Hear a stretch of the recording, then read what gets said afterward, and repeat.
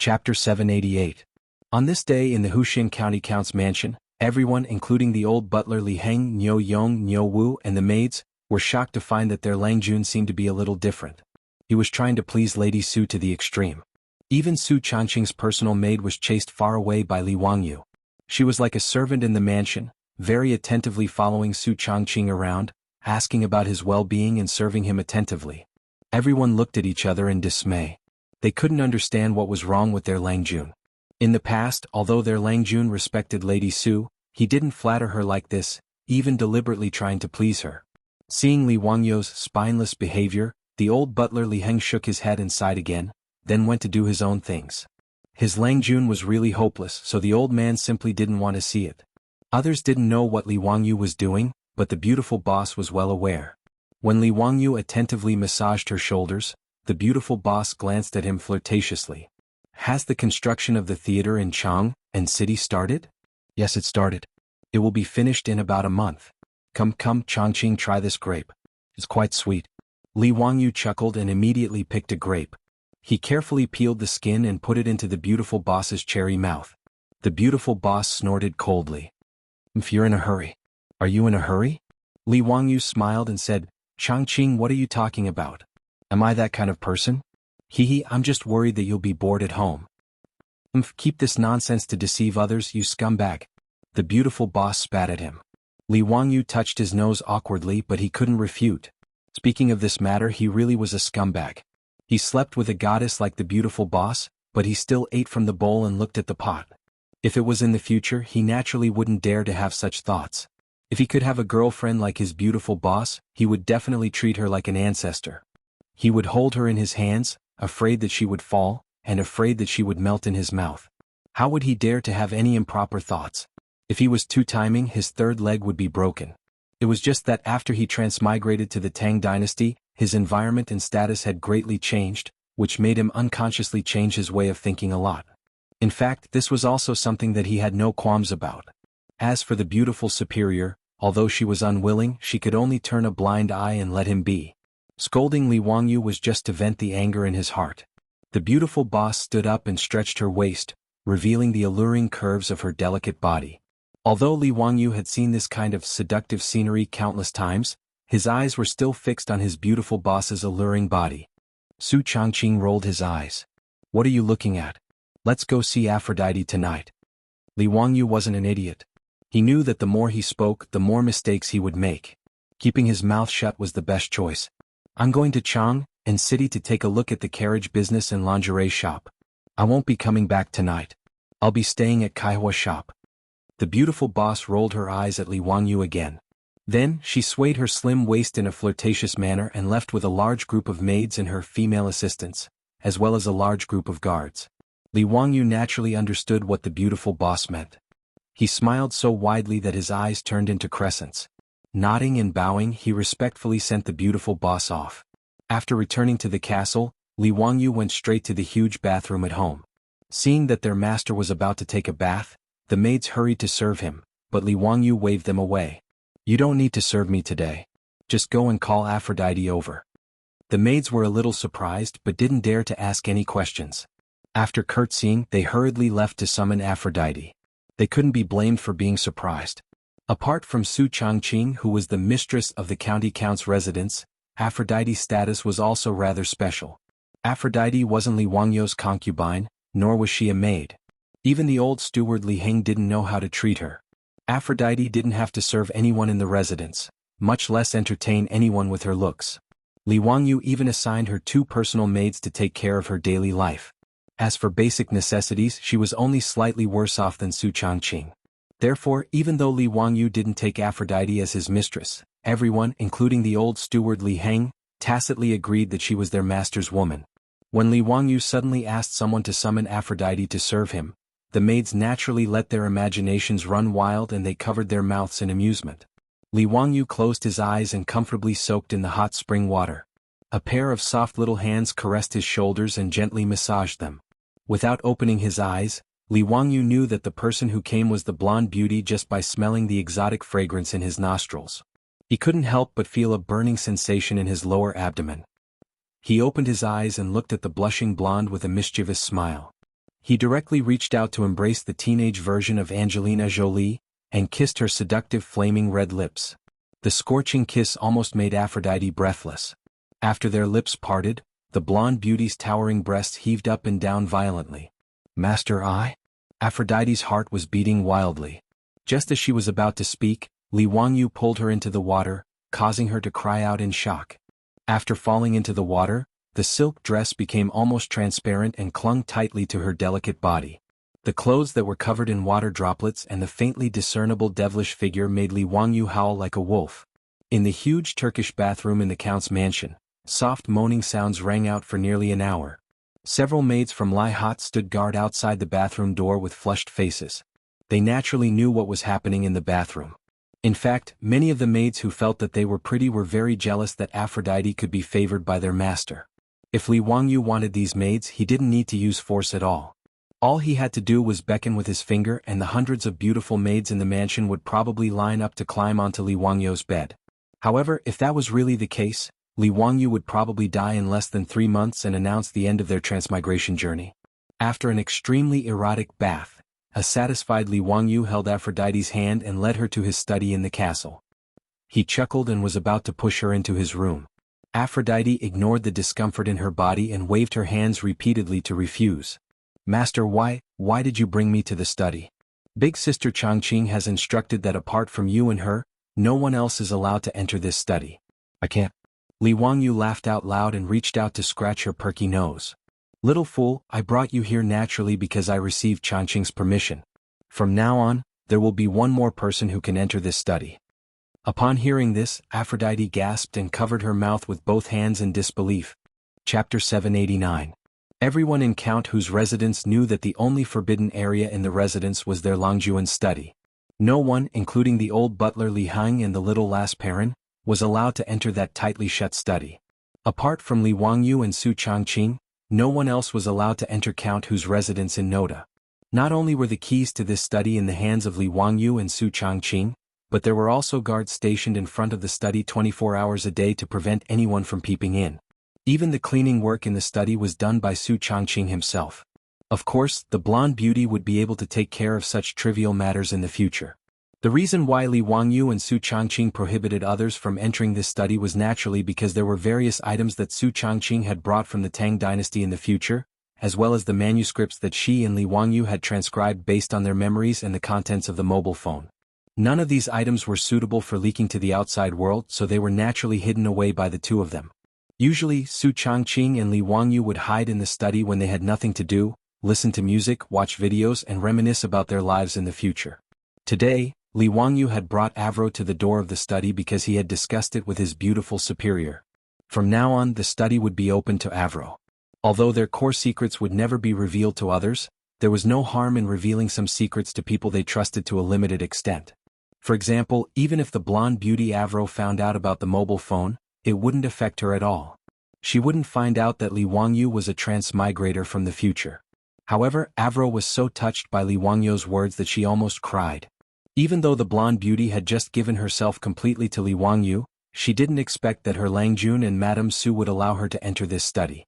Su Changqing had repeatedly forbidden everyone from entering this study. As a result, everyone in the Hu County Count's manor had long viewed the ability to enter this mysterious study as the exclusive right of the owner of the manor. Now that Li Wangyu had said that Avro could enter this study in the future, the blonde beauty was naturally thrilled. In her heart, as a concubine, the best outcome for her was to become Li Wangyu's concubine. Therefore, even though Li Wangyu had just eaten the blonde beauty clean, she didn't dare to have any other thoughts in her heart. "Langjun, are you telling the truth? I can enter this study in the future?" "Of course, why would I lie to you?" Li Wangyu smiled and at the same time motioned to the troops standing guard in front of the study that they didn't have to stop Avro from entering and leaving the study in the future. The troops naturally agreed to their Longjuan's orders, but their gazes toward Avro became more respectful. Clearly at this moment, they also regarded Avro as one of the mistresses of Count Hu's residence. Li Wangyu took out the key to the study that he always carried with him and opened the steel door. He then took the blonde beauty's hand and pulled her into the study. In fact, there wasn't anything special about the layout of this study without the modern items. Li Wangyu pulled Avro to sit on the sofa and placed her on his lap. He then hugged the blonde beauty's soft and delicate body and said, "Avro, I brought you to this study to show you a treasure. However, you must remember that everything you see or hear in this study must be kept strictly confidential. Apart from me and Changqing, no one else is to be revealed. Can you do that?" Avro nodded fervently when she heard this. "Yes. Don't worry, Langjun, this slave will remember. This slave swears to the sun god that even if this slave dies, this slave will not reveal anything about Langjun to anyone else." Li Wangyu stroked the blonde beauty's hair lovingly. "It's not that serious. There's no need to talk about dying or living. Just remember to keep it a secret." Avro nodded repeatedly and was very obedient. She was also very curious about what Li Wangyu would show her. In the Count Hu's residence, the servants and troops all secretly spread rumors that their Langjun was the reincarnation of the celestial lord of the heavens and had unfathomable abilities. Moreover, their Langjuan's immortal treasure was definitely stored in that study where no one else was allowed to enter. As this rumor spread, not only did Avro believe it without a doubt, but even the old Li family, the old steward Li Heng, and the little last Perrin believed it. Therefore, when Li Wangyu told Avro to keep it a secret, the blonde beauty recalled the rumors in the residence and couldn't help but feel a little nervous. She didn't know what kind of treasure her Langjun would show her. This European girl Avro had a little habit. Whenever she was nervous, she would subconsciously stick out her pink tongue and lick her red lips. She sat on Li Wangyu's lap and subconsciously stuck out her tongue to lick her rosy lips. The thin layer of perfume added a layer of lustrous color to her already plump, bright red lips. Due to her subconscious action, Aphrodite's innocent face appeared exceptionally alluring. Li Wangyu hugged the soft blonde beauty in his arms and couldn't help but feel a burning sensation in his lower abdomen when he saw her expression. "Langjun, what treasure are you going to show this slave?" "A Langjun you." The blonde beauty suddenly felt something strange in her lower body as she spoke. She immediately realized what was going on and couldn't help but blush shyly as she became flustered. At this moment, Li Wangyu didn't care about the phone at all. His hands subconsciously climbed up to the peak as he turned into a wolf once more. Finally, the flames of war in the study were extinguished once more. Li Wangyu, whose back was aching, pulled Avro to the sofa again. He lamented inwardly that he really had to seize the time to train his body. Avro ignored the discomfort in her body and carefully wiped the sweat off Li Wangyu's forehead with a silk handkerchief. Li Wangyu took out his phone and handed it to Avro. "This is the treasure I'm going to show you." Avro sized up the strange object in front of her curiously, but she didn't know what this thin black thing was for. "Langjun, what exactly is this?" Don't worry. Open your eyes wide. It's time to witness a miracle." Li Wangyu stretched out his finger and gently tapped on the screen. The next moment, Avro immediately let out a cry of surprise as her eyes widened and her mouth opened slightly. Her face was filled with horror and astonishment. "Langjun, is this an immortal magic treasure? Why did you put Sister Changqing in this little box? Did Sister Changqing do something wrong?" Avro's words stunned Li Wangyu. He looked down at the phone and couldn't help but chuckle. The screensaver of the phone was a picture of his beautiful boss smiling at him and the blonde beauty. Chapter 790. Faced with Avro's bewilderment, Li Wangyu was stunned for a moment before he burst into laughter. "Silly girl, this is a phone that can be used to take photos. The Changqing you see is just a photo of her. I didn't lock Changqing up. I don't have the guts to do that. Come on, I'll take a photo for you and you'll know." With that said, he did not wait for Avro to object before he picked up the phone and took a selfie of the two of them. Immediately after, a photo of him hugging Avro appeared on the screen. The blonde girl shrieked in fright and covered her eyes with her hands, not daring to look again. Li Wangyu only found Avro's reaction amusing, but he was not surprised. After all, in history, when cameras were first introduced to China during the late Qing dynasty, people regarded them as some kind of evil magic and were terrified of them. It was even said that the camera could steal one's soul. People were still like this more than 1,000 years later, so it was not surprising that Avro, the blonde girl, was frightened by the phone's camera function. Before he showed the phone to Avro, he was already mentally prepared for this. "Avro, look, I'm in the photo too. It's okay, don't be scared. The photo is just an image of us." Li Wangyu gently pulled down Avro's hands that were covering her eyes and explained with a smile. Only then did Avro carefully peek at the phone screen again. Staring at the screen, she saw her husband smiling at her and her frightened self. Li Wangyu explained for a long time before Avro, the blonde girl, finally accepted the fact that the phone was taking photos. "Is this an immortal treasure, Langjun? Langjun, are you really the reincarnation of Lord Taibai Jinxing? You even have such a treasure?" After Avro let go of her fear, She regained her girlish nature and kept swinging Li Wangyu's arm coquettishly as she asked questions. Li Wangyu enjoyed it very much as his arm kept rubbing against the blonde girl's chest. He did not explain whether he was the reincarnation of the so-called Lord Taibai Jinxing, nor did he explain what the phone was. For some things, it was better to continue to keep a sense of mystery. As for Aphrodite's misunderstanding, it wouldn't hurt anyone to let her continue to misunderstand. What made Li Wangyu speechless was that after he taught the blonde how to use the phone to take selfies, the girl actually held the phone tightly and began to pose for selfies in all kinds of poses. Oh my god, is it the nature of every woman to love taking selfies? Li Wangyu silently rolled his eyes, but he was too lazy to say anything, allowing the blonde beauty to take photos of him with her phone. It wasn't until Aphrodite was done playing that he picked up the phone again and said seriously, "Aphrodite, do you still remember the stage performance I told you about before?" Confused, Aphrodite nodded and blinked her blue eyes, looking at Li Wangyu adorably. "I remember. You mentioned it before but you didn't explain to me what a performance was." Li Wangyu nodded.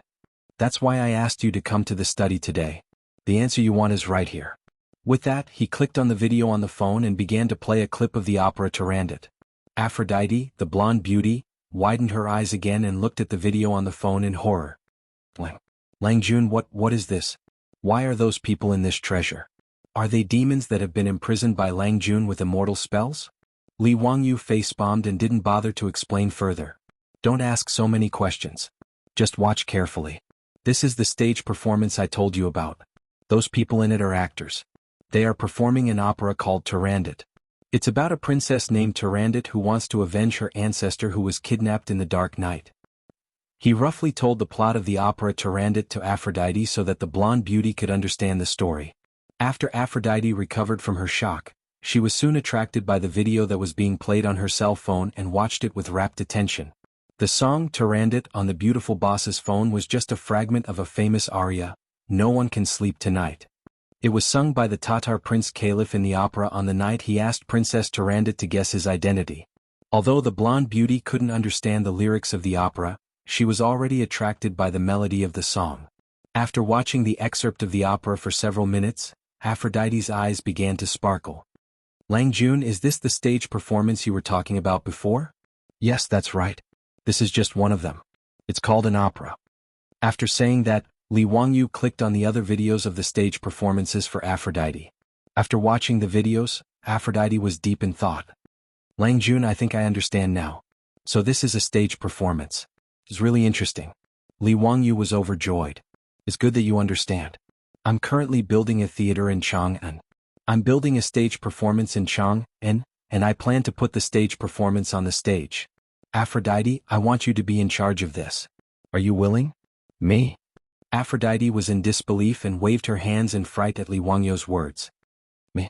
No, I'll do it." Li Wangyu waved his hand heroically. "Why not? You can do it if I say you can. Don't worry, it's not a big deal. Changqing and I both have high hopes for you. This is also why Changqing agreed to let me bring you into this study." Hearing that, Aphrodite was so nervous that she didn't know where to put her hands and feet. She grabbed the hem of her clothes tightly and lowered her head in silence. Li Wangyu was also a little anxious. If Aphrodite wasn't willing to take over this matter, his theater would be built for nothing. "Aphrodite, it's settled then. I'll leave this matter to you. I'll support you no matter how much manpower and material resources you need, as long as you do it well." Li Wangyu acted like a domineering CEO and didn't give Aphrodite a chance to refuse at all as he gave the order directly. Since her Langjun had already said so, Aphrodite naturally didn't dare to refuse anymore. She could only bow and agree to the matter. Since the 12 sets of golden saint robes that Li Wangyu had made as a prank back then were snatched away by Pai Lupi and that bunch of shameless old hooligans, the stage performance of Saint Seiya arrows naturally couldn't be performed anymore. However, this wasn't a problem for Li Wangyu. In any case, there were plenty of stories that could be adapted for the stage in the future. The Legend of the White Snake, the Seven Fairies, Miss Conch, the Nine-Colored Deer, the Treasured Lotus Lamp, and so on were all ready-made stories. Li Wangyu didn't care if Aphrodite could accept it or not. He told these stories all at once and Aphrodite was fascinated by them again. Chapter 791. The third year of Jingguan, the end of May, early summer. In the city of Chang'an, the officials and nobles as well as the common people were stirred up by another event. The Tang Theater in Guangda Lane was about to open. The Tang Dynasty Theater was a new thing created by Count Li Wangyu of Huxin County. No one knew what a theater was. However, when the Count of Huxin County went to the Chang court and personally sent an invitation to Pai Lupi in front of the officials, inviting the sage, the empress, and the imperial concubine to the Tang Dynasty Theater to watch a play, it was like a sudden gust of wind stirring up a pool of spring water. It attracted the attention of the officials and nobles in the main hall. When it came to eating, drinking, and playing, the things that Count Li Wangyu of Huxin County made were all attractive. Needless to say, the food of Count Huxin County was already famous for. Even Pai Lupi had to admit that his nephew really knew how to eat. Even the imperial kitchen in Taiji Palace used cooks stolen from the Count of Huxin County. The Xiaodao wine and tea ceremony were also popular in Chang and City and the Tang Dynasty. There was no need to talk about playing. Not to mention the baseball league that made everyone in Chang and City crazy. Even the mahjong and poker games from the Count of Huxin County had long been the favorite toys of the officials and the common people in Chang and City. Therefore, although the people did not understand what this theater was and what watching a play was, it did not affect their expectations. After all, the entertainment in the Tang Dynasty was really lacking. How could they not be tempted by such a novel thing? Pai Lupi naturally accepted the invitation from his nephew. Zio, what is the meaning of watching a play? Pai Lupi sat high on the throne and curiously looked at the invitation in his hand. Li Wangyu smiled and did not answer. He deliberately kept him in suspense. Your Majesty, of course it is something fun. Your Majesty will know when you see it. If I were to say it in advance, wouldn't I lose the fun? Pai Lupi didn't mind him pretending to be mysterious. He nodded and said with a smile, since that's the case, then we will personally go and take a look. But if you're not interested, be careful that we'll settle the score with you. Hee, Your Majesty, don't worry. Your subject guarantees that it will be a refreshing experience for Your Majesty. In Taiji Palace, as the officials listened to the conversation between Li Wangyu and Pai Lupi, their hearts itched with curiosity. They were even more curious about the theater and play that Li Wangyu had mentioned. Qing Yaojin, this old fellow, did not care about etiquette and directly shouted in a hoarse voice in Taiji Palace, Zio, could it be that you only invited His Majesty and not us? When Li Wangyu heard Qing Yaojin shouting like this, he couldn't help but laugh. This Qing Yaojin was really a good supporting actor. Wasn't the reason why he came to attend the Chang court meeting and sent an invitation to Pai Lupi in front of the officials and nobles all for the sake of advertising? Li Wangyu was the only one in the entire Tang dynasty who could advertise in Taiji Palace. Qing Yaojin's question gave Li Wangyu an opportunity to continue advertising. He laughed loudly and said, Uncle Qing, please don't be impatient. How could this nephew dare to forget Uncle Cheng? This nephew will naturally send the invitation to Uncle Cheng's residence later. When Qing Yaojin heard this, he was very satisfied. Waha, at least you know how to behave. There are many people in my residence, so you should leave some seats for me. Li Wangyu wanted to go up and kiss this old fellow. This supporting actor's level was definitely at the level of Yu Qian. He actually said what he wanted to say. Li Wangyu pretended to be in a difficult position. Uncle Qing, this won't do. This nephew's theater has a limited capacity and can only seat about 300 people. Therefore, each invitation can only allow one relative to enter. Please forgive me, Uncle Qing. This wasn't Li Wangyu being unreasonable. It was just that the Tang dynasty didn't have loudspeakers now. Therefore, in order to ensure that everyone in the theater could clearly hear the dialogue and singing of the actors on stage, Li Wangyu didn't build a very large theater when he designed and built it.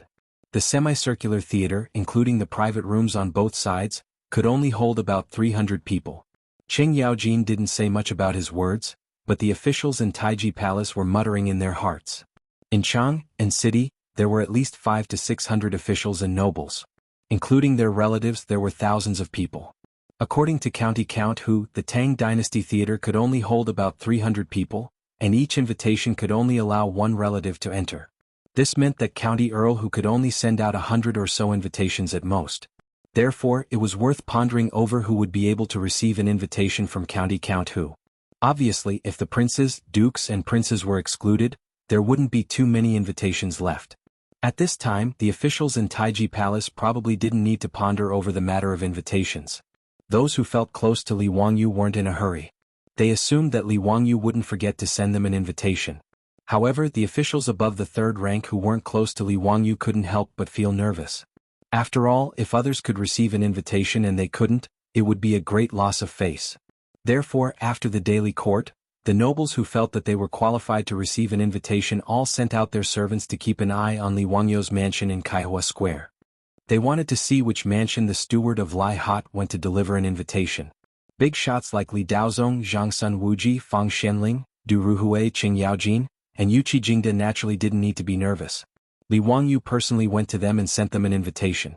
As for Yu Shinan, Kong Yingda, Lu Quan, and Duan Luan who were close to Li Wangyou naturally didn't forget about them. He personally went to them and sent them an invitation. Even though Li Wangyou didn't like the heads of these aristocratic families, he still went to them. Both sides pretended to be cordial and courteous, then sent an invitation to Cui Xian and the other family heads to the theater to watch a play. After all, Li Wangyou also knew that the heads of the 5 families and 7 families were powerful. Even Pai Lupi didn't want to fall out with them. When it was time to give them face, Li Wangyou still had to give them face. Moreover, he had previously colluded with Pai Lupi and the others to swindle so much gold from the aristocratic families. Now he gave them face and sent an invitation. In Li Wangyou's eyes it was only right. These invitations had to be sent by Li Wangyou personally, so the nobles in Chang and city knew in their hearts. Everyone made a rough estimate. After removing 50 to 60 invitations, there were less than 100 left. In the following days, Li Heng, the old housekeeper of the Wuxia County Count's mansion, led the officials in the mansion, shuttling through Chang and city to respectfully send invitations to the various mansions. And the officials who received the invitations were all very enthusiastic, even though Li Heng's status was far below theirs. If it were in the past, these nobles wouldn't even look at the old housekeeper of the Wuxia County Count. But these days, no matter which mansion Li Heng went to, the master of the house would personally welcome him at the gate. He would personally lead him to a seat in the hall and let the servants serve him tea and snacks. They were very enthusiastic. Chapter 792. Li Wangyou's invitations had stirred up a lot of unrest in Chang'an City. Those nobles who thought they had enough status but still hadn't received any invitations from Lai Hot, felt even more uneasy. Although no one knew what the Tang Dynasty Theater was for, that wasn't important. What everyone was fighting for was nothing more than face. If they couldn't get an invitation from County Count Hu, wouldn't that be too embarrassing? How would they be able to raise their heads in front of their colleagues in the future?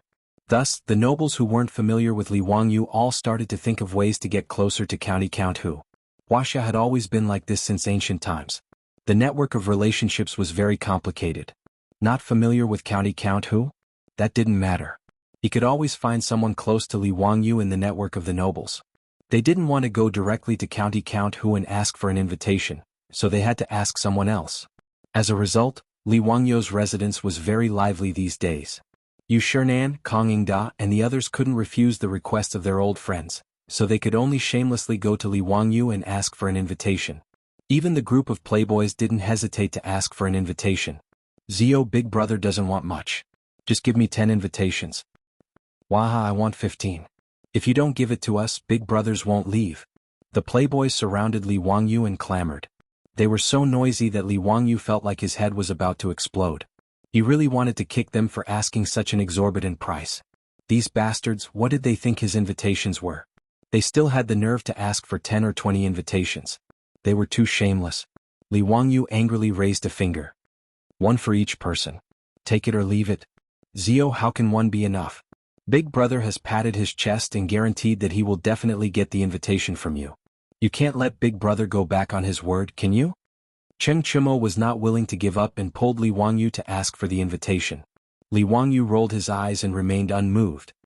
Anyway, I don't have any extra invitations right now. Take it or leave it. Fang Yai was furious. He reached out and grabbed Li Wangyou's collar. Zio, are you not going to give your brothers any face? Li Wangyou glanced at him. No. What do you want? In the next second, Fang Yai changed his expression like a Sichuan opera.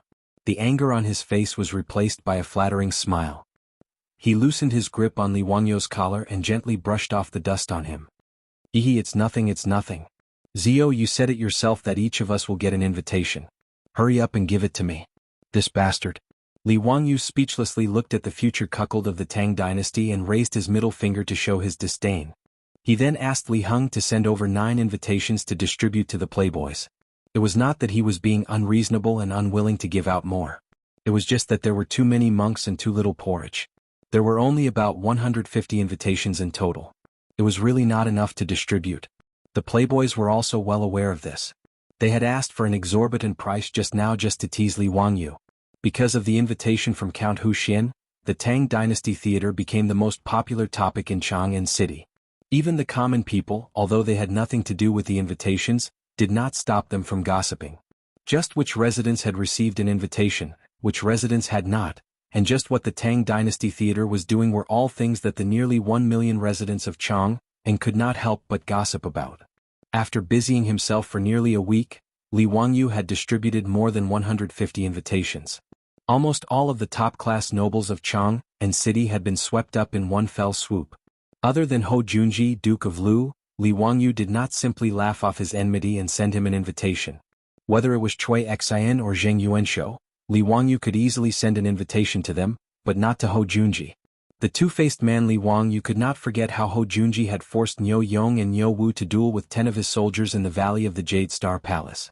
Although Hou Junji had gone for wool and come home shorn, losing not only 10 soldiers but also his gambling house, the narrow-minded Li Wangyu was still unwilling to forgive this fellow.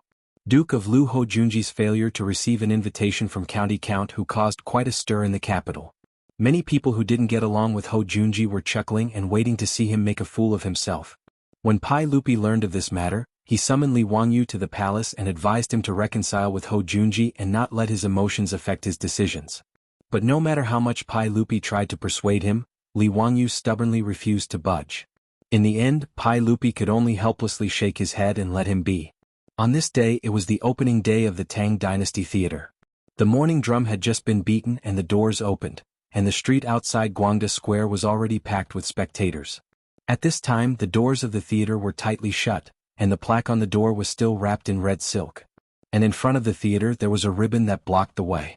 Outside the theater, 2 rows of theater staff were already standing in neat rows, led by a blonde lady with blue eyes. It was none other than Aphrodite. The clothes worn by these Tang Dynasty Theater staff were extremely strange in the eyes of the Tang people. Needless to say, Li Wangyu's mischievous sense of humor had caused him to tailor these clothes based on the uniforms of the modern era. The women wore cheongsams while the men wore tunic suits, and each of them had an exquisite nameplate pinned to their chests. A 4-wheeled carriage slowly drove over from the end of the street. Next to the carriage was Li Wangyu and his guards, paying respects to Lord Count. Several dozen theater staff immediately greeted Li Wangyu in unison. Li Wangyu jumped off his horse and helped his beautiful superior down from the carriage before turning to look at the blonde lady. "Aphrodite, is everything ready?" Aphrodite's face was flushed with excitement. "Yes, Langjun. Good. When the saint arrives we will open for business." "Yes." The nobles invited by Li Wangyu arrived one after another. Seeing that the theater doors were tightly shut, they were also puzzled. But they were not in a hurry. They got off their carriages and horses on the street, exchanged greetings with their host, Li Wangyu, and chatted in groups of 3 to 5 as they waited. Qing Yaojin, however, was a little impatient and shouted at Li Wangyu, "Zio, why aren't you opening the door? As the host, how can you stop the guests outside the door when you're treating them to a meal?" Li Wangyu hurriedly explained with a smile, "Uncle Cheng, don't be anxious. I'm also waiting for the saint to cut the ribbon and open for business." Qing Yaojin naturally didn't know what cutting the ribbon was, but when he heard that they were waiting for Pai Lupi, he could only mumble a few words and didn't say anything else. At this moment the imperial guards in bright armor trotted into the street and drove the crowd away from the center of the road. Everyone knew that the emperor of the Tang dynasty, Pai Lupi, was about to arrive. Sure enough, not long after, Pai Lupi led Empress Zhang's son, concubine Yang, and the others to the theater under the escort of the imperial guards. Li Wangyu hurriedly went forward to greet them. "Greetings, uncle and aunt." "Haha, don't stand on ceremony. Zio, why is the theater door still closed? Am I not welcome?" Pai Lupi was in a good mood today and joked with a smile. Li Wangyu hurriedly explained, "Uncle, I'm waiting for you to cut the ribbon." "Cut the ribbon?" Pai Lupi was puzzled. Li Wangyu pointed to the ribbons in front of the theater doors and explained, "Uncle, cutting the ribbons represents the opening of the theater. This nephew wants to ask uncle to cut the ribbon for this nephew's great Tang theater to gain favor." Chapter 793. Pai Lupi naturally wouldn't refuse Li Wangyu's request. However, to Pai Lupi and the other nobles of Chang'an City, the ribbon-cutting ceremony was very novel. Led by Li Wangyu, Pai Lupi walked to the ribbon in front of the gate. There was an eye-catching embroidered ball made of red silk tied to the ribbon. A maid immediately came forward with a tray on which a pair of shiny golden scissors was placed. "Uncle, please use the scissors later to cut this piece of red silk," Li Wangyu explained with a smile. "Zio, this is a novel idea." Pai Lupi didn't stand on ceremony and reached out to pick up the golden scissors. The musicians who had already been prepared on both sides immediately played a cheerful tune under Aphrodite's command, attracting the attention of all the guests. The ribbon-cutting ceremony, which was commonly seen in later generations, had its origins. Some said that it originated from the launching ceremony of a new ship in Europe, while others said that it originated from a shop owner in a small town in the United States. But in any case, there was a reason why the ribbon-cutting ceremony could become popular all over the world in later generations. The nobles waiting in front of the Tang Dynasty Theater were also curious to the nobles who were waiting here. Under Li Wangyu's guidance, Pai Lupi used the golden scissors to cut the red silk. The group of employees in front of the theater immediately began to applaud and cheer, which also led the guests to applaud as well. There was a jubilant atmosphere at the scene. Then the door of the theater behind everyone opened with a bang and someone immediately ignited Li Wangyu's specially made firecrackers behind the door. The earth-shattering crackling sounds rang out and smoke filled the air. There was also a strong smell of gunpowder in the air.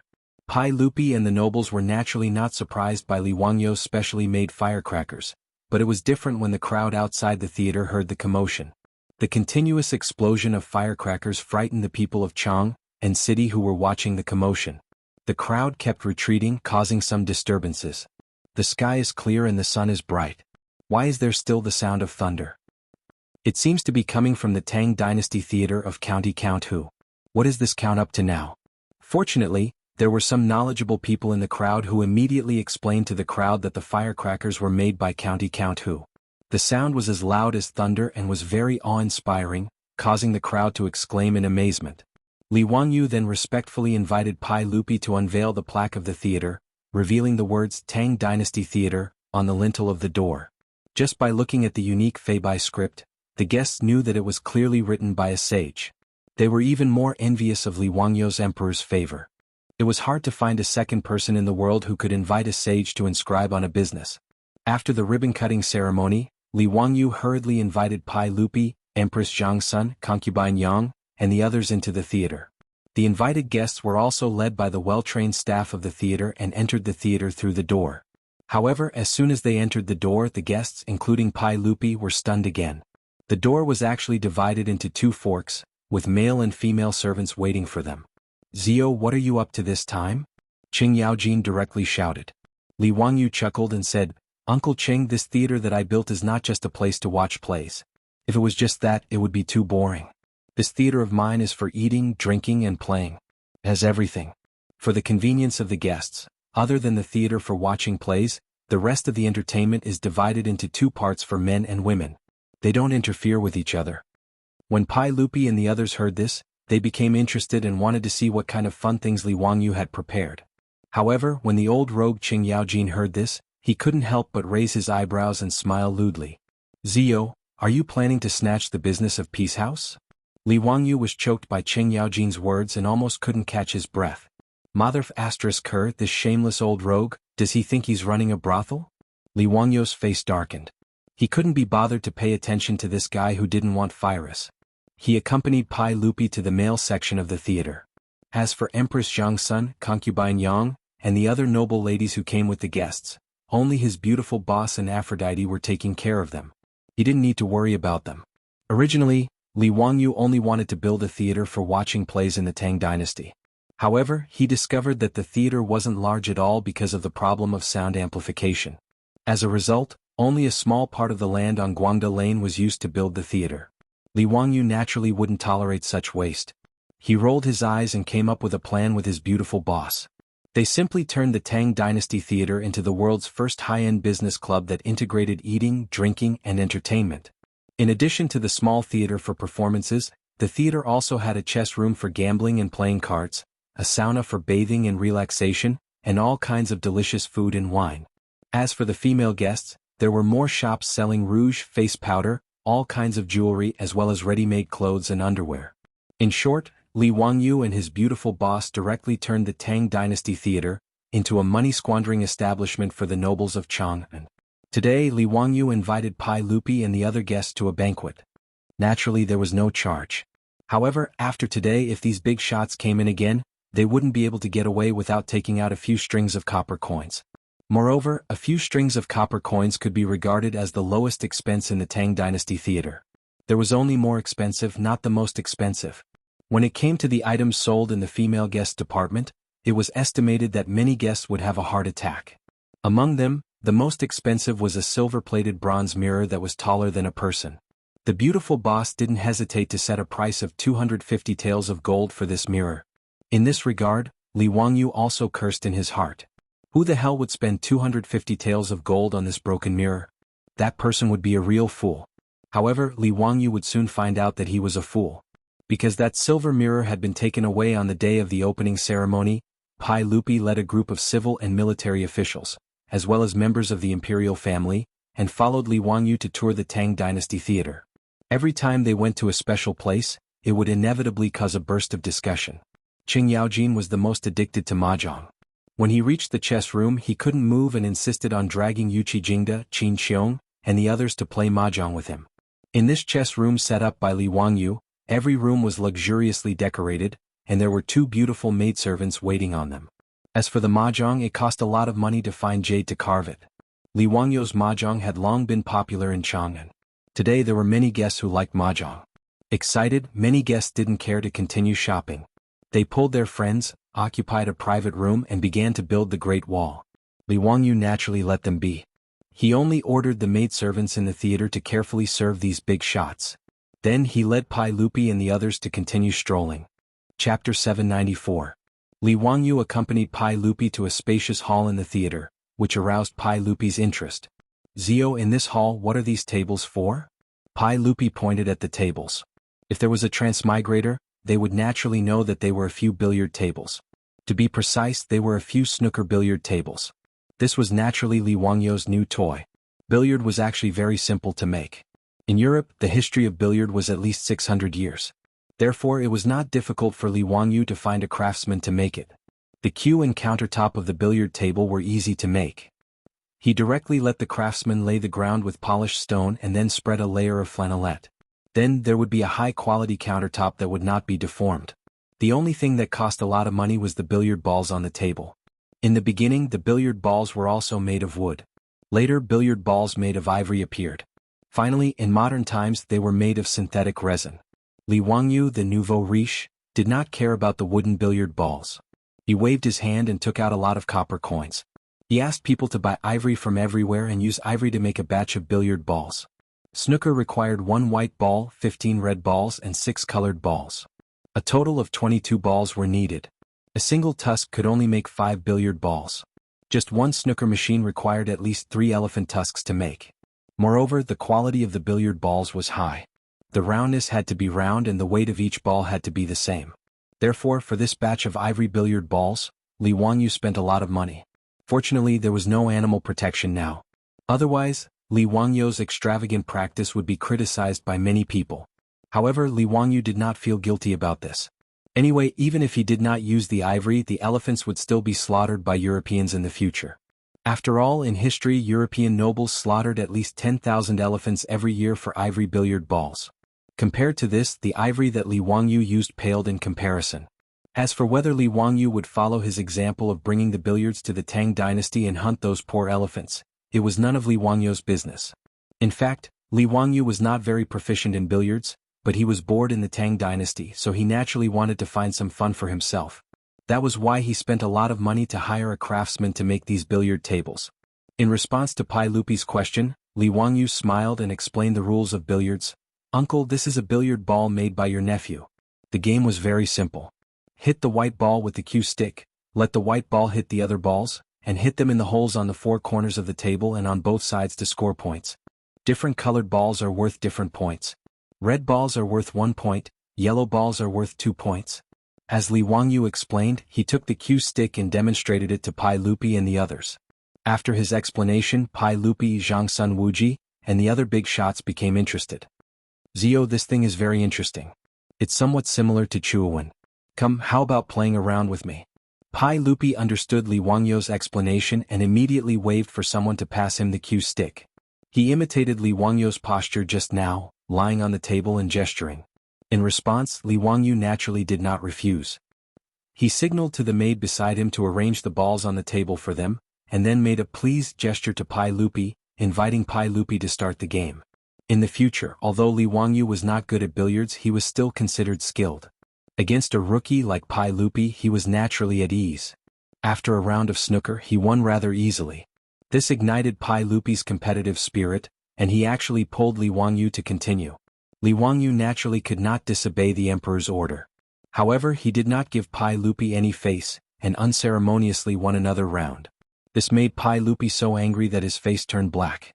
Thus, Li Wangyu, who wanted to continue showing off his skills, was rudely chased off the table by Pai Lupi, and replaced by Zhang Sun Wuji, who was already envious to continue playing with him.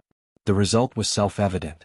After a round of pecking between rookies, Pai Lupi, who had 2 rounds of experience, narrowly won against Zhang Sun Wuji, and finally laughed heartily. "Not bad, this thing is very interesting. Mito, bring a billiard table back to the palace for me." Pai Lupi did not hold back at all. He did not even greet Li Wangyu, the host, and turned his head to instruct Mito, who was beside him. Li Wangyu almost choked with anger, but he had nothing to say. He could only secretly curse the shameless Pai Lupi in his heart. Was there still any law in snatching other people's property so openly? However, even if he had any opinions, he could only keep them in his heart. After all, the world was big and Pai Lupi was the biggest. Pai Lupi had his fill of billiards, and then he toured around the Tang Dynasty Theater with Li Wangyu. He was very interested in the various entertainment and leisure facilities, and he also praised Li Wangyu. It was not until noon that Li Wangyu ordered the servants to treat the big shots who were having a great time to a meal.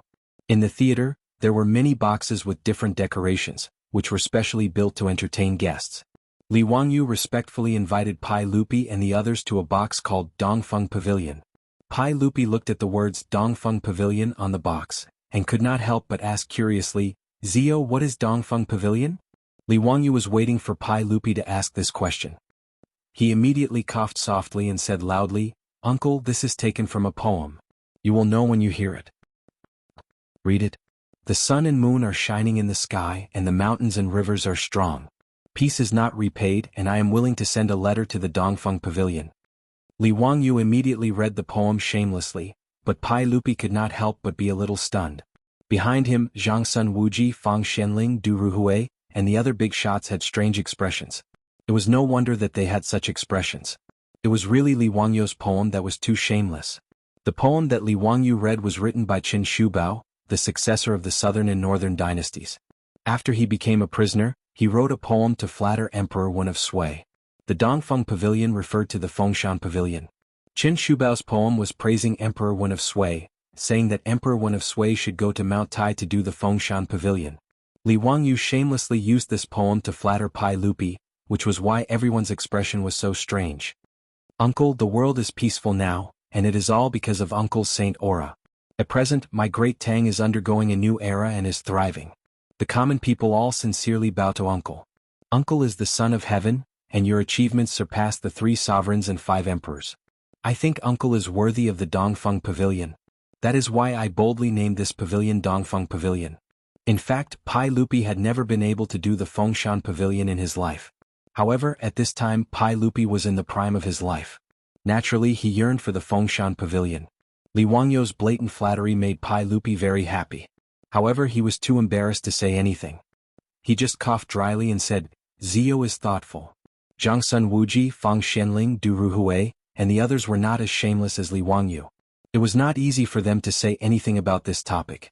They could only laugh dryly and follow Pai Lupi into this Dongfeng Pavilion. Chapter 795.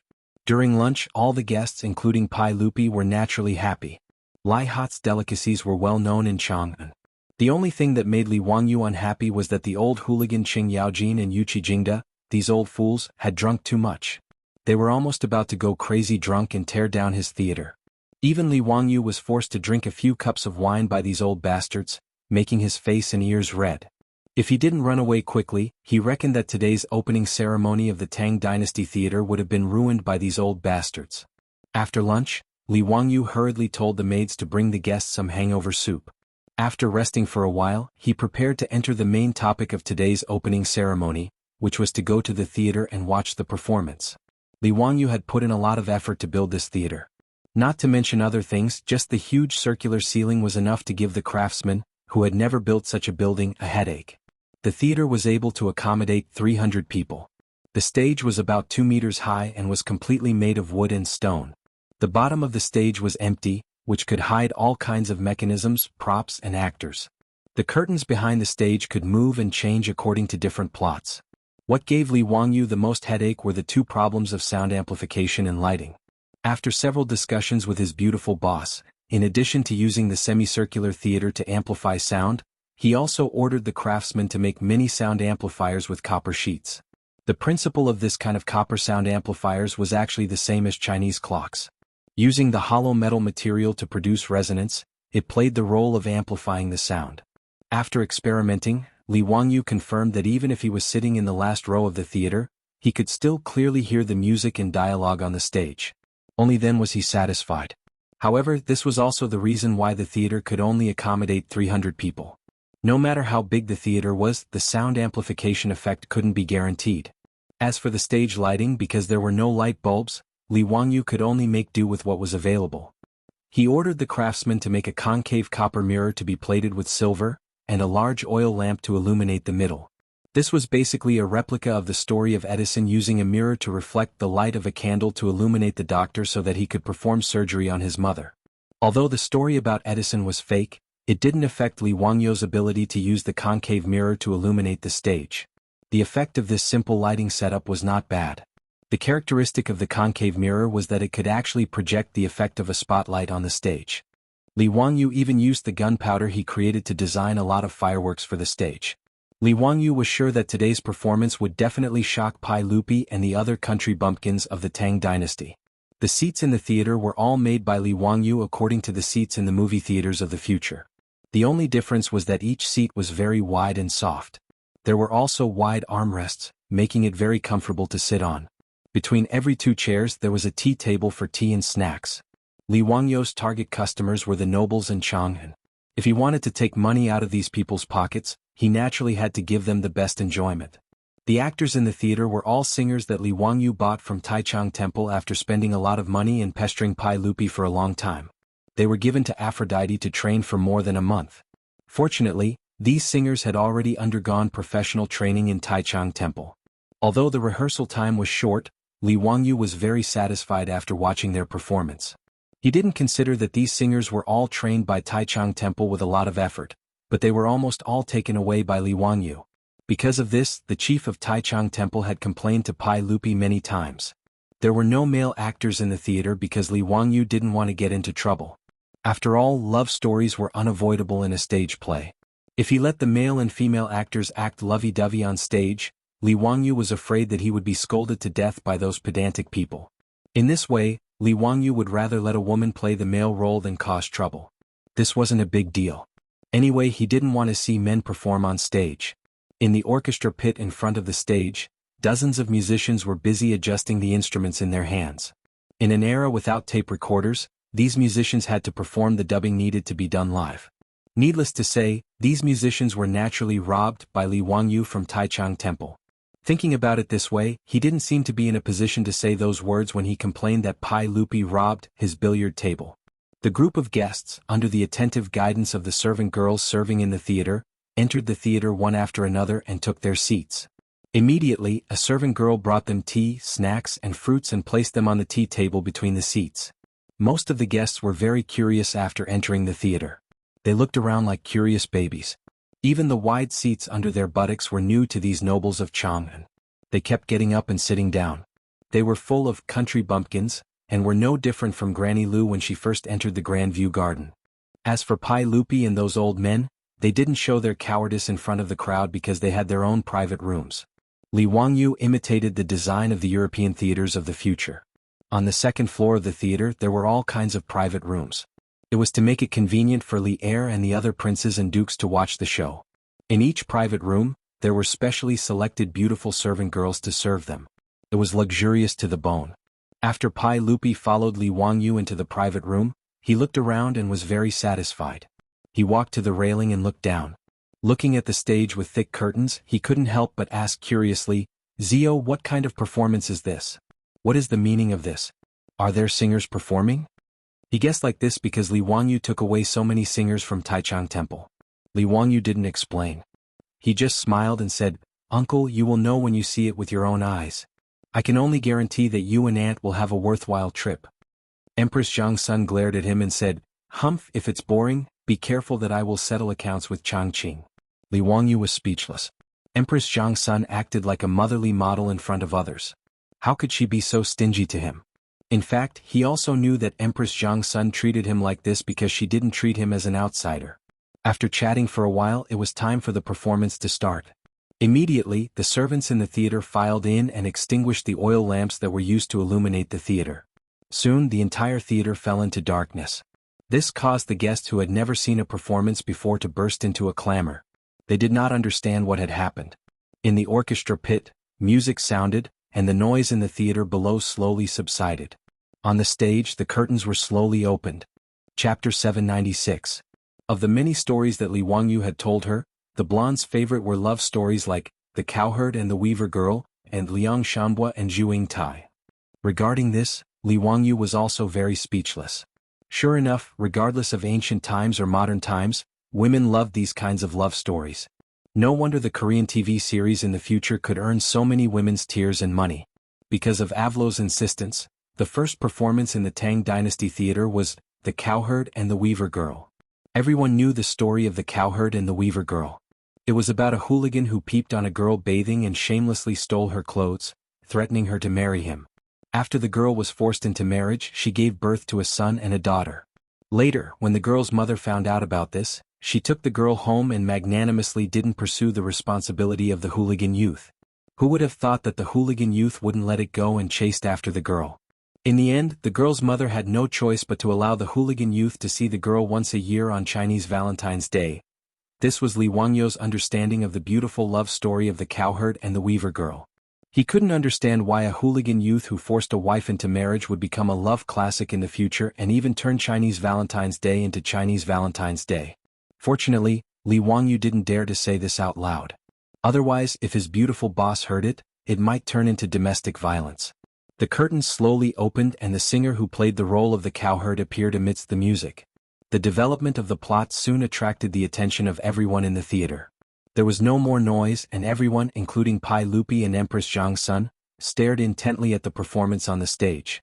Li Wangyu and his beautiful boss hadn't misjudged her. Avlo really was a genius. She had merely watched the performance videos on her phone and listened to Li Wangyu's story, so she could choreograph the entire performance to perfection.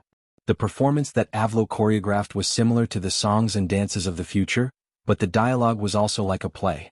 However, Li Wangyu had to admit that the performance was very exciting and enjoyable. Moreover, the musicians and singers who had been robbed from Taichung Temple were indeed professionals trained by Taichung Temple over the years. Even though they had only rehearsed for a short month, the singers on stage were all professionals in terms of dancing and singing. They definitely weren't something that a regular troupe could compare to. Even he and his beautiful boss were enjoying the performance in the theater, let alone the country bumpkins from the Tang Dynasty in the theater. More than 300 guests, including Li Er, were all immersed in the plot on stage. But when the stage came to the scene of a kind and hard-working male prostitute being chased out of the house by his mean brother and sister-in-law after the death of his parents, there was a sudden situation off stage. Someone suddenly stood up and glared at the singer who was playing the role of a brother and sister-in-law on the stage. He scolded her angrily, "How dare you? Killing your own kind is a heinous crime. How dare you dare? Guards, come. Take these two people down and put them in prison to investigate their crimes."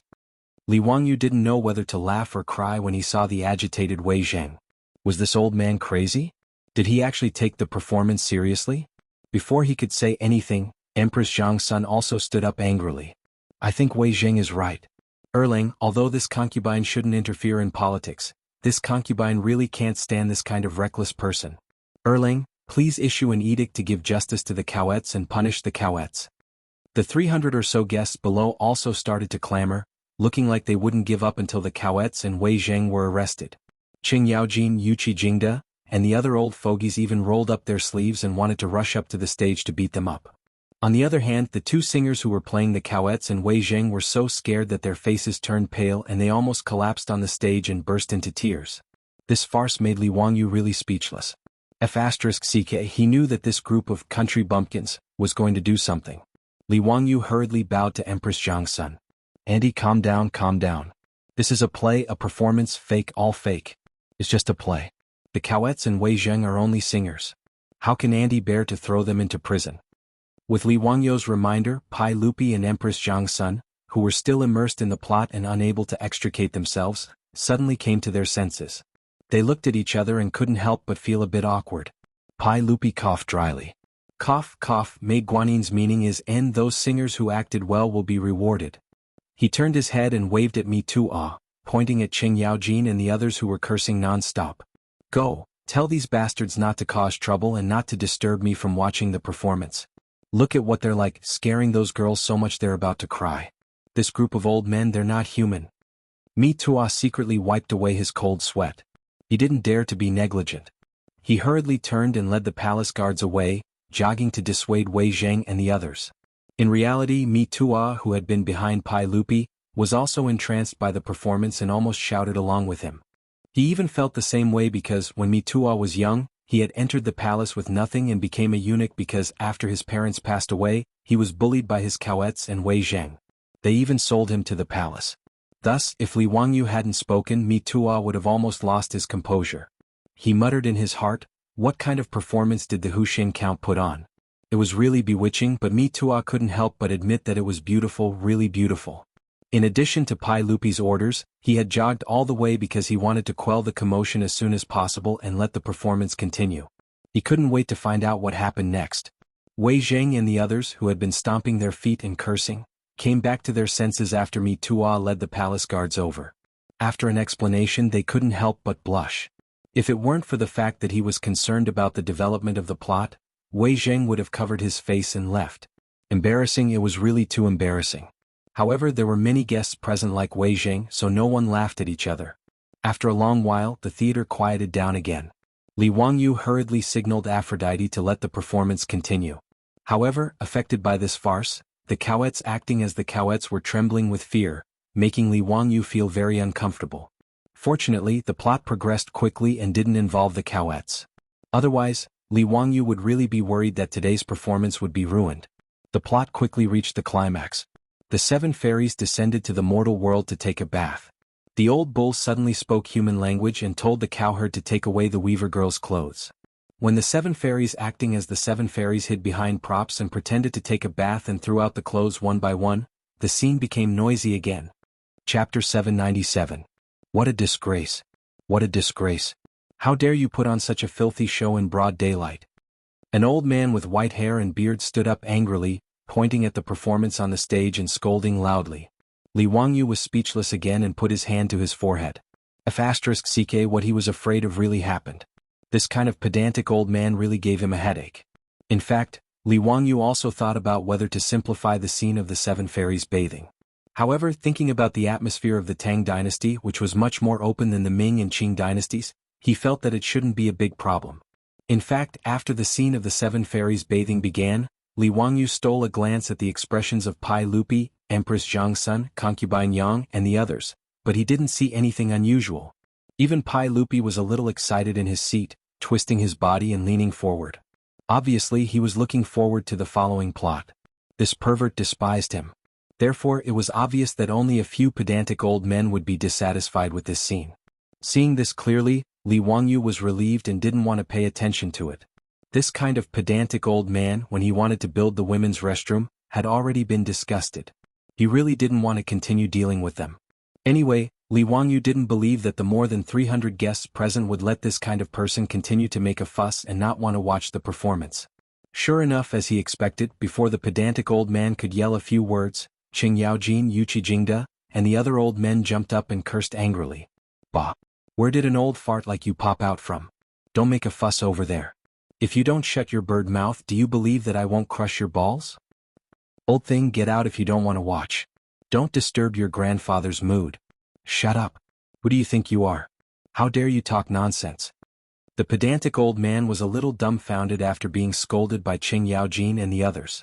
Before he could say anything, the hundreds of guests in the theater started to make a ruckus because of Qing Yaojin and the other big shots. Get out, you pedantic teacher. If you don't want to watch, then don't make a fuss and disturb us from watching the show. That's right, you're so insensible.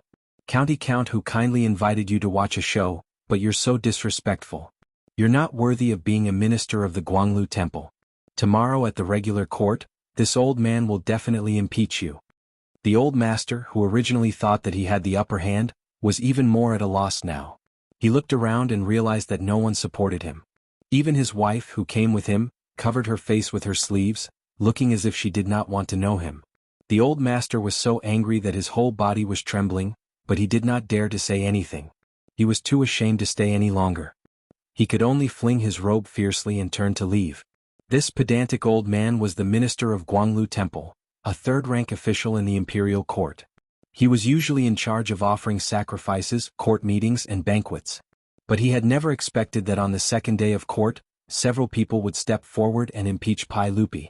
Even more unexpected was that Pai Lupi would actually use his lack of manners as an excuse to reprimand him, causing the old man to lose a great deal of face. These are all stories for later, so let's not talk about them for now. After the old man was driven out of the theater, the crowd once again turned their attention to the stage, all of them entranced. Time passed, and the plot reached the point where the heavenly Queen Mother discovered that the hoodlum young man had taken her daughter for himself. She sent out heavenly soldiers and heavenly generals to rescue the kidnapped woman. The curtains rolled back and the stage scenery and props changed again and again. Amidst the beautiful musical accompaniment and singing, there was a boom. In the center of the stage, a ball of fire exploded, and blue smoke billowed into the air.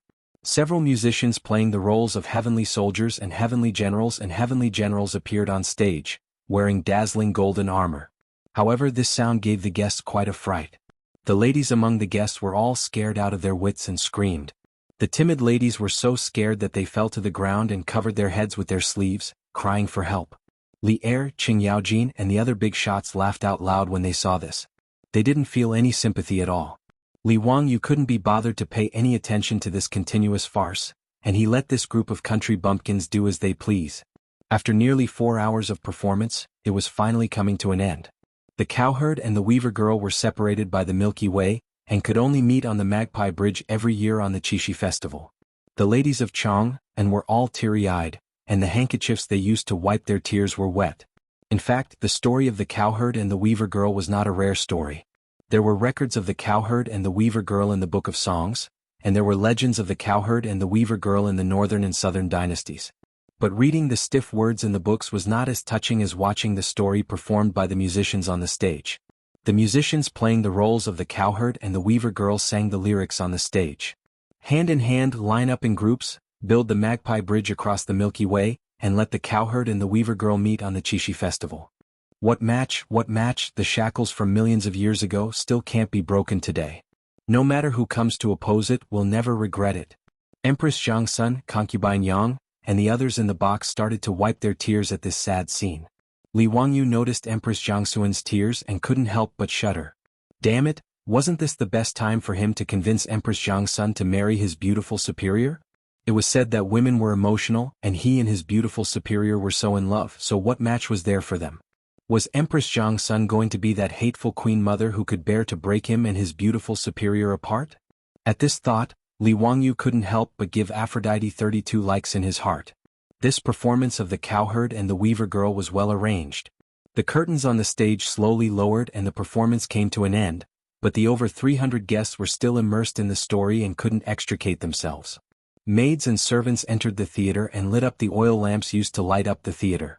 Li Wangyu coughed lightly, startling Empress Zhang's son, who was still thinking about the story, out of her reverie, and he revealed a flattering smile. "Aunt, I wonder if you're satisfied with today's performance?" "Of course I'm satisfied. I've never seen such a wonderful song and dance before. It can be said to be exquisite beyond compare. It's been hard on you, Zio?" In Empress Jiangxuan's view, this performance, which was completely different from the songs and dances of the Tang dynasty, could only be rehearsed by a powerful Taoist like Li Wangyu or a reincarnated celestial lord. It's good that Aunt likes it. But what do you think of the Queen Mother?" "Humph, as a descendant of the heavenly palace, that Queen Mother is narrow-minded and doesn't have the heart of a mother model at all. I don't like her very much." Empress Zhang's son was full of anger at the mention of the Queen Mother. Beside her, Yang Fei also nodded in agreement. Everyone didn't have a good impression of the queen mother who cruelly broke up the cowherd and the weaver girl in the play. Aunt, do you think that the cowherd and the weaver girl can be considered an immortal couple? Empress Zhang Sun continued nodding. Ancient poetry is profound. The faraway Altair star, the bright and clear river of Han women, slender and white hands, reading books and writing tools. They don't form a chapter all day long, their tears falling like rain. The river is clear and shallow but different from each other. It's filled with water and words cannot be spoken. Zio, the cowherd and the weaver girl can naturally be considered an immortal couple. Although they only meet once every year on the Qixi festival, their love is stronger than gold and makes people envious. Hearing Empress Jiangxuan's words, Li Wangyu laughed even more happily. Chapter 798. Li Wangyu rubbed his hands together, his face full of smiles. He asked carefully and expectantly, "Auntie, if I take a fancy to a girl from an ordinary family, would you allow me to marry her?" "No, absolutely not." Empress Zhangsun actually gave the answer without hesitation. Her phoenix eyes stared at Li Wangyu. "Ziyu, don't let your imagination run wild." Li Wangyu only felt that thunder was rolling above his head. His whole person instantly became Spartan. Isn't this double standard too serious? Just now, she was rebuking the Queen Mother with a face full of righteousness. How come her face changed faster than flipping a book? And there's really no need for this prejudice. Li Wangyu still wanted to argue, but he was mercilessly interrupted by Empress Zhangsun. "Okay, don't talk about this anymore. Ziyu, don't worry. I'll definitely choose a good marriage for you." "No, Aunt, okay, I've said it. I'll make a decision for you on this matter." At this time in Li Wangyu's eyes, Empress Zhangsun no longer had the luxury of being a mother of the world. She had almost become Snow White's evil stepmother. Li Wangyu wanted to cry but had no tears. He couldn't understand why Empress Zhangsun was so stubborn and why she was so concerned about his marriage. Pai Lupi didn't say anything on the side. He only looked meaningfully at Li Wangyu, then led Empress Zhangsun, concubine Yang, and the others back to the palace. The conversation between Li Wangyu and Empress Zhangsun was naturally heard by the beautiful superior. This inevitably made her expression dim, and she lowered her head in silence. Li Wangyu hurriedly reached out and grasped the beautiful superior Rui. His tone was unusually firm. "Changqing, don't worry. At worst, you and I can just leave here. The world is so big, where is there no place for us to stay?" Su Changqing silently leaned her head on his shoulder and said faintly, "Are you willing to give up everything now?" "For you, I'm willing to give up anything." "Humph, I don't believe you." Su Changqing's fingers gently stroked Li Wangyu's palm. Deep down, she was very satisfied with her man's answer. Li Wangyu was so anxious that he began to swear, "I promise. I won't marry anyone other than Changqing. If there is even half a lie, may the heavens strike me with lightning." All right, I believe you, all right? There's no need to be anxious about this matter. Let's take it slow. There will always be a way. Su Changqing gently kissed Li Wangyu's cheek and instead spoke words of comfort. Li Wangyu was also very helpless. He held his beautiful superior's hand and looked at each other speechlessly. Not to mention how Li Wangyu criticized the overbearing Empress Zhangsun in his heart, the Chang'an Theater immediately became popular in Chang, and after its opening, the advance tickets for the theater had been sold for a month. Even so, the demand still exceeded the demand. Fortunately, those who could enter the Tang Dynasty Theater were all nobles and officials in Chang'an. Otherwise, the scalpers would have been born more than 1,000 years in advance. In the future, when blockbuster movies were released, fanatical fans would go to the theater to watch the movie twice and thrice. However, compared with the crazy noblewomen in Chang, and watching the movie twice and thrice was nothing. Almost all of them, including Empress Zhangsun, had settled down in the Tang Dynasty Theater.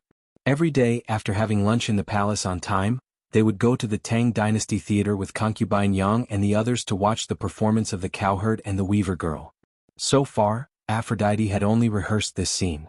Even so, no one disliked it. Instead, they watched it over and over again with great interest.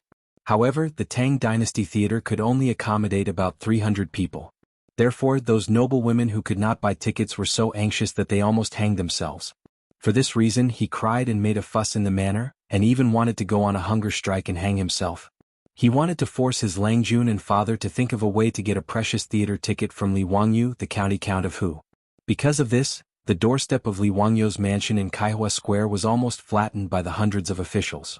He was so scared that he ran back to Dingzhou village in Huxing County in the middle of the night and shut himself in, refusing to see any guests. He also underestimated the charm of this play. A theater ticket was not cheap at all. Could even be said that it was ridiculously expensive. Even so, it was still difficult to get a ticket. The entertainment programs in the Tang Dynasty Theater were also full. Business was surprisingly good. In just a month after the opening of the theater, Li Wangyu heard the report from Aphrodite and the old butler Li Heng. He was surprised to find that the money he had invested had been earned back. This was not a theater. It was simply a money-sucking treasure bowl. In this regard, Li Wangyu could only shrug his shoulders and express that the people here were stupid and rich.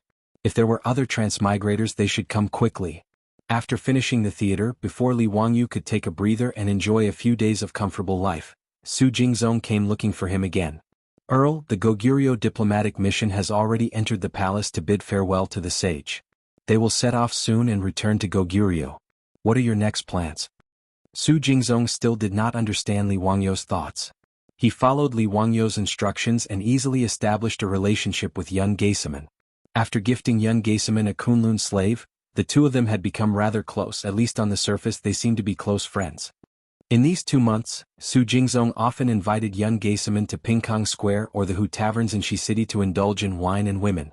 But Su Jingzong, who was spending Li Wangyu's money while eating, drinking and playing with women at public expense, felt more and more uneasy. He didn't understand what Li Wangyu's intentions were. If he wanted to teach Yun Geisaman a lesson and vent Cheng Chumo's anger, he didn't need to use such a method. Su Jingzong even faintly guessed that Li Wangyu was not only venting Cheng Chumo's anger, but also trying to take Yun Geisaman's life. But Su Jingzong did not dare to make such a judgment. After all, he also knew that if Yun Geisaman died in the Tang dynasty, not even Li Wangyu, as the county earl who founded the dynasty, would be able to bear the consequences. Li Wangyu's eyes flashed upon hearing Su Jingzong's report. It seemed like it was time for the dagger to be revealed after so many days of planning. Ah, that's good. General Su, invite the Goguryeo diplomatic mission to a banquet one day before it departs. I only have one request. You must get Yun Geisaman drunk. Can General Su accomplish this? That's naturally not a problem, but what does Lord Count intend to do? Is there anything you need my cooperation with? Su Jingzong still wanted to get to the bottom of this. Li Wangyu, however, did not reveal anything.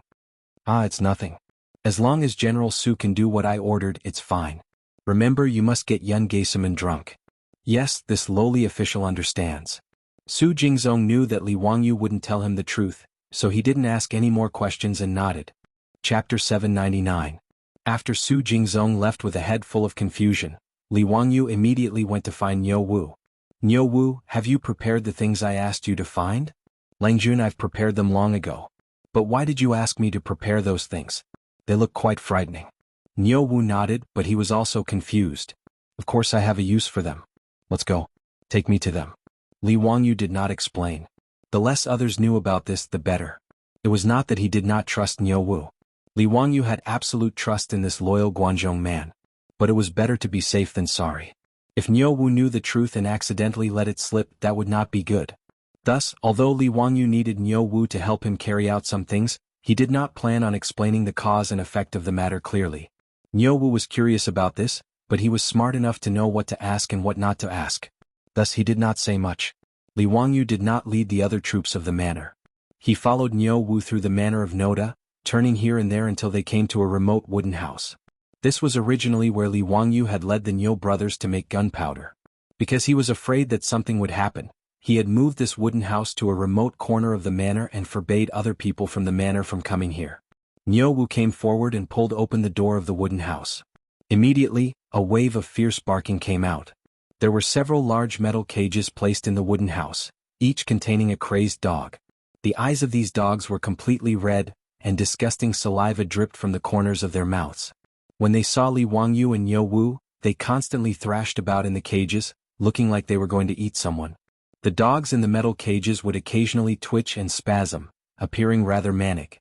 Li Wangyu knew very well that these were classic dogs that had been infected with rabies.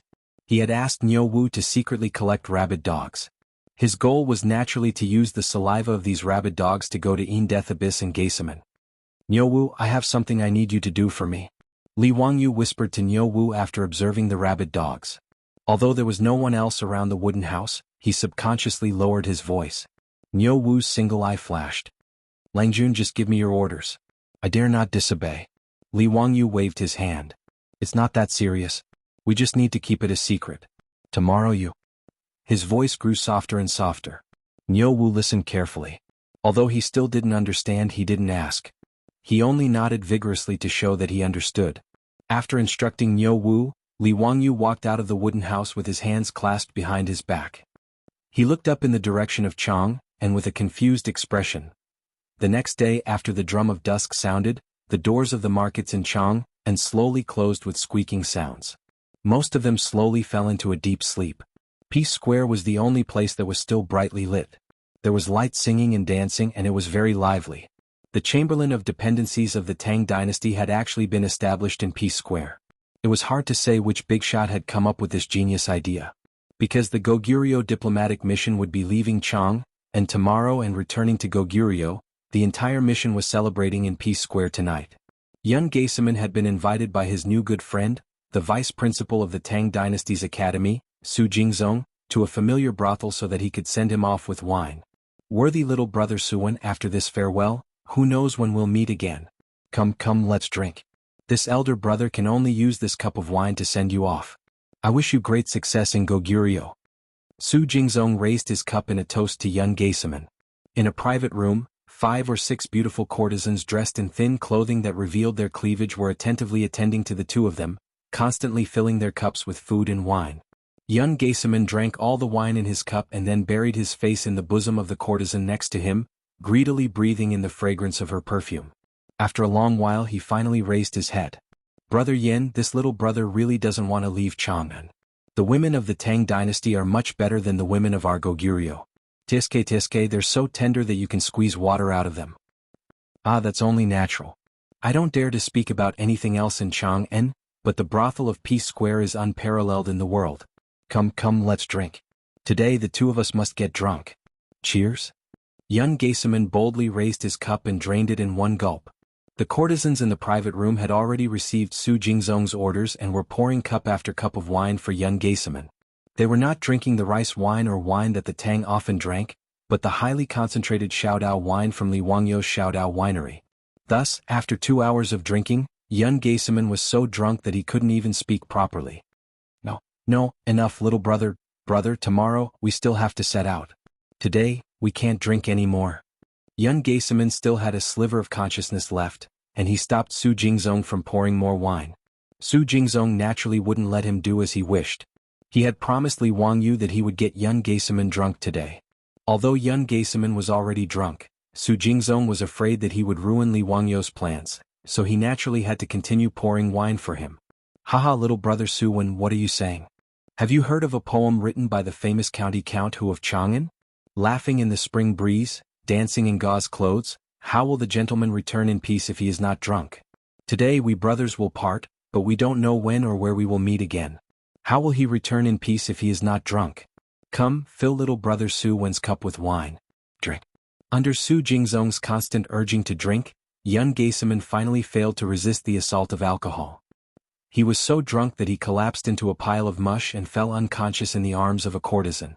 Yun Geiseman's bodyguard saw that his master was drunk and could only helplessly apologize to Su Jingzong. He then carefully helped Yun Geiseman out of the brothel and toward the nearby Chamberlain of Dependencies. Su Jingzong stood by the window of the brothel, watching Yun Geiseman's party gradually disappear into the distance. He shook his head, too lazy to think about what Li Wangyu was planning. In any case, his mission had been completed. Su Jingzong felt his entire body relax. In order to persuade Yun Geiseman to drink, he had drunk quite a bit. Now that he was relaxed, he felt the alcohol rush to his head. Su Jingzong waved his hand at the young and beautiful courtesans in the room, a lewd smile on his face. Young ladies, it's getting late. Help this one to rest. Haha, today this one is going to sleep under the same blanket and enjoy the happiness of having multiple partners. After saying this, he pounced on the courtesans, causing them to burst into laughter. Putting aside how Su Jingzong was indulging in wine and pleasure in the brothel, Yun Geiseman was being supported by 2 bodyguards, one on the left and one on the right, toward the Chamberlain of Dependencies. In an alley not far away from the Chamberlain of Dependencies, a figure flashed out and directly bumped into them. Chapter 800. Yun Geiseman's 2 guards saw that this silhouette seemed to be drunk and wanted to get out of the way. But the two of them were struggling to support the drunk young Gaisaman and couldn't move, so how could they get out of the way? As the silhouette stumbled over, it crashed into the three of them. The silhouette was a brawny man and he reeked of alcohol. His strength was not small, and he knocked young Gaisaman's group to the ground.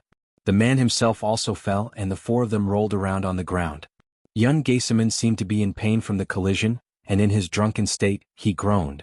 The two guards hurriedly got up and prepared to teach this reckless drunkard a lesson. However, the drunkard's reaction was not very good. He crawled up from the ground and mumbled something incoherently.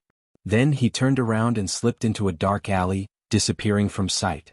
Young Gaisaman's two guards had not even been able to see the drunkard's appearance. Seeing the drunkard run off, they did not dare to pursue out of concern for young Gaisaman, who was still lying on the ground. All they could do was carefully help young Gaisaman up. After a rough inspection and confirming that there was nothing wrong with young Gaisaman's body, the two of them relaxed. They patted off the dust on young Gaisaman's clothes and continued to help him back to the Chamberlain of Dependencies. The two guards were worried that they would be punished for their lack of protection and causing young Gaisaman to fall. Thus, the two of them pretended that nothing had happened and naturally did not mention it to anyone else. The next day, young Gaisaman got up from his bed with a headache from his hangover, but it was already late in the morning.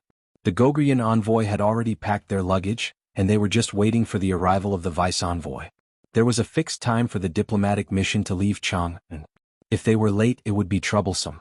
The officials from the Chamberlain of Dependencies who had come to send them off were already waiting in front of the Chamberlain of Dependencies. If not for the fact that they feared young Gaisaman's father's status, the Goguryeo envoy would have already cursed. Seeing that young Gaisaman was awake, the Goguryeo envoy sighed in relief and hurriedly urged the servants to help young Gaisaman clean up and change his clothes. Hurrying, they did not miss the time for the diplomatic mission to set off. By the Ba Bridge outside Chang and City, the officials of the Chamberlain of Dependencies had sent off the Gogrian diplomatic mission. After which, they chatted and joked with one another as they rode back to Chang and City. On the other hand, the Gogrian envoy slowly headed northeast, preparing to report back to Goguryeo. No one noticed that outside the pavilion of Ba Qiao, a burly man wearing a bamboo hat was resting on the side of the road, watching the diplomatic mission leave. If the two guards of young Gaisaman were here, they might have been able to recognize that this was the reckless drunkard from last night. Seeing the diplomatic mission gradually disappear into the distance, the muscular man with the bamboo hat also stood up and took off his bamboo hat. If it wasn't Niu Wu, who else could it be? Niu Wu casually patted the dust off his body and jumped onto the horse's back. He bypassed Chang and City and galloped towards the south. In Dingzhou village, Li Wangyu seemed particularly anxious today. Since yesterday he had been restless. But whether it was his beautiful boss or Aphrodite, when they asked him what had happened, Li Wangyu would smile and shake his head, indicating that he was fine. Li Wangyu wouldn't reveal to anyone that Niu Wu had gone to assassinate young Gaisaman, so he naturally wouldn't tell Su Changqing and the others the truth. But he was extremely anxious. He didn't know if Niu Wu had succeeded or not yesterday, or if some accident had occurred. This was the first time in his life that Li Wangyu had planned a murder, and the target was a rather important figure in history. He couldn't help but be nervous. He hated the fact that there were no mobile phones in this era, and he couldn't get in touch with Niu Wu. Thus, he could only suppress his anxiety and continue to wait. It wasn't until noon that Niu Wu rushed back to the mansion, covered in dust, and secretly gave him a sign of success. Only then did Li Wangyu's hanging heart finally relax. Ignoring everything else, he pulled Niu Wu to that small wooden hut in the middle of nowhere. In the wooden house, the iron cage was still there, but the mad dogs that had been locked up in it had disappeared without a trace. Niu Wu, how was it? Is it done? Li Wangyu impatiently asked as he closed the door to the hut. Niu Wu nodded and gruffly replied, Langjun, it's all done. No one suspected anything? No. Last night, I followed your orders and followed Principal Su's group, keeping watch outside the painting pavilion.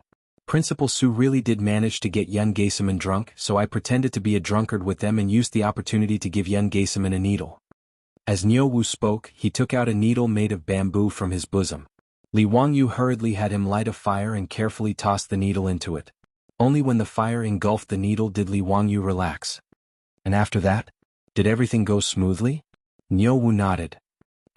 I followed Langjuan's orders and waited outside the Chamberlain of Dependencies for the night. As expected, I saw the Gogrian diplomatic mission return with my own eyes. Young Gaisaman was among them. Good. That's great. Niu Wu, it's been hard on you. Go back and rest. But remember to keep this matter a secret. Don't reveal it to anyone." Niu Wu naturally knew this and immediately replied, "Langjun, be at ease. Even if I die, I won't say a single word." Li Wangyu gratefully patted Niu Wu's shoulder and said no more. His gaze subconsciously turned to the northeast. Several months later, news came from Goguryeo. The deputy envoy who had just returned from the Tang dynasty, the son of Yun Taizhua Yun Geisaman, had suddenly developed a strange illness. He feared light, water and wind, and the slightest disturbance would make him go crazy. In his madness he would bite anyone he saw. Although Yun Taizhua had summoned all the famous doctors of Goguryeo to treat his son, none of them could do anything. They couldn't understand what Yun Geisaman's illness was. In his rage, Yun Taizhua beheaded several Goguryan imperial physicians, but to no avail. 2 weeks later the agonized Yun Geisaman breathed his last. Because of Li Wangyu's appearance, this ambitious and ruthless person who had written a thick and colorful stroke in history had disappeared without a trace before he could even make a splash in the long river of history. When this news reached Chang'an, it didn't cause the slightest stir. It merely served as a topic of conversation for the officials who had received the Goguryan envoy. But when Su Jingzong learned of this matter, he felt a lingering fear. He was sure that Yun Geisaman hadn't died from some strange illness. He would never believe that Li Wangyu hadn't done anything. But Su Jingzong was a smart man. After learning of this matter, he buried it in his heart, not daring to speak of it to anyone else. As for Li Wangyu, Su Jingzong was both respectful and fearful. He didn't know if this young earl knew some immortal art that allowed him to take someone's life from 1,000 li away. After learning of Yun Geisaman's death, Li Wangyu locked himself in his room for several days. When he reappeared, everyone including Su Changqing felt that he had changed a lot. Chapter 801. Spring left and summer came. Time flew by in the blink of an eye. In the 8th month of the 3rd year of Jingguan, when Chang'an city became unbearably hot again, the city became restless again because of a piece of news from the newspaper. Early in the morning drum that resounded throughout Chang'an city had just been beaten. As soon as the gates of the streets opened, all kinds of carriages, mules and horses poured out of Chang'an city and headed toward the 3 city gates in the south. The imperial guards who were guarding the illustrious Virtue Gate were shocked by the crowd, and they could not figure out what exactly was going on. "Squad leader, are we possessed today?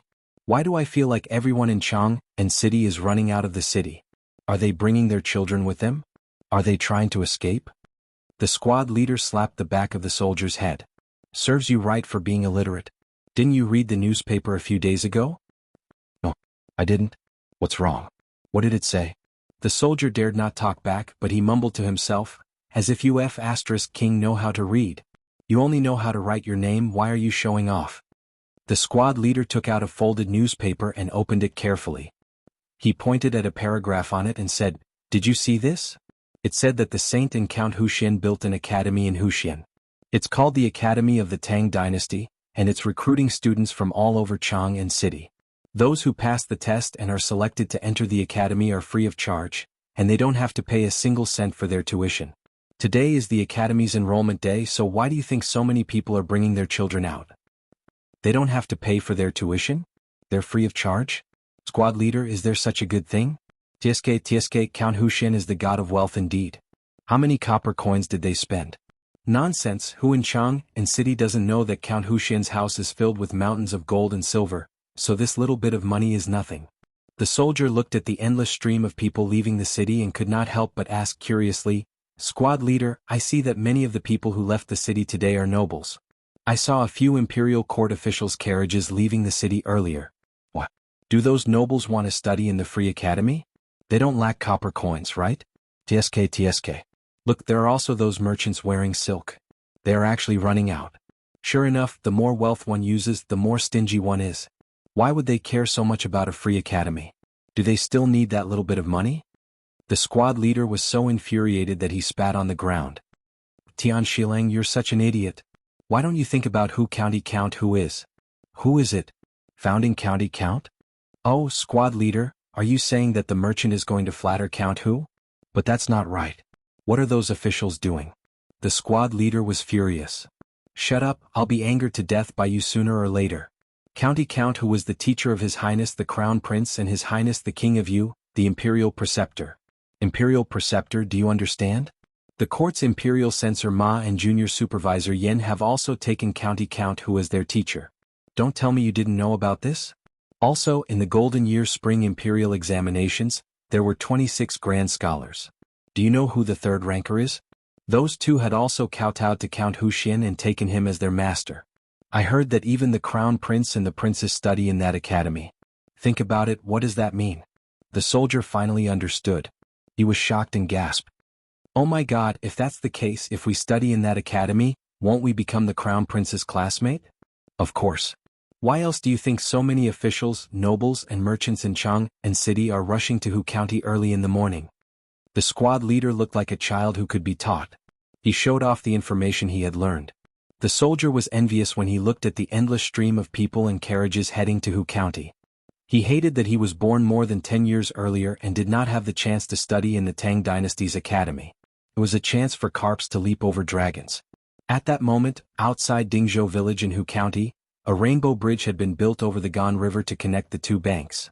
The land on the other side of the river that was originally barren had a brand new look, and many buildings had been built. Among them there was even a 20-meter-tall brick tower. It was a magnificent sight. Li Wangyu had a calm smile on his face as he accompanied Pai Lupi, Zhang Sun Wuji, Fang Shenling, Du Ruhui, Kong Yingda, and the other big shots on campus. Behind them were Su Jingzong, Shang Guanyi, Lu Ringgui, and the others.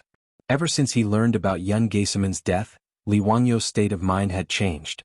He was very indifferent to many things and seemed to have matured a lot. He was no longer as impulsive as before. Li Wangyu could not help but feel proud that he had secretly removed a stumbling block for the Tang dynasty when they conquered Goguryeo. In fact, he even felt a little nervous. He and his beautiful superior had transmigrated from the future more than 1300 years ago. What would happen if he changed history like this? Li Wangyu did not know, nor did he dare to think too deeply about it. But Li Wangyu realized that his actions might leave a deep mark in history, so he could not help but become more cautious. He did not even care about the academy that he had single-handedly created. He had left everything to Su Jingzong and the others to manage. Today was the academy's enrollment day. If not for Pai Lupi's personal visit, he would probably still be hiding in his own manner, unwilling to show his face. Pai Lupi walked around the academy and was very satisfied. The academy had only been built into the primary school that Li Wangyu had mentioned, but its scale had already surpassed the directorate in the Wubin Square. Especially with the help of cement, most of the buildings in the academy were made of a mixture of bricks and wood. Many of them were 2 or 3 stories high. Li Wangyu had also thrown out a lot of copper coins and ordered people to dig out many towering trees from the Qinling Mountains. They spent a lot of manpower and resources to transport them to the academy for planting. The newly built academy was filled with towering ancient trees and was full of vitality. Zio, I am very satisfied with this academy of the Tang dynasty. Ah, I've troubled you. Li Wangyu unhurriedly bowed and said, Uncle, you flatter me. Actually, I did not do much. It was mainly Principal Su and the others who took care of this matter. Hearing this, Su Jingzong hurriedly stepped out in fear and trepidation. He bowed to Pai Lupi and Li Wangyu and said, I don't dare to accept your praise. Pai Lupi laughed and said, Haha, that's enough. I will naturally remember your contributions. Don't push it around. Let's go. It's getting late. Take me to see how you choose the students of the academy. His sons, Li Qingqian and Li Tai, were all going to study at the academy. As a parent, Pai Lupi was more concerned about how the academy would choose the children who signed up to study at the academy. Li Wangyu smiled and said, Uncle, the academy chooses students based on their intelligence. They will not let you down. Chapter 802. Pai Lupi and the others were naturally curious about Li Wangyu's words. Pai Lupi smiled and said, Zio, can you tell me? Is it like the recruitment of assistant lecturers in the academy? What kind of psychological test questions? Pai Lupi and the others still remembered the strange questions that Li Wangyu came up with in the Imperial College. Although they did not know why, Pai Lupi had asked Su Jingzong about it and learned that the students who were selected to teach in the academy were all kind and gentle people who were very suitable for teaching. Regarding this, Li Er naturally shook his head in confusion, but he could only admire his nephew's unfathomable ability. Li Wangyu smiled and shook his head. Uncle, it's hard to explain in a few words. Why don't you and I go and have a look together? Although Li Wangyu did not want to take care of things now, he and his beautiful boss had discussed many ways to select students for the first enrollment of the academy. Oh, then we should go and have a look. Everyone, let's go and see what Zio has come up with. Pai Lupi naturally would not refuse. He called a group of big shots and prepared to watch the admission test. It had to be said that the academy of the Tang dynasty established by Li Wangyu was very attractive. After all, Pai Lupi was the dean himself, and the crown prince Li Qingqian, Prince Li Tai and the others were studying in the academy. How could it not attract the attention of the officials, the rich and the common people in Chang and city? Before 9 o'clock in the morning, nearly 1,000 people had gathered outside the academy. They were all ready to sign up. Fortunately, more than 100 students had been selected from the students who had landed in the academy. They had been trained by their beautiful boss for several months, and now these students were good enough. Today's enrollment test was mainly for the new students who came to sign up, and it was these hundreds of assistant lecturers. Li Wangyu led Pai Lupi and the others to the gate of the academy. When he saw the bustling crowd, he could not help but feel a little absent-minded. This scene was so King familiar. Wasn't this the same scene when those famous schools in the future opened? Li Wangyu, on the other hand, could not help but sigh a little. However, no matter how much the academy expanded its enrollment, it could only take in a few hundred children. Moreover, it had to leave enough places for those who had connections. In this way, the number of students that could be recruited was only a small portion of the total number of people who came to register. Li Wangyu looked at Pai Lupi and the others and suddenly felt that something was wrong. Many of those who came to register were civil and military officials of the imperial court. If he led Pai Lupi out like this, wouldn't he be recognized immediately? No matter what, Pai Lupi was the emperor of the Tang dynasty. His safety could not be ignored. Moreover, when those officials bowed, the surrounding crowd would definitely know that the emperor had come in person. When that time came, the scene would be chaotic. It would not be good if something troublesome happened. Moreover, Li Wangyu did not want those officials to discover him. If their descendants could not pass the academy's test and could not enter, he would definitely be dragged by a group of people to get in through the back door. That kind of thing gave him a headache. However, since Pai Lupi was already here, Li Wangyu could not drive Pai Lupi away, right? He did not have that much courage. After thinking for a while, Li Wangyu had an idea. After apologizing to Pai Lupi, he reached out his hand to summon a troop and whispered a few words in his ear. The troop nodded and immediately ran out of the academy. Pai Lupi could not help but be suspicious. "Zio, what are you up to now?" Li Wangyu smiled embarrassedly as he touched his nose and voiced out his concerns. Zhang Sun Wuji and the rest heard this and frowned. They felt that Li Wangyu's words were indeed reasonable. At this moment, looking from afar, everyone could see that there was already a dense crowd outside the academy. At this moment, if Pai Lupi suddenly appeared and the officials bowed again, it would be easy to cause more trouble. Pai Lupi heard this and was a little hesitant. However, he was also very unwilling to leave just like that. However, Li Wangyu smiled and said, "Hee, uncle, you are a precious person. Naturally, you cannot take the risk. However, it's fine. I have an idea. Uncle, please wait for a while. I have already ordered people to prepare." Pai Lupi, Zhang Sun Wuji and the rest heard this and could not help but look at each other. They could not understand what method Li Wangyu had. After a short while, they saw a large group of maidservants coming from Li Wangyu's residence. Pai Lupi did not understand. "Zio, this is your idea? Why did you summon the maidservants from your residence?" Li Wangyu spread out his hands. "Uncle, of course. Makeup." "Makeup?" Pai Lupi and the rest of the elders were stunned. Li Wangyu nodded affirmatively. "That's right. It can also be called a disguise. Zio, the maidservants from your residence know how to disguise themselves." Zhang Sun Wuji could not help but ask in surprise. Li Wangyu shrugged his shoulders. The maidservants from his residence definitely did not know any disguise techniques. However, one of the four great sorcery of East Asia in the future was the art of makeup. As the city's white-bone fairy, and the company's goddess, his beautiful superior was naturally proficient in makeup. When she had nothing to do in the residence, she would teach the maidservants how to put on makeup. After a while, the maidservants in the residence had all become experts in makeup. Li Wangyu thought that since this art of makeup could turn a faceless woman into a goddess, it should not be difficult for Pai Lupi and the rest of the rough men to change their appearances. Pai Lupi and the rest naturally did not believe Li Wangyu's explanation. However, Pai Lupi was in a hurry to watch the show, so he simply let his nephew do as he pleased. Therefore, after the group of maidservants arrived and greeted Pai Lupi, Li Wangyu and the rest, they took out various makeup tools and powders and started to get busy. After a period of torment, all the big shots, including Li Wangyu, had their appearances completely changed. Li Wangyu had a fake beard glued onto his face, making him look a bit older. He had become a handsome young man. As for Pai Lupi, because his beard was too unique, the maidservants naturally could not shave off his beard. They could only boldly make up Pai Lupi into a black-faced man. Li Wangyu looked at him and found that he looked a little like Li Kuei. He could not help but be secretly happy. As for Zhang Sun Wuji, Fang Xianling and the other big shots, they also changed their appearances under the makeup techniques of the maidservants. Looking at their changed appearances in the copper mirror in the maidservant's hand, all the big shots, including Pai Lupi, were overjoyed. They felt that it was really interesting. None of them had experienced this kind of makeup before. Fortunately, Pai Lupi and the rest came to the academy in casual clothes today, so they did not have to change their clothes.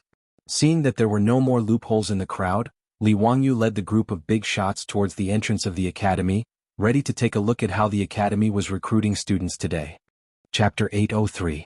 Li Wangyu led Pai Lupi and the others, who had changed their appearances, to the entrance office of the academy. The sun was gradually rising and more people came from Chang'an and the surrounding counties to sign up. Fortunately, Li Wangyu had already expected today's events, so he went to Taiji Palace early to report to Pai Lupi. After getting Pai Lupi's permission, he asked Qing Yaojin, the old rogue, to mobilize hundreds of imperial guards of golden guards to maintain order. In addition, in order to flatter Li Wangyu, the county government of Hu County sent almost all the local government servants to help. So, although there were many people present, it was still orderly. Yang Quan, the former county magistrate of Hu County, was now promoted under the operation of his teacher, Yu Shernan. He entered the censorate and became the deputy of Wei Zheng, the sheep-nosed duke, as well as a fifth-rank censorate deputy. He could be said to have a prosperous career. Under the deterrence of the imperial guards of Golden Guards, the officials and nobles also knew that the sage was behind the academy of the Tang dynasty, so no one dared to act rashly. They all lined up according to the requirements of the academy. Because the academy had no shortage of teaching assistants, every 4 teaching assistants were in charge of a line. There were 10 lines in front of the academy for registration, so although there were many people present, the speed was not too slow. Pai Lupi and the other bigwigs all ran to the side to watch in high spirits, wanting to see what was going on. They saw that on the tables in charge of enrollment, in addition to paper, ink brushes and ink stones, there were a few strange things. The children who came to sign up, after registering their names and asking a few simple questions, were led to the side by the teaching assistants to play with the toys. This scene naturally confused Pai Lupi and the other bigwigs. "Zio, what are those things made of wood? Why do they look like naughty toys to me?" Pai Lupi asked in confusion. "Haha, uncle, you have good eyesight. Those are good toys." Li Wangyu nodded and smiled. Pai Lupi and the other big shots looked at each other, not understanding what he meant. Shouldn't new students be tested on their literacy and how many books they could memorize? What's the meaning of playing with toys? Pai Lupi frowned slightly. Before he could ask, he heard a commotion at the registration counter. A man dressed like a gentleman angrily pointed at several teaching assistants of the academy and cursed at them. "You've gone too far. If you don't give me an explanation today, I won't leave. Why is it that my son can write, calculate and recite scriptures, but you say that he is not qualified? On the other hand, this Tian Shilang kid, other than writing his own name, his handwriting is no different from a dog's. Yet you say that he passed the preliminary test?" As the gentleman spoke, he shouted at the crowd who were queuing up to register, "Everyone, please be the judge. Are these teaching assistants of the academy unreasonable? Wasn't this deliberately making things difficult for him? Or is there something fishy going on? Or are they cheating for personal gain?" Hearing what he said, many people in the queue began to talk about it. They all thought that this man was right. No matter how they looked at it, this gentleman's son was more qualified to pass the preliminary test. When Li Er and the others saw this, they couldn't help but turn their heads to look. When they heard what that person was shouting about, they all turned their heads to look at Li Wangyu, wanting to see how he would explain. Pai Lupi was even more dissatisfied. This was the academy of the Tang dynasty. As the emperor, he was also the dean of the academy. If Li Wangyu made trouble like this, wouldn't it ruin his reputation as a sage? Li Wangyu was not nervous at all. He spread out his hands and shrugged. "Uncle, everyone, don't think that the teaching assistants of the academy are covering up for someone. These rules were set by me. They're just following the rules." "Then why don't you tell us what's the reason for this? Why aren't the children who can write, calculate and recite scriptures and ancient books qualified?" Li Wangyu was not in a hurry to explain. He just asked Niu Wu to find a few sets of the wooden toys that Pai Lupi and the others saw before. "Uncle, everyone, these are new toys that I made. They are Tangram and Huarong Dao. They are very simple to play. Why don't Uncle and everyone try it? Li Wangyu had a mischievous look on his face. He distributed the toys in his hands to Pai Lupi and the others, and then briefly explained how to play them. The Tangram and Huarong Dao were traditional Chinese intellectual toys. It was just that they had not appeared in the Tang dynasty, so Li Wangyu shamelessly took the invention rights for himself. The Tangram, also known as the Qiqiao or the Wisdom Board, evolved from the banquet tables of the Song dynasty. It was originally an indoor game for scholars, and later evolved into a puzzle board toy. At the beginning of the 19th century, the Tangram spread to the west and was called the Eastern Magic Board. Even though it was just a toy, it wasn't easy to restore the Tangram into a complete square. At the very least, Li Wangyu and his beautiful boss spent more than 10 minutes before they were able to restore one of the Tangrams. This made the two self-proclaimed traversing elites very tacitly agree not to mention this matter again. As for Huarong Dao, it was even more changeable and never tired of playing it. By moving the pieces, it helped Cao Cao move from the initial position to the bottom of the chessboard and escape from the exit. However, it was not so easy. Li Wangyu had already copied the Romance of the Three Kingdoms, so Pai Lupi and the others were clear about the background of the Huarong Dao game. Pai Lupi and the group of bosses did not care about the two toys that Li Wangyu took out at first. They thought that it was just to fool the children. However, when they began to try to solve the problem and restore the Tangram to release Cao Cao, they suddenly realized that the two toys in their hands were far from as simple as they thought.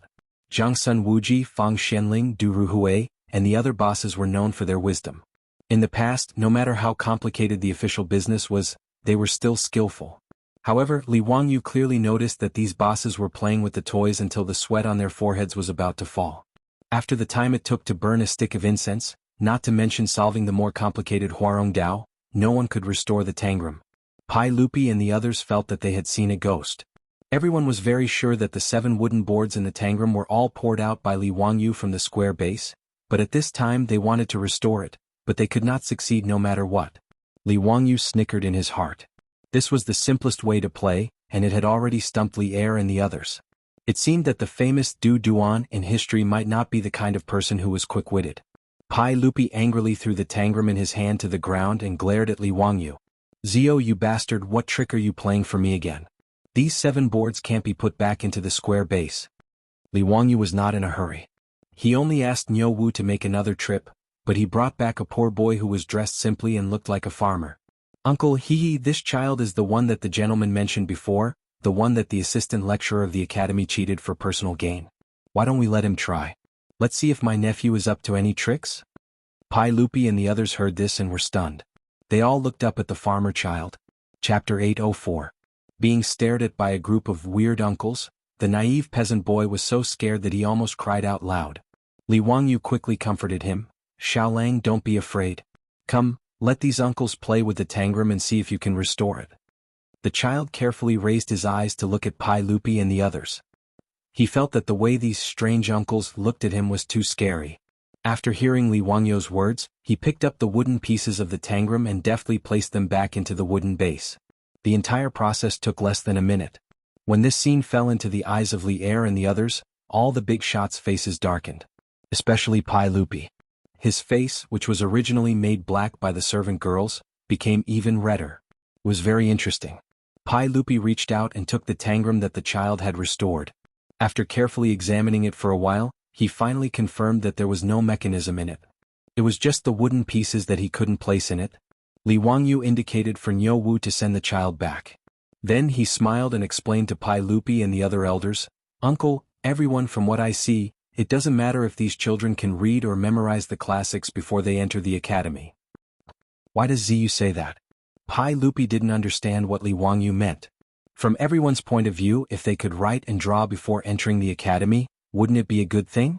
Why did Li Wangyu not care about it? Li Wangyu smiled. "Uncle, everyone, I think that as long as they aren't stupid, learning how to read and write before entering the academy isn't a problem.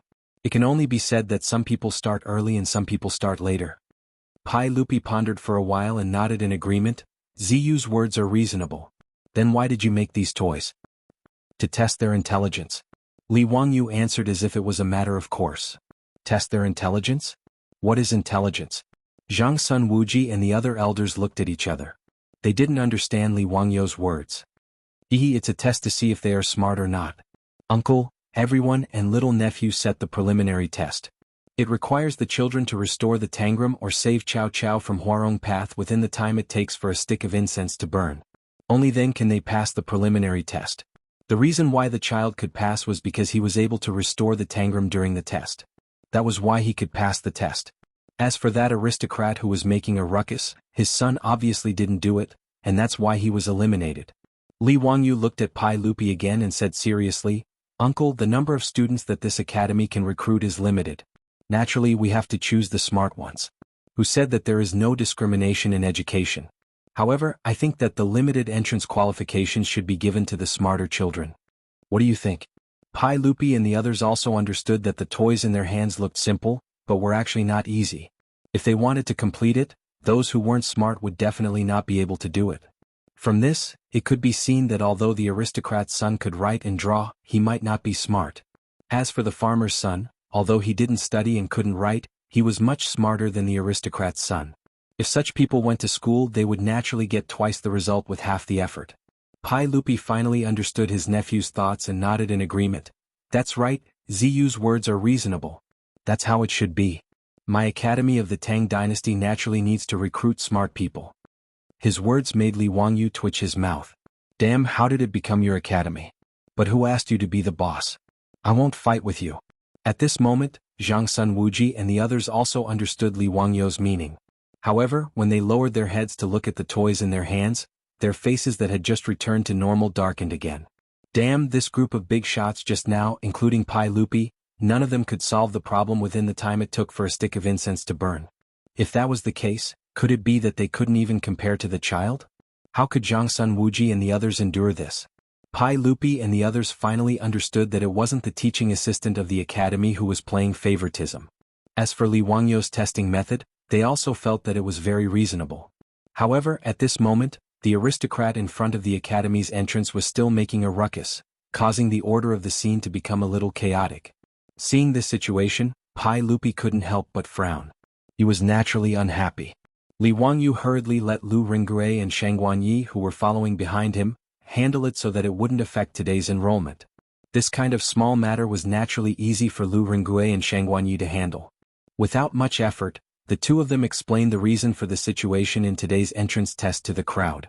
After hearing the two's explanation, the crowd waiting in line finally quieted down. The aristocrat was so embarrassed that his face turned red.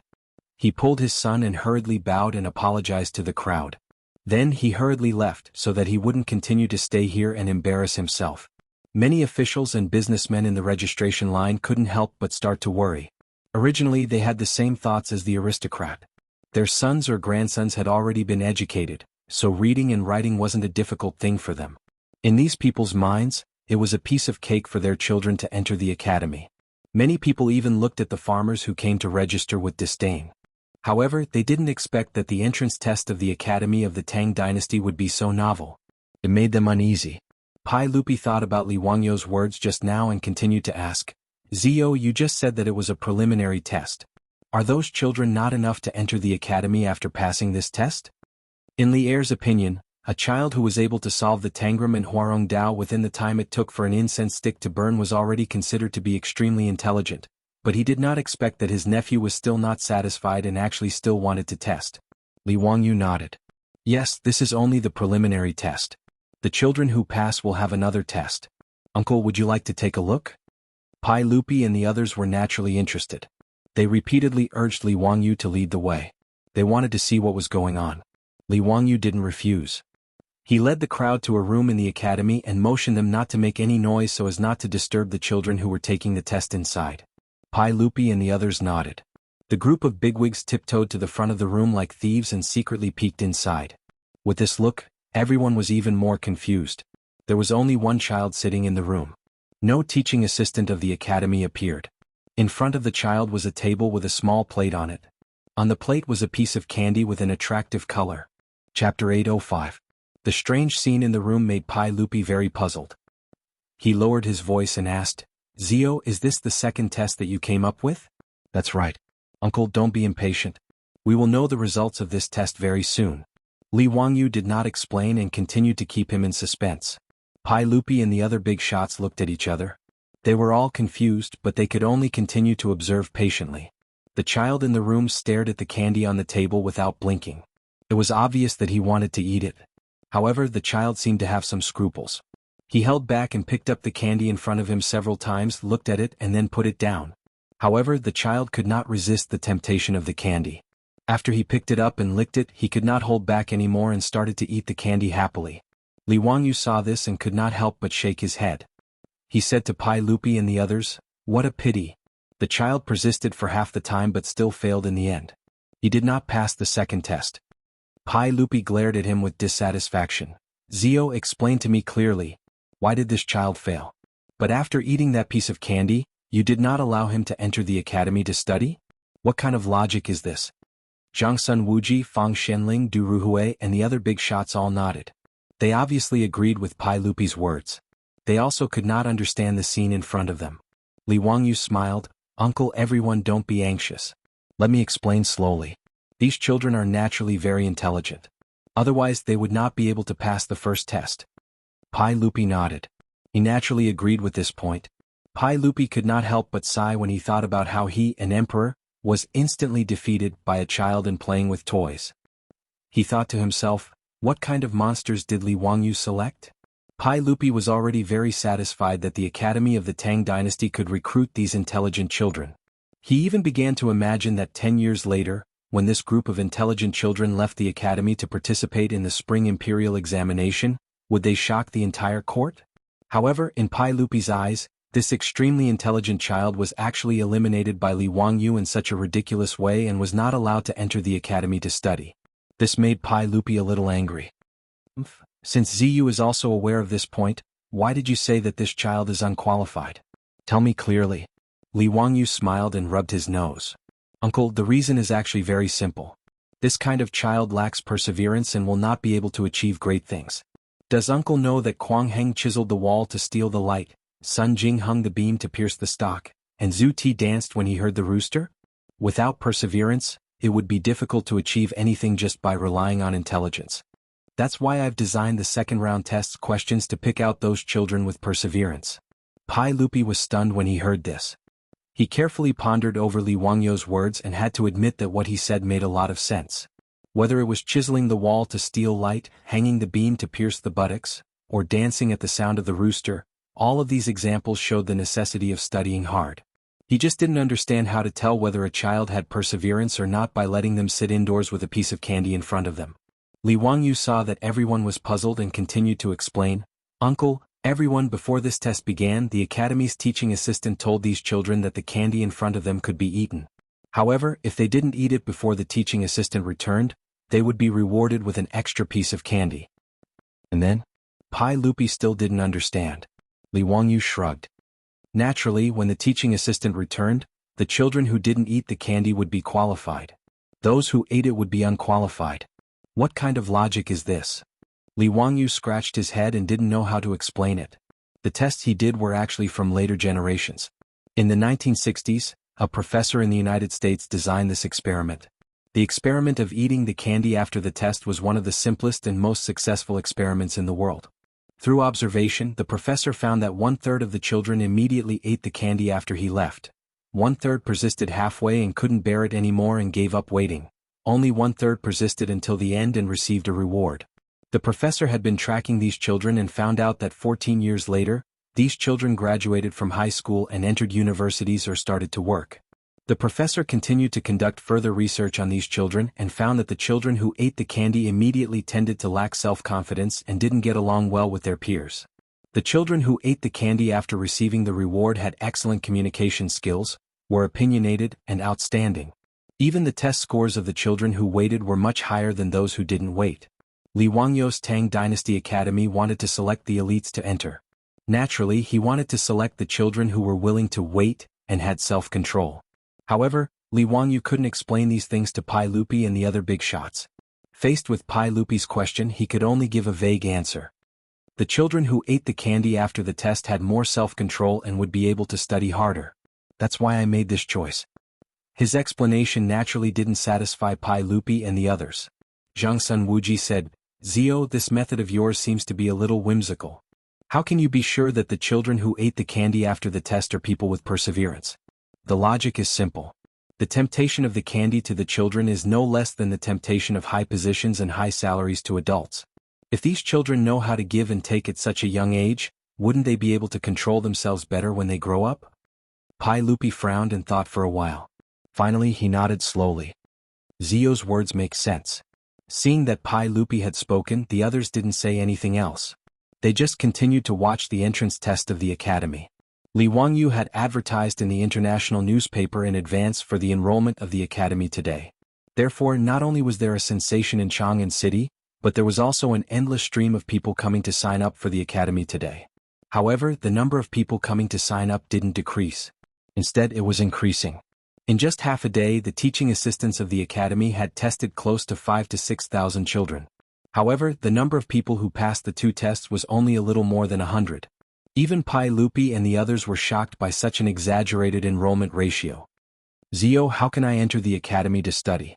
In my opinion, it's even harder than the spring imperial examination. Kong Yingda, the chancellor of the Imperial College, was also shocked by the enrollment situation of the academy. Li Wangyu spread out his hands. The academy can only enroll about 500 children.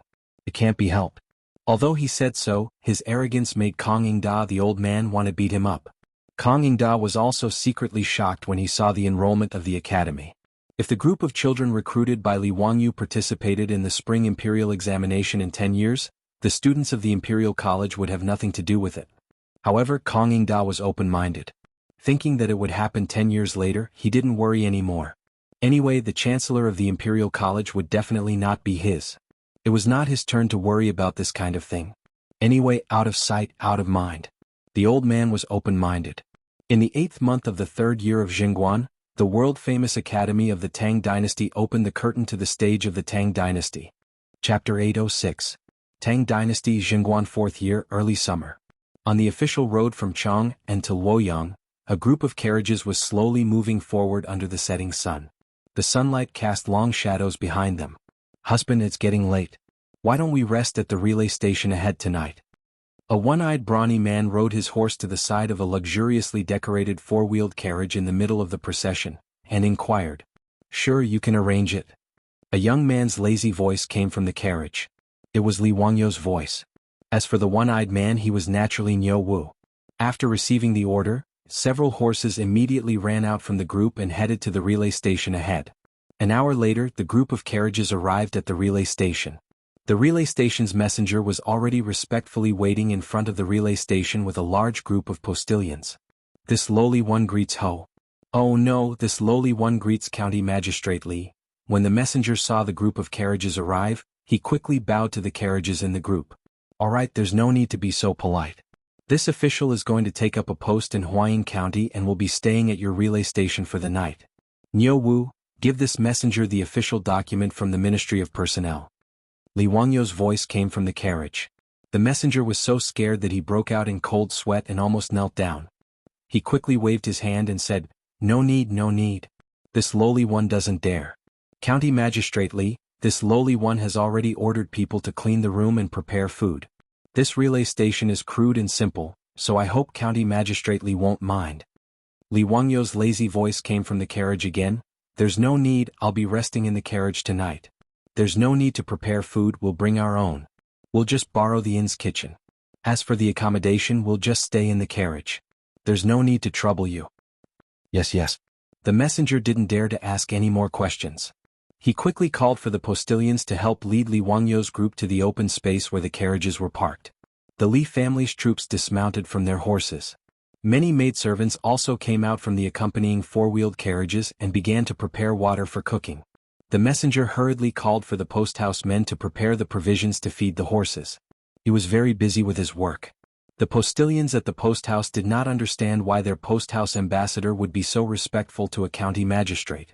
They also did not understand why a 9th-grade county magistrate who was about to take office would be so arrogant. The accompanying troops, maidservants, and several carriages that were specially used to carry luggage were almost as numerous as the nobles. Some of the posthouse runners who were close to the posthouse runners secretly asked the posthouse runners about the situation. Boss, who is this magistrate Li? Was he that arrogant? Isn't he just a 9th-grade official? The messenger was so frightened by his words that he quickly covered the courier's mouth with his hand. He looked around and saw that no one was paying attention before he glared at the messenger and scolded in a low voice, "What do you know? Do you know who this person is? You'll be scared to death if I tell you. This is the county marquis who founded the dynasty." "County marquis? Boss, you're not talking nonsense, right? Didn't you just call him a county magistrate? Isn't he going to take office in Huayin County?" The courier thought that there was something wrong with his ears. The messenger knocked the courier's head with a chestnut and said, "Idiot, did you forget about the incident that happened in Chang'an City?" After being scolded by the messenger, the courier came back to his senses. He could not help but open his mouth wide and could not speak clearly. This is the county marquis? The imperial tutor of the crown prince? Then why did you call him magistrately? Isn't that disrespectful?" The messenger glared at him and said, "What do you know? This is something that the Marquis of Huxian's troops specially ordered when they came to inform us that we are not allowed to call this person by his title. We are only allowed to call him by his official position." "DSK, what's wrong with him?" The courier shook his head with a puzzled expression. "Lower your voice, Tian Shaling, what are you saying? Do you want to die?" Yes, he. "Boss, you don't have to be so nervous. The nobles don't care about lowly people like us." TSK, boss, look at this marquis. He's really impressive. He actually brought such a large group of maidservants with him when he went out. He even brought along his own cooking maids and ingredients. He really is a noble." "Isn't that nonsense? Don't you know who the Marquis of Huxian is? He's the famous god of wealth in Chang'an City. In the entire Tang dynasty, the only person richer than this noble is the emperor."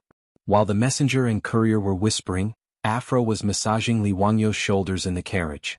She smiled coquettishly and said, "Langjun, why do you insist on others calling you by your official position? Is the 9th-rank county magistrate very nice? What's wrong with calling me by my official position? Since someone wants to force me to be a 9th-rank county magistrate, then so be it. It's not like I'll lose face." Li Wangyu looked a little annoyed when he mentioned this. Perrin covered her mouth and chuckled. "Langjun, you're the one at a disadvantage if you compete with the emperor."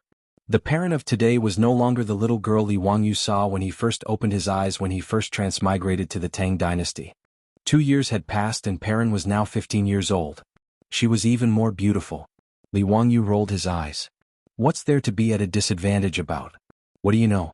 Don't you know that being at a disadvantage is a blessing? Don't be fooled by someone who wants to force me out of Chang'an and become a county magistrate in Huayin County just to make me compromise. I don't care at all. A county magistrate is a county magistrate. I feel more at ease outside of Chang'an." Perrin squatted beside Li Wangyu and massaged his feet. She said coquettishly, "Langjun, why don't you listen to the emperor and marry Changle? Won't everyone be happy?" Sister Changqing said that she doesn't mind. Li Wangyu reached out and pinched Perrin's face. "Cut the crap. Do you think I'll do that? How old is Changle? She's only 11 years old. Do you think I'm crazy to marry such a lowly? What's more, Changle is my disciple. If she listens to someone, won't she be messing up her moral code? What a scandal."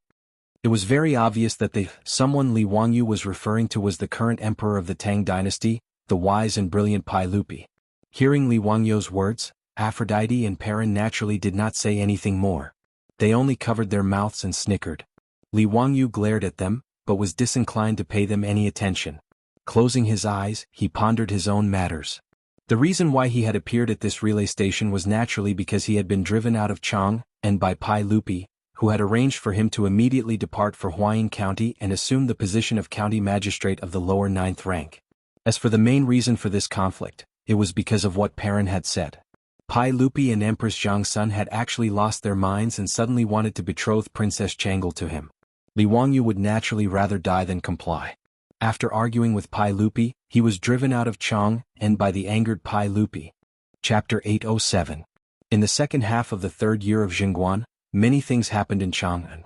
The first to bear the brunt was naturally the Academy of the Tang dynasty. The Academy's recruitment in August caused a sensation in Chang'an. Everyone rushed to the Academy. Those families who were successfully accepted by the Academy immediately celebrated with a feast, as if their children had entered a famous university in the future. This caused the surrounding neighbors to be extremely envious. In those few days, all the shops in Chang'an that sold exploding rods were sold out. The crackling sounds of exploding rods could be heard everywhere. It was very lively. The appearance of the academy of the Tang dynasty attracted everyone's attention. It also made people admire County Count Li Wangyu even more. As for those aristocratic families, their intestines were now green with regret. Especially the Wang clan of Taiyuan, who was even more regretful. If he had known this would happen, he would have merged with them. These aristocratic families were more and more afraid of Li Wangyu's influence. They restrained their children from provoking County Count Hu. As for the monk Faya of the Mercy Temple, he had also failed. This stupid monk was the same as in history. Due to his jealousy and hatred of Pai Lupi and Li Wangyu, he began to spread rumors and claim to be the reincarnation of Buddha. Because of Li Yuan's secret support, Faya became more and more arrogant. Naturally, he quickly angered Pai Lupi, who ordered the Ministry of Justice to arrest him. As expected, Faya was cut in half at the waist on the streets of Shi City. Pei Ji also resigned and was chased back to his hometown by Pai Lupi. Different from history because of the conflict between Faya and Li Wangyu, many officials and nobles in Chang, and did not think that Faya's death had anything to do with Li Yuan. Instead, they thought that Pai Lupi, the emperor, was venting anger for Li Wangyu. This misunderstanding made Li Wangyu even more famous. Everyone respected him and did not dare to offend him. When Li Wangyu heard about this, he did not know whether to laugh or cry. Could this be considered as a fox exploiting the tiger's might? However, he was too lazy to explain such things. If the world wanted to misunderstand, then let them misunderstand. There was no harm in it anyway. Li Wangyu lived a comfortable life for half a year. During this period, he only went to Chang and city to participate in the national games of the Tang dynasty. Originally, in the minds of Pai Lupi and the other court officials, there was no such thing as an opening ceremony. However, how could Li Wangyu let go of such a fun opportunity? Together with Cheng Chumo and the others, he asked Pai Lupi to take over the opening ceremony. Therefore, this fellow directly plagiarized the opening ceremony of the Wuxia Olympic Games in the future. Of course, the sound, light and other performances were naturally absent. The performance of thousands of drummers in unison also shocked Pai Lupi, the officials of the imperial court, and the envoys of the vassal states. However, the most shocking thing was the military parade that Li Wangyu came up with. Anyway, the purpose of Pai Lupi agreeing to hold this sports event was not to strengthen the body, but to awe the world and spread the name of the Tang dynasty. Therefore, Li Wangyu simply asked the old rogue Qing Yaojin and other generals to come up with a military parade with them. When tens of thousands of imperial guards, fully armed in bright armor, lined up in a square formation and marched through the auditorium in uniform steps, the whole Dazhao baseball stadium immediately exploded. Including Pai Lupi, Qing Yaojin, Yuqi Jingda, and Li Jing, these big shots, who had never seen such a military parade, all waved their fists excitedly and shouted crazily. More than 100,000 spectators at the scene were also crazy and could not control themselves. As for the envoys of the vassal states, they were so shocked that their faces turned pale and they were dumbfounded. Such a majestic army immediately made the envoys of the vassal states feel that the Tang dynasty was invincible in their hearts. In fact, since ancient times, Wuxia also had a military parade. It was held during major festivals, welcoming and sending off state guests and troops, triumphant returns, reviewing, awarding flags, awarding awards and large-scale military exercises. It was said in the Zhuizhuan, the major events of the country are in worship and war. Worship could be regarded as a military parade. The earliest military parade recorded in history was from the Zhou dynasty. 800 dukes met in the Alliance Valley to review the troops and hold an alliance meeting. However, how could the military parade in ancient Wuxia compare to the one in modern times? Li Wangyu was also a military fan. He had participated in the military training in school and watched the military parade live on TV several times. Therefore, he was the person who knew the most about military parades in the world. After a lot of trouble, tens of thousands of imperial guards were trained, and they marched in a proper manner. Although they could not be compared to the clone army of Wuxia in modern times, in the eyes of the Tang people, this military style was already a mighty army that could not be matched. After the national games of the Tang dynasty smoothly ended, Pai Lupi did not care about Li Wangyu's young age and directly issued an imperial edict, promoting him to the position of Marquis of the founding county and giving him a salary of 400 households. This matter once again shocked the entire court, but no one dared to gossip about it. After all, although Li Wangyu had not yet become an official, his influence was increasing day by day. Most of the big shots in the imperial court were close to him. Under such circumstances, who would be so stupid as to criticize Li Wangyu in front of Pai Lupi and say that he was too young? After waiting for 4 years for Li Wangyu to reach the age of 18 and mourning for his father, Pai Lupi personally performed the coronation ceremony for him. Originally, Li Wangyu's days were very comfortable. However, Pai Lupi and Empress Zhang Sun seemed to see that Li Wangyu was too idle and insisted on finding something for him to do. No one knew what these two were thinking. They actually wanted to recruit Li Wangyu as their son-in-law and marry Princess Chang'e to him. After learning about this, Li Wangyu was immediately shocked. They wanted him to marry an 11-year-old girl? Were they crazy? Moreover, he and Pai Lupi were uncle and nephew. He and Li Lizzie were also relatives. Not to mention, Li Lizzie had kowtowed to him. Under such circumstances, Li Wangyu was unwilling to agree to such a ridiculous thing. Moreover, he had a beautiful superior. It was even more impossible for him to marry another woman. Therefore, Li Wangyu and Pai Lupi, uncle and nephew, began to quarrel over this matter. Li Wangyu refused to give in and nodded. Pai Lupi was even more determined to make Li Wangyu his son-in-law. This matter was quarreled over and over again, from Pai Lupi's family matters to the imperial court. Therefore, the imperial court was divided into two factions. Some agreed with it and some firmly opposed it. For a time, Chang and city was in an uproar over this matter. After Li Wangyu and Pai Lupi argued, Pai Lupi was driven out of Taiji Palace in anger.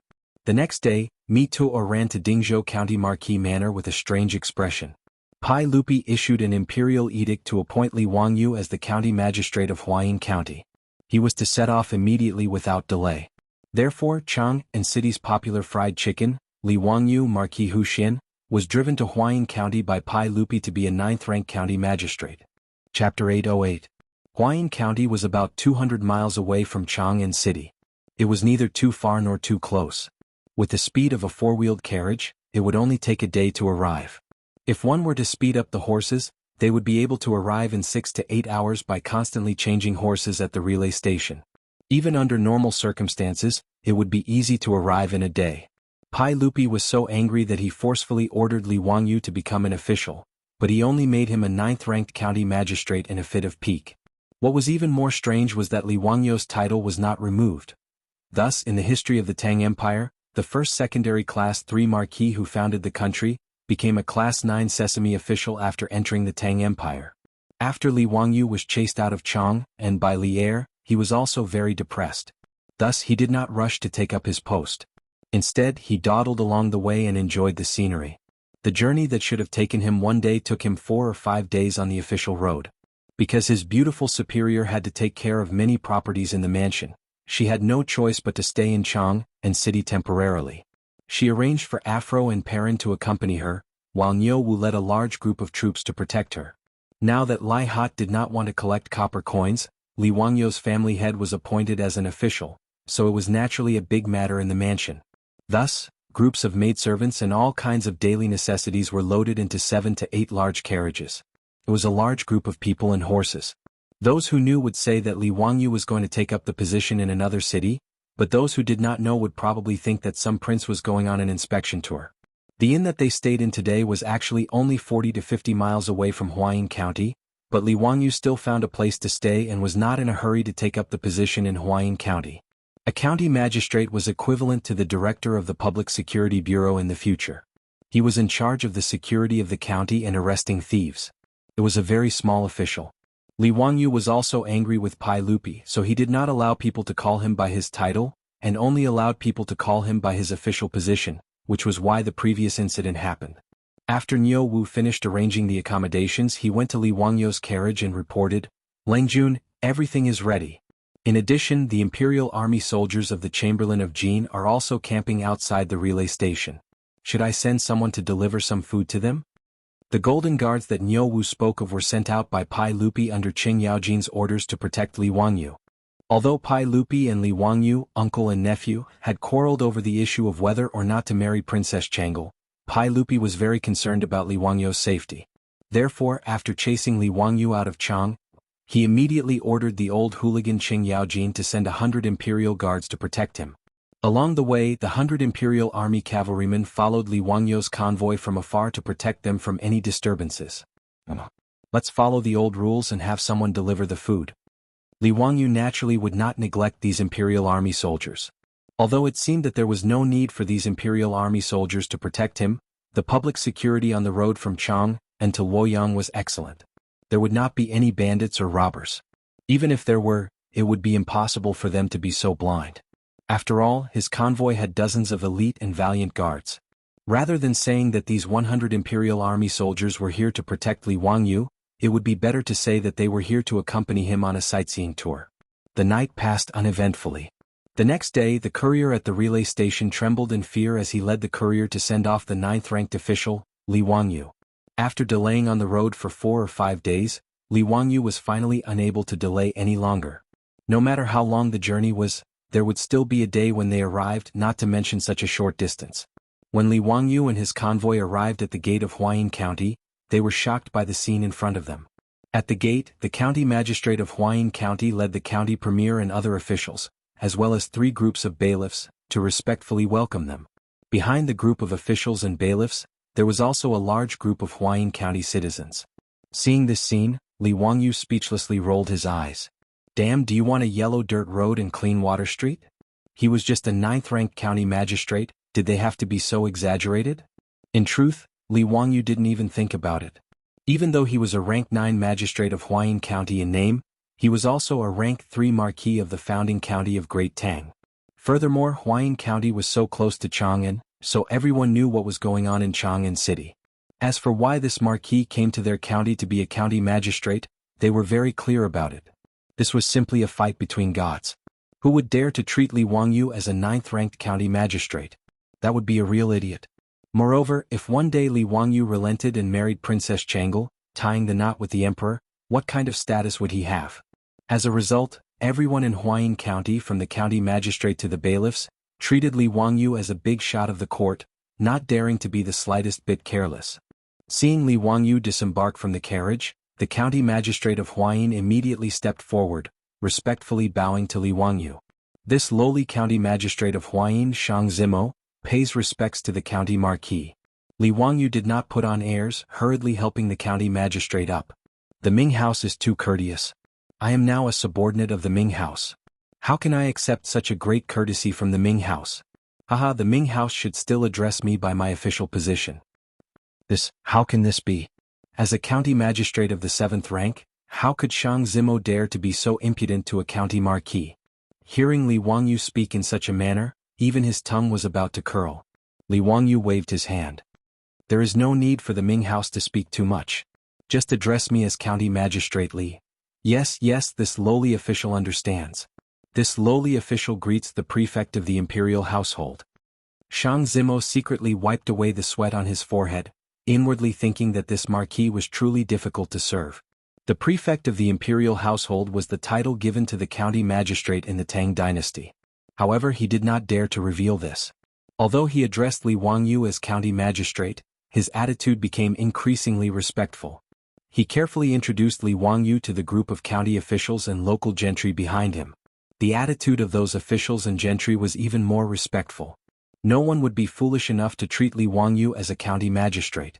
Although everyone followed Li Wangyu's request and changed their greetings, the prefect of the imperial household, their careful attitude made them seem like lackeys. Prefect of the imperial household, this lowly official has already ordered people to prepare food and wine for the prefect of the imperial household. This lowly official hopes that the prefect of the imperial household will grace us with your presence. Shang Zimo bowed and smiled. However, Li Wangyu waved his hand. How can I allow everyone to invite me? Niu Wu, is my residence ready? Niu Wu quickly replied, the housekeeper has already found a residence a few days ago and has already prepared it. That's good. Li Wangyu turned his head and smiled at Shang Zimo. I believe that the Ming house also knows that the delicacies and wine in my residence are famous in Chang'an. Therefore, instead of going to some restaurant, why don't I invite everyone to my residence? How can this be? Isn't this too disrespectful? Shang Zimo and the rest could not help but look at each other. They were supposed to welcome Li Wangyu back. How did it become a group of people going to the Lai Hot for a meal? However, Li Wangyu waved his hand domineeringly. All right, that's it. I'm not used to the drinks in the outer room. Let me be the host and invite the Ming residents and everyone here to try the culinary skills of my chef. Chapter 809. Since Li Wangyu had spoken, County Magistrate Shang Zimo and the other county officials naturally did not dare to say anything else. After apologizing once more, they followed Li Wangyu's instructions. Actually, whether it was Shang Zimo, the deputy of Huayin County, or the officials of Class 3 and Class 6, they were all cursing in their hearts. They were not cursing Li Wangyu. Instead, their resentment was directed towards Pai Lupi, who was sitting on the throne of Taiji Palace in Chang'an City. How bored must he be to send a marquis of the founding county of the Tang Empire to their medium-sized county to be a deputy county magistrate? How unreliable must he be to do such an unreliable thing? This was especially so for Shang Zimo and the county deputy. As the two most powerful people in Huayin County, they were even more speechless. How was this a deputy of Huayin County? This was more like an ancestor. Other high-ranking officials would only stop for a short while when they passed by Huayin County. However, this man was their subordinate in name. Shang Zimo felt that he was really lucky to have such a subordinate with such a status. However, while others were lucky, his ancestral grave was probably black. Shang Zimo was a 7th-grade county magistrate. To put it bluntly, his status in Chang'an City would probably be lower than the housekeeper of the Lord Protector's mansion. Shang Zimo was not wrong about this. In fact, he had overestimated his own status. Li Wangyu's old housekeeper, Li Heng, would be able to take a seat in the Duke's mansion. As for the 3rd and 4th grade officials in the imperial court, they would be extremely polite when they saw Li Heng. Shang Zimo was a 7th grade county magistrate. If he were to go to Chang'an City, he might not even be able to enter the mansions of the 3rd and 4th grade officials. Shang Zimo and the deputy of Huayin County wanted to hug each other and cry when they saw the dozens of troops following Li Wangyu and the group of imperial guards of Golden Guards. This was too much of a bully. However, both Shang Zimo and the deputy of Huayin County maintained their positions and attitudes. They would serve the man in front of them wholeheartedly. A group of people crowded around Li Wangyu's car and went straight into Huayin County. As for the 100 imperial guards, they also entered the city and headed straight for Huayin County's Jizong Manor. The decree they had received was to protect the Marquis of Huxin while he was in Huayin County. Without a decree, they would have to stay in Huayin County until Li Wangyu returned to Chang'an. Huayin County was a middle-class county with a population of less than 2,000 households. Therefore, the scale of the county was not large. However, Huayin County was the birthplace of the Yang clan under the heavens. There was a saying, the Yang clan under the heavens originates from Huayin, and the Yang clan of Huayin belongs to the East Palace. The former Sui Emperor Wen Yangjian was from Huayin. As such, the small Huayin County was quite lively. Li Wangyu dawdled on the road for a few days, but the steward of the Marquis' estate had already prepared a residence for his Langjun. After the steward of the Marquis' estate took a liking to a wealthy merchant's house, he immediately moved out and sold the house to the Marquis' estate of Huxian. Of course, the steward of the Marquis' estate was not one to bully others. As Li Wangyu did not lack copper coins, he increased the price by 30% according to the market price and gave the wealthy merchant enough copper coins. In the next few days, the four-wheeled carriages of Shunfeng Carriage Company traveled back and forth between Huayin County and Dingzhou Village. Like ants moving to a house, they transported all kinds of decorations and tools to the Marquis' estate in Huayin County. His beautiful superior even threw out a large amount of copper coins and recruited hundreds of craftsmen from Chang'an City. She directly sent them to Huayin County to renovate the house. After working day and night, Li Wangyu finally reached Huayin County after he was done dawdling on the official road. Within a few days, the Marquis' estate in the county had already been refurbished and everything was ready. While Li Wangyu was exchanging greetings with Shang Zimo and the rest, the accompanying maidservants and most of the troops had already entered the city to make preparations. By the time Li Wangyu and the rest arrived at his estate in Huayin County, everything was already prepared. Shang Zimo, the district deputy and the rest looked at the refurbished estate in front of them and were secretly shocked. They had been invited by the wealthy merchant to a banquet and had been guests at this estate before. Who would have thought that Noda's estate would completely change in just a few days? The newly painted red door had a plaque above it with the words Marquis Estate of Huxin written on it in gold. On both sides of the door, there were guards of the Marquis Estate who were dressed in martial attire and holding weapons in their hands. They looked like they were keeping strangers away. However, Li Wangyu was not satisfied and instructed Niu Wu, "Get someone to change this plaque. I am now the county lieutenant of Huayin County. Why does it say Marquis Estate? Aren't you afraid of being laughed at?" Niu Wu held back his laughter and nodded his head in agreement. However, Shang Zimo and the rest had a weird look on their faces as they thought to themselves, "Who is so blind to dare to laugh at this master?" Li Wangyu invited everyone into the estate. However, they heard the sound of hurried horse hooves coming from the streets. Everyone stopped and looked over. It was a few people wearing dark red official robes riding on horses. They were panting as they rushed over. Li Wangyu did not recognize them, but Shang Zimo and the rest did. Their expressions turned even weirder. There was no other reason other than the fact that the group of officials that came were the provincial governor and officials of Huazhou. Huayin County was under the jurisdiction of Huazhou. Huazhou was the central province of the Tang dynasty, and the provincial governor was a fourth-grade official position. Needless to say, the arrival of the Marquis of Huxin had even caught the news of the Huazhou provincial governor's arrival. He hurriedly brought all the officials of Huazhou over to greet Li Wangyu, the county lieutenant of Huayin County. Shang Zimo and the deputy beside him looked at each other. They could see the helplessness in each other's eyes. The provincial governor of Huazhou led all the officials of Huazhou to the front. He quickly got off his horse and respectfully greeted Li Wangyu. Everyone exchanged greetings and pleasantries. Li Wangyu naturally knew the purpose of these officials' visit and did not mind. He only smiled and invited everyone into the estate to take a seat in the main hall. With their superior around, Shang Zimo and the deputy district magistrate were squeezed to the back of the queue. As for the exiled officials from the 6th branch of the county yamen, they could only shrink to a corner and did not even dare to breathe loudly. In the main hall, the servants of the Marquis residence continuously brought in all sorts of delicacies and wine. The atmosphere gradually became lively. "Ming House, why did you move so far away? Come, sit over here." Li Wangyu saw Shang Zimo kneeling in a corner of the main hall and hurriedly called out to him. Shang Zimo squeezed out a smile that was uglier than crying. No need. You are too polite. This place is pretty good. He still had a discerning eye. The people sitting beside Li Wangyu were the provincial governor of Huazhou and the senior officials. Why should he, a mere county magistrate, go and join in the fun? Shang Zimo did not dare to sit beside Li Wangyu in consideration of his superiors, the provincial governor of Huazhou. However, Li Wangyu did not care so much. He stood up and walked to Shang Zimo's side and pulled him over. Ming House, you are my superior. How can you sit over there? If this were to spread, wouldn't others say that I do not know etiquette? Li Wangyu pulled Shang Zimo to his side. The moment he said this, Shang Zimo did not dare to say anything. He looked at the provincial governor of Huazhou and the senior officials who were sitting beside him. He was about to break out in cold sweat. "Marquis, can you not be like this?" Shang Zimo was still mourning for himself in his heart when he saw a servant of the Marquis residence rushing in to report. "Lang Jun, the Crown Prince and King Yu are here to visit." The moment he said this, the originally lively main hall suddenly became silent. Chapter 8:10. When Li Wangyu heard this, he was also a bit confused. Why were Li Qingqian and Li Tai here? Immediately, Li Wangyu's face was filled with anger. "Summon the two of them in." When he said this, everyone in the hall, including the Huazhou provincial governor and chief clerk, was even more stunned. Many people's mouths were so wide open that eggs could be stuffed in. The Crown Prince and His Highness King Yu had personally come to Huayin County. This was already shocking enough.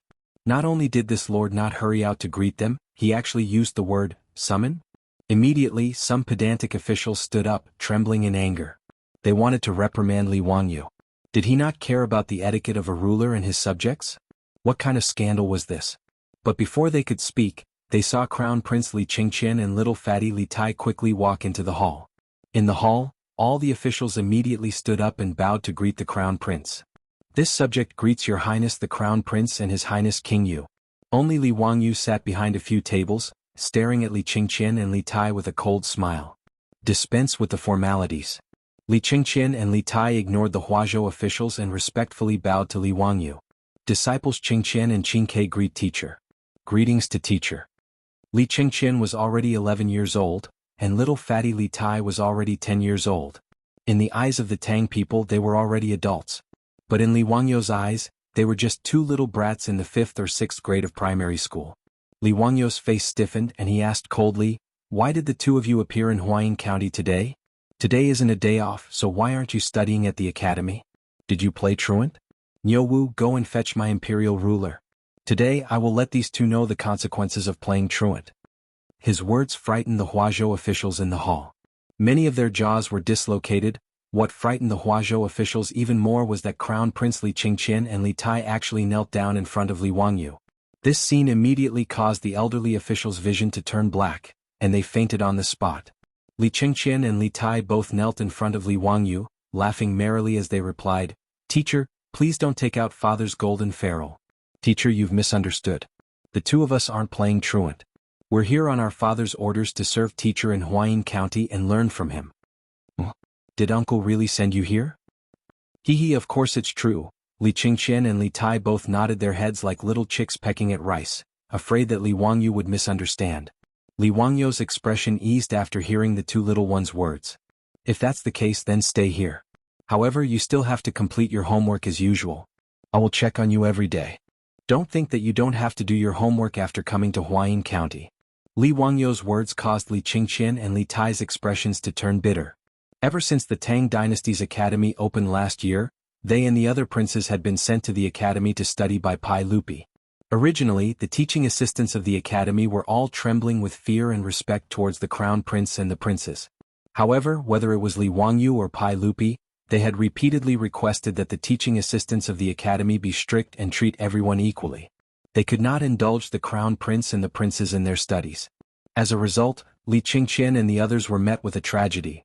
After all, the children who were able to study in the academy, other than the children of officials who had spent a large amount of money to enter the academy, were all carefully selected by Li Wangyu. They were all talented and intelligent people. Although Li Qingqian and Li Tai had received the best education since they were young, their starting point was much higher than the other children. However, the other children, especially the children of ordinary families, greatly treasured this learning opportunity that was hard to come by. All of them studied very hard. In less than a year, Li Qingqian and Li Tai's results in the academy exam could only be ranked in the middle of the 500 or so children in the academy. Although Pai Lupi was the emperor, he was also a parent. Under the competitive mentality of a parent, Pai Lupi immediately felt very displeased. How could the son of the emperor's first wife not be able to learn better than a group of farm workers' children? Even if the uncle could tolerate it, the aunt could not. Thus, whether it was Pai Lupi or Empress Zhang's son, their requirements for Li Qingqian and Li Tai became increasingly harsh. Their daily homework also became increasingly heavy, causing the princes to complain incessantly. Even Li Qingqian and Li Tai's daily homework gave them headaches. They had originally thought that the two of them would be temporarily liberated from their trip to Huayin County, but they did not expect Li Wangyu to pour a bucket of cold water over their heads. Yes, your disciples understand. Li Qingqian and Li Tai replied weakly. When they thought of so much homework, the two of them felt their teeth itch. Li Wangyu, however, did not care about their thoughts. In any case, he had been tortured by homework since he was young. Now that it was his turn to torture others, how could he easily let it go? Seeing Li Qingqian and Li Tai's displeasure, Li Wangyu felt very pleased. As expected, happiness was built on other people's pain. Actually, Li Qingqian and Li Tai had come to Huayin County with a mission. Li Wangyu had fallen out with Pai Lupi because of Changle's matter. In a fit of anger, Pai Lupi sent him to a remote and desolate place to be a county magistrate. However, this caused Li Qingqian and Li Tai to be in a difficult position. On one side was their teacher, and on the other was their younger sister, the emperor, and their mother. No matter how they chose, they would be wrong. Of course, from the bottom of their hearts, they naturally hoped that their teacher would be obedient and marry their younger sister Changle. In this way, their teacher would become their brother-in-law. Wow! Just thinking about it made Li Qingqian and Li Tai excited. Therefore, on the way to Huayin County, Li Qingqian and Li Tai discussed that they had to find a way to persuade Li Wangyu to agree to this marriage. In fact, this was also the intention of Pai Lupi and Empress Zhang's son. Before the two of them left the palace, Empress Zhang's son had called them into Li Main Hall and instructed them for a long time. The meaning behind her words was naturally for them to think of a way to persuade Li Wangyu. However, in front of Li Wangyu, the two of them were smart and did not reveal their inner thoughts. They behaved rather obediently. Li Wangyu glanced at them and scolded jokingly, "All right, stop pretending to be naive. Come and pour wine for your teacher." Li Qingqian and Li Tai hurriedly answered with a smile. They got up from the ground and ran to Li Wangyu's side. One on the left and one on the right, they served him attentively. Those old officials who had fainted were pinched and splashed with cold water by the people around them. When they finally woke up, they looked up and saw the crown prince and the king of Yu serving Li Wangyu. They could not help but cough again. Their vision turned black and they fainted again. In the hall, all the officials of Huazhou did not dare to make a sound. They all did not know what to do. The county magistrate of Huayin County and the provincial governor of Huazhou, who were sitting on the left and right of Li Wangyu, felt as if they were sitting on pins and needles. They were in incomparable pain. Chapter 8:11. Shang Zimo only felt his heartbeat quicken. He felt as if he was about to faint. He was merely a 7th-ranked county magistrate. Being below the founding county marquis was already difficult for him.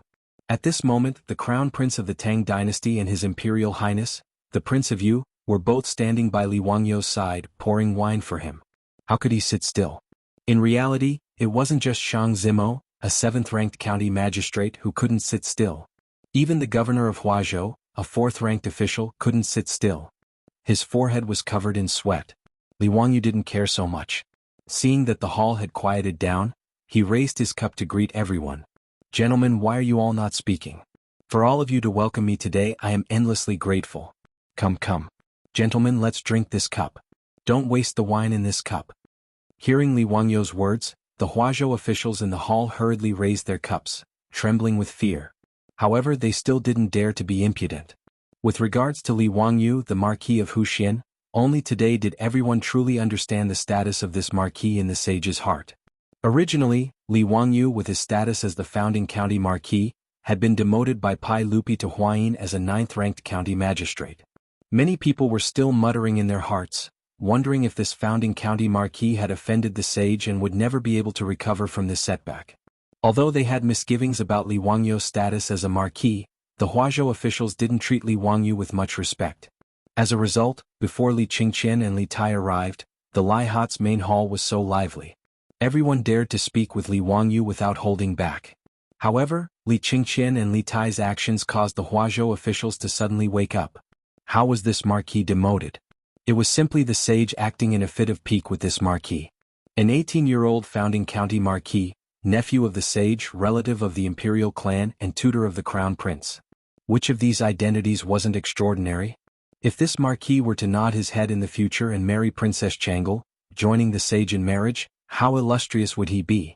Perhaps even the princes, dukes in the imperial court would have to be courteous to this master, right? Those pedantic officials had originally wanted to stand up in front of the crown prince because of Li Wangyu's disrespect towards the crown prince. But now they were all terrified. Fortunately, he didn't have time to make a sound. Otherwise, he wouldn't even know how he died. In the Lai Hat, Li Wangyu's welcome banquet made the Huazhou officials feel as if they were walking on thin ice. When the banquet finally came to an end, the Huazhou provincial governor and the chief of staff hurriedly got up and left. Shang Zimo stood up and wanted to leave, but Li Wangyu grabbed his arm. "Where are you going to Ming House?" "Ah, why don't you stay in my residence today, and we can continue to drink and chat merrily. I'm a county magistrate, but I don't know how to perform my duties. Please teach me Ming House." "Oh no, you're exaggerating." Shang Zimo was about to cry. "Lord, can you stop fooling around? Who's so stupid to treat you as a county magistrate? Huayin County is only a middle county, and the law and order in this county has always been good. You don't have to worry. If there's anything, I and the county deputy will handle it." Shang Zimo carefully organized his words, afraid that he would anger the marquis. Li Wangyu waved his hand disapprovingly. "How can that be? Since I'm the county magistrate of Huayin County, I'm naturally in charge of arresting bandits and maintaining the law and order of the county. Ming House, don't worry, I'll take up the post tomorrow." Shang Zimo opened his mouth but didn't know what to say. He prayed in his heart that if this marquis really became a county magistrate, nothing would happen. Otherwise his heart disease would really act up. The night passed silently. The next morning, Li Wangyu changed into a light green rank 9 official robe and went to the county magistrate of Huayin County. To be honest, Li Wangyu was actually a little excited about being a county magistrate. To him, being the director of a county's public security bureau was quite interesting. Catching criminals, solving cases, and catching murderers. Such fun things could only be seen on television in his past life. Li Wangyu had seen Detective D. Renjia from start to end. In the future he could also say, "Niu Wu, what do you think of this?" Wow! Just thinking about it made Li Wangyu feel very excited. He had completely treated being a county magistrate as a life experience. The county magistrate of Huayin County had a brand new look. Since ancient times, officials didn't build their own offices. The Along the River during the Qingming Festival painting had drawn over 100 buildings. In the painting there was a 3-room bungalow at the entrance of the city. It was the only government office in the Along the River during the Qingming Festival painting, the tax office. However, this tax office looked very simple and was similar to a normal residence. It was much inferior compared to the restaurants and shops along the streets. If a local official built an office without permission, he would be impeached and punished. However, the county magistrate of Huayin County today was different. Not only was the originally modeled door repainted, the dilapidated walls were also repainted with lime. The county magistrate was also cleaned clean. Not to mention rubbish, there wasn't even a speck of dust left. This was naturally the result after the banquet last night. Shang Zimo and the county magistrate had spent the night looking for craftsmen and urged all the officials and the county magistrate to clean the place overnight. Although officials didn't build their offices, it depended on the timing. The Crown Prince and King Yu had both arrived at Huayin County. If they were to accompany that lord and come to the county magistrate to take a look, what would happen if the county magistrate came to take a look? Shang Zimo also believed that no one would be so blind as to impeach him over such a matter. When Li Wangyu left for the county magistrate to work, it was a little scary. Li Qingqian and Li Tai insisted on following Li Wangyu. Not only was Li Wangyu curious about working in the county magistrate's office, Li Qingqian and Li Tai were also curious about it. Naturally, the two of them wouldn't let go of such a fun opportunity. When Li Wangyu took up his post in Huayin County, Pai Lupi sent out 100 Jin Wu guards to protect him. Needless to say, his two sons were even more so. The imperial guards and palace guards that followed Li Qingqian and Li Tai were no less than 1,000 people. The small Huayin County naturally couldn't accommodate so many imperial guards. Hence, most of the imperial guards were stationed outside the county. Even so, there were still 100 imperial guards that followed Li Qingqian and Li Tai. Beside Li Wangyu, there were naturally more than 10 guards led by Niu Wu. It wasn't that Li Wangyu was arrogant. It was just that as the county magistrate who founded the country, he should have his own guards. Therefore, when Li Wangyu and his entourage arrived at the gate of Huayin County under the protection of over 100 troops and imperial guards, the bailiffs of Huayin County were terrified. Was this lord really here to take up his post? Huayin County was only a middle county. There were only 30 to 40 guards in the county magistrate's office. Looking at the tall and sturdy troops and imperial guards behind Li Wangyu, the calves of many Yamen runners began to tremble. Chapter 8:12. The county magistrate, Shang Zimo, led all the officials in the county office to welcome Li Wangyu and his entourage into the county hall. Everyone exchanged greetings for a while. Huayin County may not be big, but the county magistrate, deputy and county lieutenant all had their own office. Li Wangyu was led into a spacious office by Shang Zimo. He looked around and nodded his head in satisfaction. Haha, thank you for your hard work in the Ming house. What should I do next? Shang Zimo secretly wiped the sweat off his forehead. This office was the most spacious in the county office. It used to be his office, but it was cleared out last night. As the county magistrate, he had to work in the office of the county lieutenant. Shang Zimo did not feel wronged, but he was afraid that Li Wangyu would not be satisfied. Hearing Li Wangyu's question, he quickly explained in detail. In the county office there were 3 classes and 6 offices. The military and disciplinary offices, as well as the strong and quick offices, were all under the jurisdiction of Li Wangyu, the county lieutenant. Although the county office was small, the 6 offices corresponded to the 6 departments of the imperial court. The military office was in charge of military affairs, while the disciplinary office was in charge of law enforcement and prison litigation. There were 3 classes of Yamen runners. The soap class was in charge of maintaining order in the county office. The strong and quick offices were in charge of arresting and guarding. Li Wangyu's understanding was that the soap class was for the bailiffs, the quick office was for the criminal police, and the strong office was for the armed police. In Huayin County, the only officials with ranks were Li Wangyu, Shang Zimo, and the county lieutenant. The other 6 offices were just exiled officials and official officials. As Li Wangyu was the third in command of the county office, all the Yamen runners and leaders came forward to greet him. No one who hung around in the county government was a fool. No one would take Li Wangyu as a county magistrate. In addition, Crown Prince Li Qingqian and Prince of Yu Li Tai were standing behind Li Wangyu as a deterrent. Therefore, all the officials in the county government came forward to salute Li Wangyu respectfully and did not dare to breathe loudly. They were so cautious that they almost burned 3 sticks of incense and worshipped Li Wangyu like a bodhisattva. After the ruckus, Li Wangyu led Li Qingqian and Li Tai to his office. Niu Wu led a group of troops, as well as the palace guards beside Li Qingqian and Li Tai. They surrounded the office so tightly that not even a drop of water could trickle through. Shang Zimo and the district deputy were like subordinates. They stood in Li Wangyu's office, waiting for Li Wangyu's orders. Ming House, go ahead if you have something to do. You don't have to wait for me here. You two are my superiors. Ah, don't be like this. Li Wangyu laughed. Yes. This lowly official only wishes to see if there are any other requests from the Imperial Financial Affairs Bureau. Ming House, there is no need to be so courteous. We will be together for a long time. In the future we will certainly trouble Ming House. Shang Zimo sighed in his heart. Thinking of how long Li Wangyu, this marquis, would remain as a county magistrate in this tiny Huayin county, he had the impulse to tie Li Wangyu up and send him directly to Chang and to marry Princess Changle. In reality, when news had first spread from Chang, and that Pai Lupi wanted to betroth Princess Changle to Li Wangyu, there had been many voices of opposition from all levels of society. The reason was simple. Since ancient times, China had emphasized that those with the same surname should not marry. Moreover, Li Wangyu and Princess Changle were of the same surname and lineage. Since the Zhou dynasty, those with the same surname should not marry. Even in the Tang dynasty, the laws of the Tang dynasty stipulated that those with the same surname should be married as disciples for 2 years. Those with the same surname and lineage should be punished for adultery. Thus, Pai Lupi wanting to have Li Wangyu marry his daughter was in reality a complete mess. For the sake of this marriage, not only did Li Wangyu vehemently oppose it, Wei Zheng, that goat-nosed official, was about to spit all over Pai Lupi's face. However, Pai Lupi did not care at all.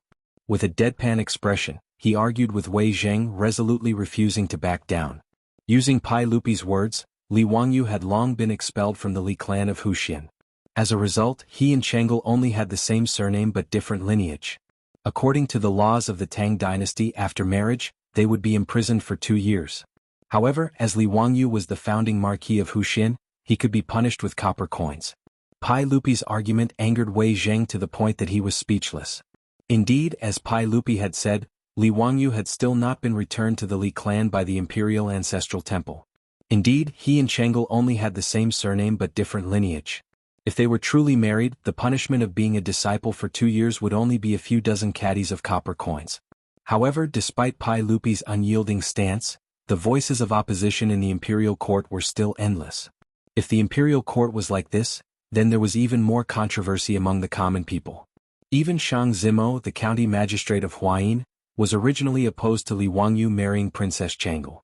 Naturally, his reason was that people with the same surname should not marry. As a result, Li Wangyu, the Marquis of Huxian, was resolutely opposed.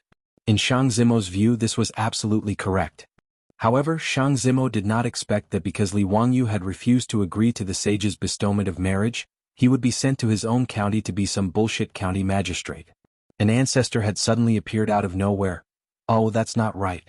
Looking at the crown prince and the prince of Yu behind Li Wangyu, those were 3 ancestors. 3 ancestors had suddenly appeared above Shang Zimo's head. No matter who it was, no one would be able to accept this. As a result, how could Shang Zimo care about such bullshit reasons as people with the same surname should not marry? He could only silently pray that the man before him would quickly return to Chang and marry Princess Changle. Shang Zimo's way of thinking was a classic example of how one's position determined one's head. Originally, whether Li Wangyu married Changle or not had nothing to do with him. Naturally, he could stand on the moral high ground and criticize as he pleased. However, when this matter affected him, Shang Zimo did not hesitate to change his stance and attitude. How could Li Wangyu know that the county magistrate by his side had so many inner thoughts? At this moment, Shang Zimo only felt a sense of novelty. He wished that some strange and unresolved cases would immediately appear, allowing him, the county magistrate, to display his abilities and solve the cases and arrest the suspects.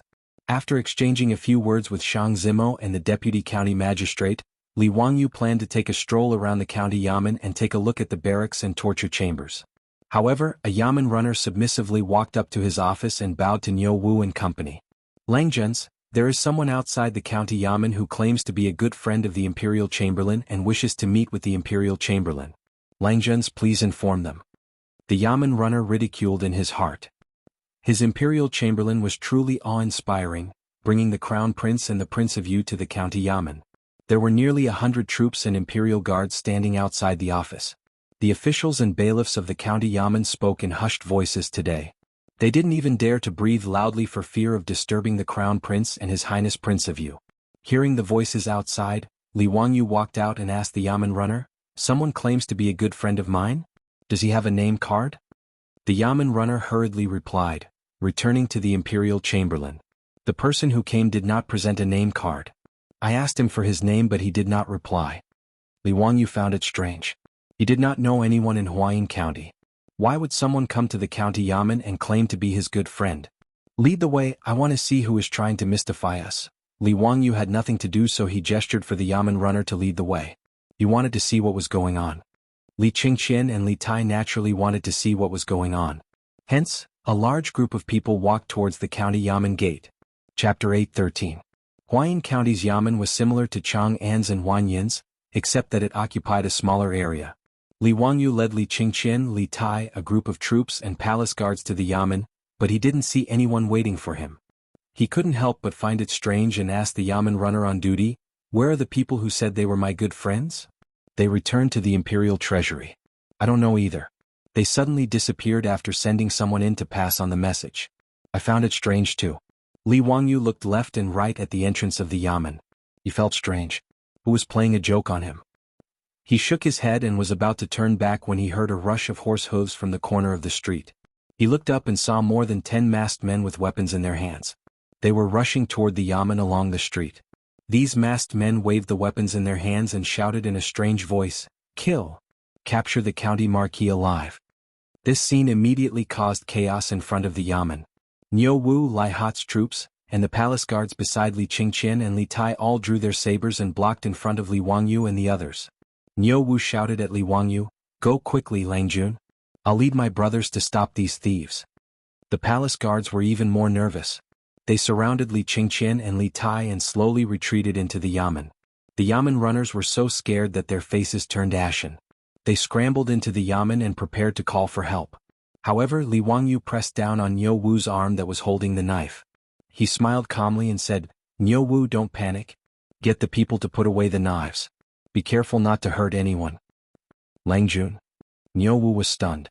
He didn't understand Li Wangyu's meaning. The surrounding troops also looked at each other. They didn't know what was going on. These thieves of unknown origin were about to kill them, but their Langjun was telling them to put away their sabers? Li Wangyu separated the troops in front of him and strode out. Niu Wu quickly went forward and wanted to pull him back. "Ha, Niu Wu, don't panic. Watch how I deal with them." Li Wangyu laughed and waved at Niu Wu. He turned his head and shouted at the masked men, "Brother Chumo, have you played enough?" "What?" This group of masked men were Cheng Chumo and his group? Niu Wu and the group of extremely nervous troops were all dumbfounded. They looked stupidly at the slow horses that were trotting over. Following Li Wangyu's shout, the masked men on horseback were also stunned. They pulled on the reins and looked at each other. Then one of the masked men tore off the black cloth covering his face, revealing a rough face that resembled Qing Yaojin. "It's Chumo's face. You bastard, how did you know it was us?" "Motherf asterisk her, I said this guy is as smart as a monkey. I can't scare him at all." Cheng Chumo dismounted and muttered loudly. The other masked men on the horses also pulled off the black cloth on their faces. They were Fang Yai, Chai Lingwu, Yuchi Baolin and the others. "That's right. How did you know it was us at a glance?" "It must be Brother Chumo's broken voice. I told you not to make a sound." "Bullshit, I just pinched my throat and shouted. I don't believe Zio can recognize it." Cheng Chumo was very dissatisfied with the pig teammate's behavior of shifting the blame. Obviously, this group of foppish men had nothing better to do. They wanted to pretend to be villains and attack the county government to scare Li Wangyu. Li Wangyu laughed and said, "You bastards, do you think I can't recognize you just because you cover your faces with a black cloth? Please, if you want to pretend to be villains, can't you be more professional?" He pointed at the foppish men's clothes and scolded jokingly, "How can there be villains wearing brocade clothes to assassinate people? Are they that flashy? And the few of you, can't you be more attentive and take off the jade sachets from your waists?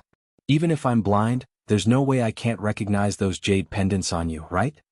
The foppish men looked at each other and couldn't help but laugh. Of course, more importantly, Li Wangyu looked at the foppish men and wondered if he would lower his IQ if he knew this group of idiots. More importantly, can you not wear sunglasses when you pretend to be villains?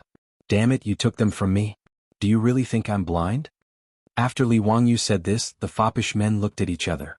Everyone was wearing a pair of extremely flashy crystal sunglasses on the bridge of their noses. The foppish men were crying because of their own stupidity. This was really embarrassing. Ching Chumo didn't care at all. He walked up casually and gave Li Wangyu a bear hug. "Wah, Zio, your brothers are here to see you. Are you touched?" I was just joking with you just now." Li Wangyu naturally knew that this group of bastards wanted to scare him. He rolled his eyes and suddenly shouted at the group of palace guards who had just put away their she-blades and his own troops, "Come, arrest all these villains." The palace guards and troops were stunned. Arrest a group of dukes? What kind of game was he playing?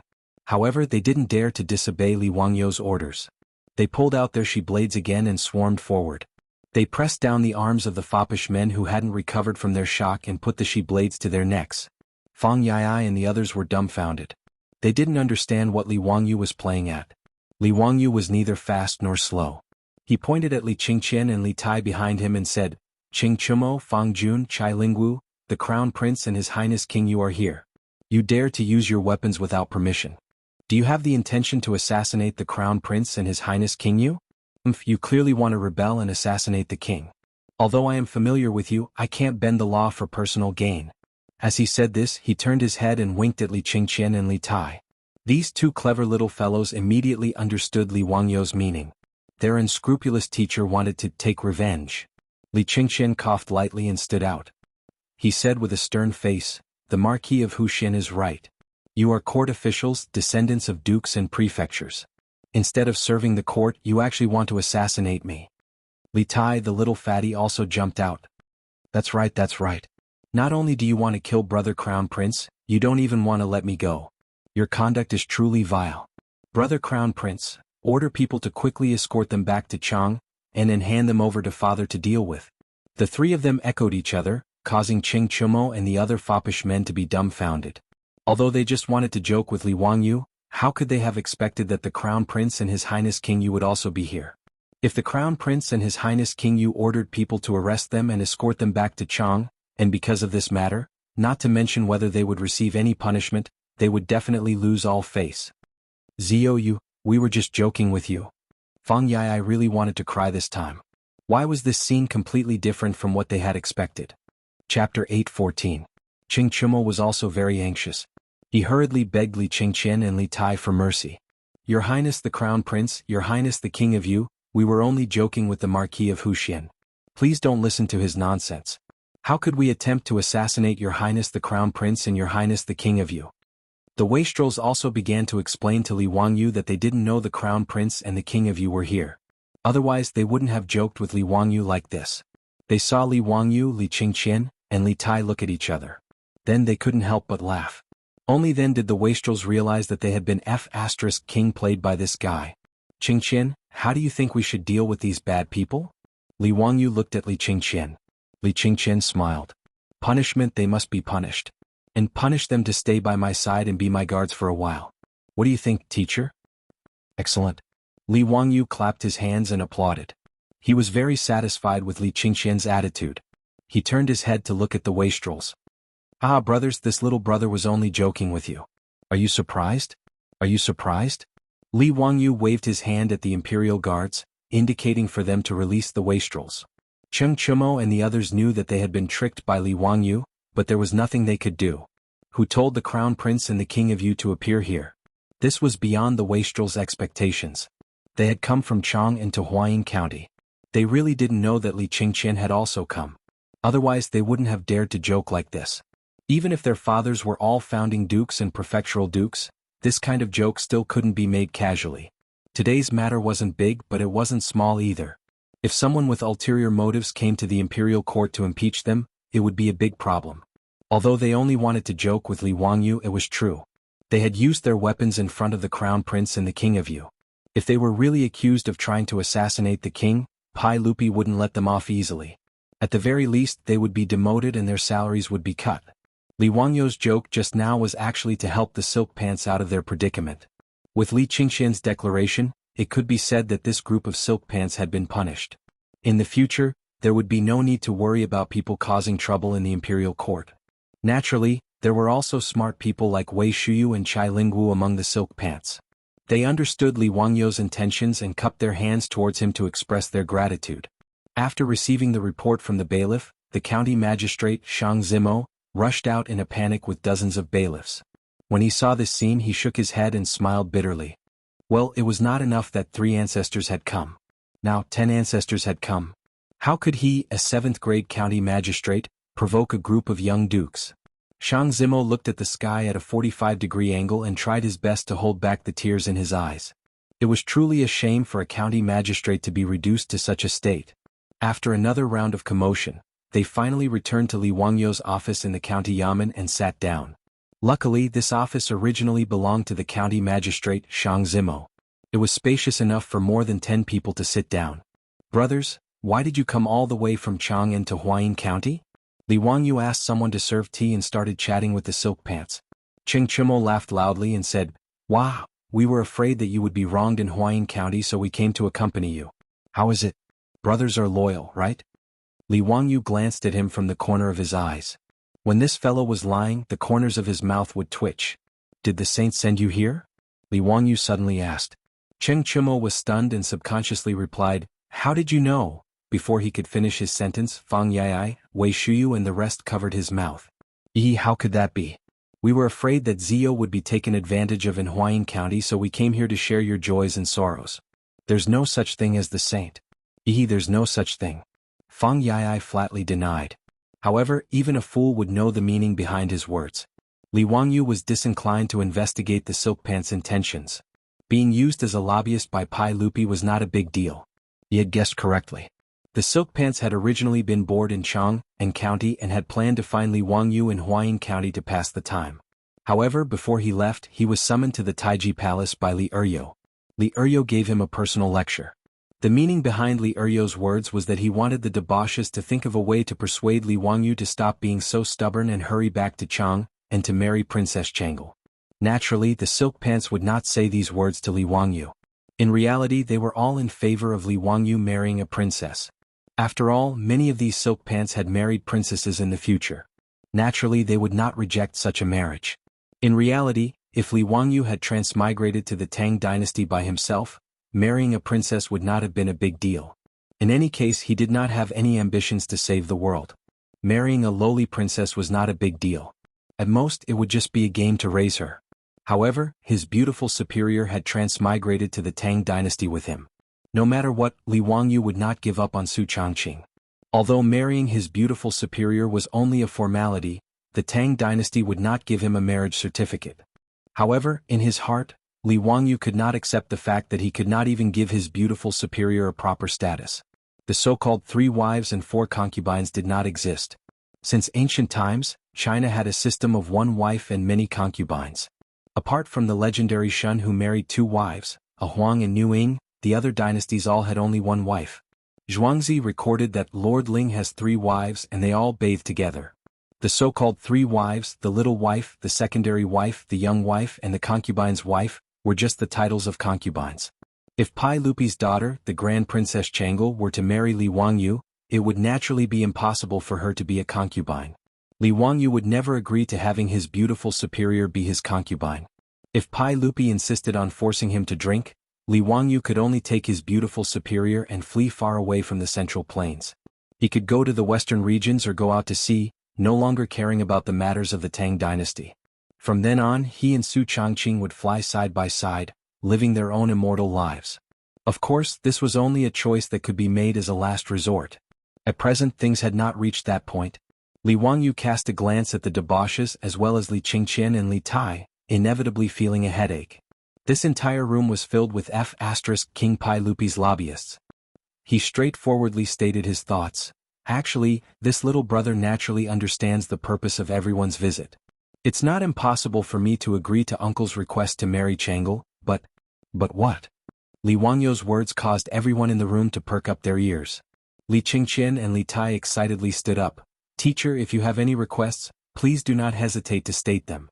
Li Wangyu unhurriedly extended 2 fingers, waving them in front of everyone's eyes, a Huang and New Ying. With these words, apart from the 3 Qing brothers, the Yuqi twins and Niu Jingping, everyone else was dumbfounded. Chapter 8:15. Li Qingqian and Li Tai looked at each other, not knowing what to say about their teacher. In reality, the 2 of them were ridiculing their teacher in their hearts. His skin was too thick. He actually wanted to learn from Shun and marry 2 wives. "Teacher, were you not afraid that these words would reach Father's ears? In a fit of rage, Father would carry a 40-meter-long saber and hunt you down in Huayin County, chopping you into mincemeat?" The debauches were even more silent. Each and every one of them looked at Li Wangyu with eyes full of worship. You really dared to think and speak too much. Seeing that no one was speaking, Cheng Chumo and the others could not help but become anxious. Pushing Wei Shuyu, he asked, "What is the meaning of this? Why aren't you speaking?" Wei Shuyu glared at him unhappily. "It's just that Zio wants the sage to agree. He wants to be like Shun, marrying 2 wives at the same time." "Marrying 2 wives is good." Cheng Chumo had not yet reacted. Carelessly he said, "The more wives one has, the more children one will have. Zio after marrying Princess Changle then." Cheng Chumo suddenly stopped talking. He finally realized why everyone else was silent. He silently gave Li Wangyu a big thumbs up. "You're awesome. You actually want to marry another wife at the same time as marrying Princess Changle? You want the emperor to put his face where he is?" Only Li Wangyu dared to say these words. If it were anyone else, they would have been beaten to death long ago without the need for Pai Lupi to make a move. After Li Wangyu put forward these conditions, the entire room of lobbyists fell silent. Even Li Qingqian and Li Tai were very smart. They did not intend to get involved in this matter, leaving it to the wise and mighty Pai Lupi to make the final decision. The debauches felt that they had completed the task given to them by Pai Lupi. They were disinclined to care too much, peacefully staying in Huayin County to eat, drink and play. Li Wangyu's conditions finally reached Pai Lupi's ears in the Taiji Palace in Chang'an. After being stunned for a while, Pai Lupi flew into a rage and smashed many bottles and jars in the legislative hall. He was even about to order the cavalry department to capture that bastard Li Wangyu and throw him into prison. Fortunately, after Empress Zhang Sun learned of this matter, she rushed over in time to appease the furious Pai Lupi. Guanyin maid, "Look, what is this scoundrel saying? I want to betroth my most beloved Changle to him, but he dares to raise conditions for me. Huang Vine? I didn't." Pai Lupi suddenly realized that he had said something wrong and hurriedly stopped. He glanced guiltily at Empress Zhang Sun beside him. Empress Zhang Sun acted as if she didn't hear him. "Erling, let's put this matter aside for the time being. Anyway, Changle is still young. Don't worry." Humph, in short, if that scoundrel is so stubborn, then he can stay in Huayin County for the rest of his life. I don't want to see him. In fact, Empress Zhang Sun was also annoyed by Li Wangyu's greedy request. She naturally understood why Li Wangyu made such a request. Obviously it was for Su Changqing. Empress Zhang Sun also admitted that Su Changqing was very outstanding and a rare woman in the world. However, Empress Zhang Sun was not willing to have the same status as her most beloved daughter. The two in-laws had the same idea about this matter. Not to mention how annoyed Pai Lupi was in Chang, and Li Wangyu was having a good time in Huayin County. Crown Prince Li Qingqian, little fatty Li Tai, and a group of playboys all lived in his mansion in Huayin County. After Li Wangyu went to the county yamen and worked for a few days, he felt really bored. The law and order in Huayin County were really good. After a few days there were only trivial matters. The strange and important cases that he was looking forward to did not appear at all. Even the trivial matters were all dealt with by the county magistrate Shang Zimo and the county deputy. They did not dare to bother him, the county marquis who founded the country. Li Wangyu was so bored that he did not even bother to go to the county office. Every day he looked for entertainment with the playboys to pass the time. However, Huayin County was not as fun as Chang'an. In a few days they had visited all the big and small places in the county. "Zio, this Huayin County is so small. It's really boring." Cheng Chumo sat in the main hall of his mansion and complained as he called for the maidservants to bring iced wine. Li Wangyu also felt bored. He thought for a while and said, "Brothers, Huayin County is not far from Tang Pass and is even closer to Mount Hua. Why don't we go to Tang Pass or visit Mount Hua?"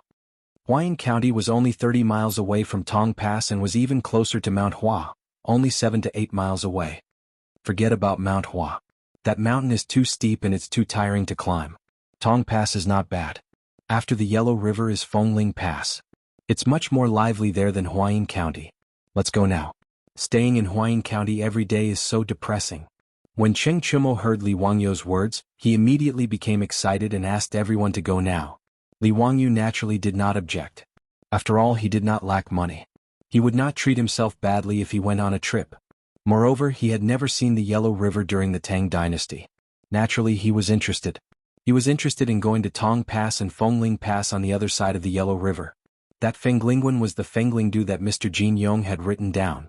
That was where Yang Guo and Guisiang met again. When they first met at Fengling Pass they fell in love.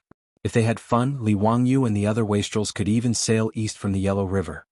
During the Tang dynasty, not only could the Yellow River be sailed, but the Yellow River was also very important to the Tang dynasty. An endless supply of food was transported through the Yellow River. The boats could also go upstream to Chang'an. The wastrels naturally did not object to this suggestion. They were already tired of staying in Huayin County. Li Wangyu and the others were about to leave when they were stopped by Li Qingqian and Li Tai. "Teacher, we want to go too." Li Wangyu could not help but turn his head. "Bringing the crown prince and the king of you to play? If Pai Lupi found out, would he be unlucky?" More importantly, these two little fellows were of noble status. They were surrounded by countless palace guards at all times. Now that the two of them were staying in his residence, the palace guards had already surrounded it. Even a fly would not be able to get in. If he really brought them out to play, there would be a large group of guards behind them. What fun would that be? Thinking of this, Li Wangyu immediately shook his head like a rattledrum. No. You two stay in the residence and study. Or you can go back to Chang'an." Li Qingqian and Li Tai looked at each other and shook their heads. "We will not go back to Chang'an. We will stay with our teacher." They were not stupid. If they went back to Chang'an, they would definitely go back to the academy to study. In comparison, it was more comfortable to stay in Huayin County. Li Wangyu had said that they had to study by his side. However, he was actually a lazy person. How could he teach Li Qingqian and Li Tai? Moreover, during this time, Li Wangyu was busy playing with the wastrels. Li Qingqian and Li Tai did not have to study. They were naturally happy. Therefore, Li Qingqian and Li Tai did not want to go back to Chang'an. Chapter 8:16. Not going back to Chang'an? Then stay in the manor and study. I'll be back in 2 days. The two little ones looked at each other and shook their heads again like rattledrums. "No, we have to follow wherever the master goes. Be good and listen to me. Stay in my manor. I'll bring you gifts when I come back." Li Wangyu coaxed Li Qingqian and Li Tai like he was coaxing children. However, he didn't consider that the children of the Tang dynasty were different from the children of later generations. Although Li Qingqian and Li Tai were 11 and 10 years old, they were like little adults. They were quite precocious. After all, when Pai Lupi married Empress Zhang's son, he was only 12 years old. Li Wangyu's words could coax the children of later generations. However, if he wanted to coax Li Qingqian and Li Tai, it was simply wishful thinking. Li Qingqian rolled his eyes and actually threatened. "If teacher isn't willing to take us, we'll tell father that teacher is a county magistrate who doesn't do proper work and neglects official duties. All he does is eat, drink and play." When Li Wangyu heard him say this, he was so angry that his nose was almost crooked. He didn't care about Li Qingqian's identity as the crown prince. He directly reached out and twisted Li Qingqian's ear. "Fine, I'll teach you this unfilial son. You actually want to tell on me? Do you believe that I won't expel you from the sect? Besides, do you think I'm afraid of you snitching? It's best if you tell your father to remove me from this bullshit county magistrate position. I can't even thank you enough." Li Wangyu was a man without desires. He didn't want to be an official at all, let alone a position as small as a county magistrate. Wasn't it good for him to stay in Dingzhou village eating, drinking and playing? Li Qingqian saw that his strategy was ineffective and hurriedly begged for mercy. It hurts. Teacher, please let go. This disciple was wrong." Li Wangyu naturally wasn't really angry. He was just teasing the two little ones. He let go and laughed. "If you dare to deceive your teacher again, I'll teach you a lesson." Li Qingqian rubbed his ear and simply changed his strategy. He learned from his younger sister Changle and acted spoiled. "Teacher, please take us." Li Wangyu felt goosebumps all over his body. "Stop. Speak properly. Don't make fun of Changle." "Teacher, don't even think about leaving me and Qin Ke behind to play with Cheng Chumo and the others."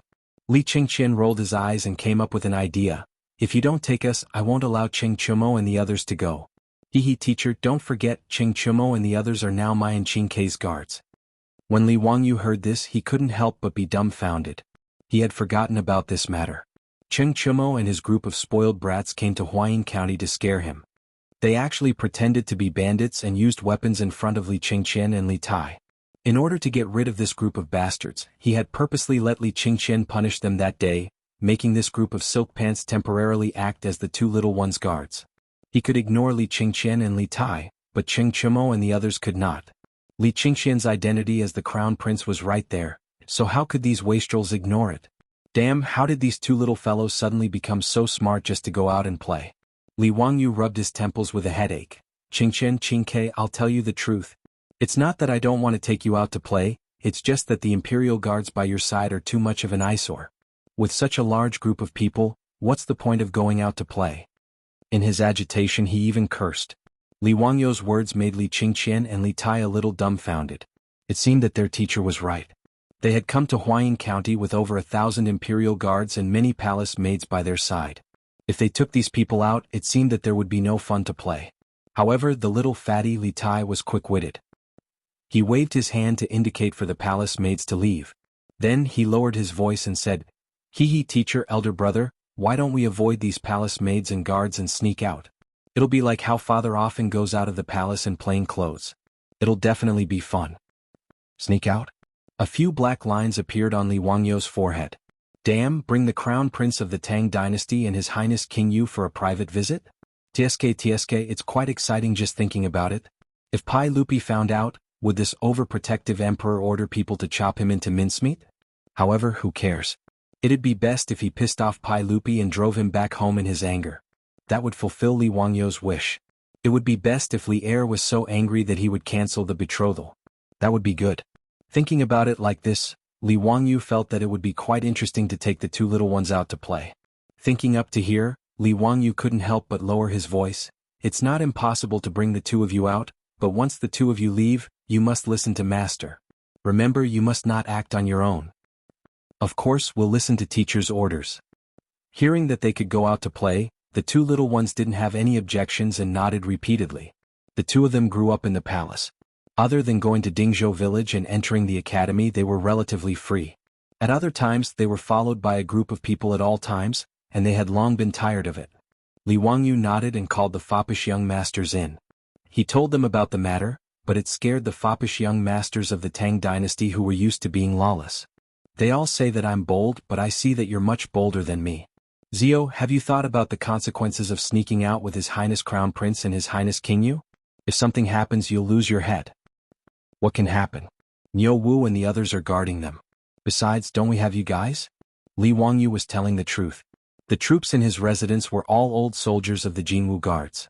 The martial arts of the Qing brothers and the Yuqi twins were incomparable to ordinary soldiers. Even Niu Jingping, who was crippled, couldn't be compared to 3 to 5 strong men. So even if they avoided the protection of the imperial guards, Li Wangyou didn't think that there would be any safety issues. Cheng Chumo, Fang Yai, and the others still wanted to persuade Li Wangyou, but when they saw the murderous eyes of Li Qingqian and Li Tai, they finally closed their mouths. Who cares? Even if the sky fell, there were tall people to hold it up. As long as nothing happened to His Highness Crown Prince and His Highness King Yu, it wouldn't be a big deal. Wei Shuyu waved his folding fan and said with a smile, "Zio, your residence is tightly surrounded by the imperial guards. In addition, there are palace maids in your residence. If you want to hide from them and take His Highness Crown Prince and His Highness King Yu out, I'm afraid it won't be easy." That's right, His Highness Crown Prince and His Highness King Yu, it's not that we don't want to, but it's really hard to do. Chai Lingwu also quickly nodded in agreement. Li Qingqian and Li Tai naturally knew this and couldn't help but look at their teacher. In any case, they couldn't think of a way. It was up to Li Wangyou whether he had an idea. This isn't difficult. Li Wangyou said with a sly smile, "Everyone come closer." Chapter 8:17. In the marquee mansion of Nihu County, under the shocked gazes of all the maids and servants, as well as the palace guards and maids who came with Li Qingqian and Li Tai, Li Wangyou fiercely reprimanded Crown Prince Li Qingqian and Prince Li Tai. "Take a look for yourselves. How are you doing with your studies? Is this how I taught you? I think you two are too pleased with yourselves. Qingqian, you are the Crown Prince of the Tang dynasty. How will the saint entrust the world to you if you are so mischievous?" Li Wangyou waved the golden ferrule in his hand as spittle flew everywhere. Li Qingqian and Li Tai lowered their heads and didn't dare to speak after being reprimanded. The servants in the residence naturally didn't dare to say anything. Even Li Qingqian and Li Tai's personal attendants didn't dare to say anything despite their dissatisfaction. After all, the Marquis of Huxian wasn't just anyone. As the Crown Prince's teacher, even if he beat Li Qingqian and Li Tai with the golden ferrule, they wouldn't dare to fart, let alone reprimand them. 2 years ago, the most favored eunuchs by Li Qingqian's side had offended the Marquis of Huxian. In a fit of anger, the saint had thrown them to the Yeting Palace Laundry Bureau. They were still doing hard labor even now. Thus, even though these attendants were cursing in their hearts, they all lowered their heads and didn't dare to speak up for the Crown Prince and King Yu. Li Wangyou reprimanded them for a long time, but he still wasn't willing to let them go. He directly chased Li Qingqian and Li Tai back to their rooms. "The two of you are not allowed to take a single step out of this room for the next few days. reflect on your actions and copy the poems and essays I wrote a few times." After he finished speaking, he turned his head to look at the palace maids. "Before this marquis gives the order, none of you are allowed to enter this room. Every day the palace maids will bring them food and drink. They won't starve to death. Do you understand? If anyone dares to enter this room and disturb Qingqian and Qingchua's studies, be careful of this golden ferrule in my hands." "Yes, I dare not disobey." The palace maids beside Li Qingqian and Li Tai quickly knelt down, not daring to hesitate in the slightest. In front of everyone, Li Wangyu chased the two little ones into the room. Then he called for the manners guards and told them to guard the door. Without his permission, no one was allowed to enter or leave. After punishing Li Qingqian and Li Tai, Li Wangyu then instructed everyone in the residence, "I'm going out to play for 2 days. Before I return, have the Crown Prince and King Yu reflect on their actions in their rooms. They are not to be disturbed. Do you understand?" After arranging the matters in the mansion, Li Wangyu led Niu Wu and a dozen or so troops, as well as Qing Chumo and the other debauches out of the mansion on horseback, heading straight for Tang Pass. Li Wangyu and his group of more than 20 riders rode out of Huayin County and galloped along the official road. Two slightly thin and small troops rode their horses to Li Wangyu's side and said with a smile, "Hee teacher, you really did have a good plan. You slipped away so easily." The one who spoke was the little fatty King Yu, Li Tai, and the other person was the Crown Prince, Li Qingqian. The two little ones were wearing the uniforms of the Lai Hot troops. Their two little faces were made up like the bottom of a black pot, and a few strands of beard were also stuck on. Bystanders who saw them would naturally not think that they were two young men. Li Qingqian was slightly worried. "Teacher, your excuse to lock me and Qingke up is a good idea. But I'm afraid that the palace maids will ask. If no one speaks in the room, won't it be very easy to be exposed?" Li Wangyu laughed and said, "You don't need to worry about this. Your teacher has a brilliant plan. There won't be any flaws." Li Qingqian and Li Tai looked at each other, not understanding what their teacher was going to do. However, due to their trust in Li Wangyu, they were too lazy to think about this matter. The two little ones had finally gotten rid of the palace guards and palace maids with great difficulty. At this moment they were like birds that had been released from their cages, very happy. They constantly urged their horses to run faster, causing Cheng Chumo and the group of wastrels to be extremely worried. However, they could only urge their horses to keep up and carefully guard Li Qingqian and Li Tai. After all, if something happened, they would not be able to bear the consequences. Li Wangyu also suddenly remembered that there was a rumor in the later generations that Li Qingqian had accidentally fallen while riding a horse and broke one of his legs. This caused his temperament to change greatly. Thinking of this, Li Wangyu could not help but break out in a cold sweat. He hurriedly called out to the two little ones who were galloping happily on their horses to stop.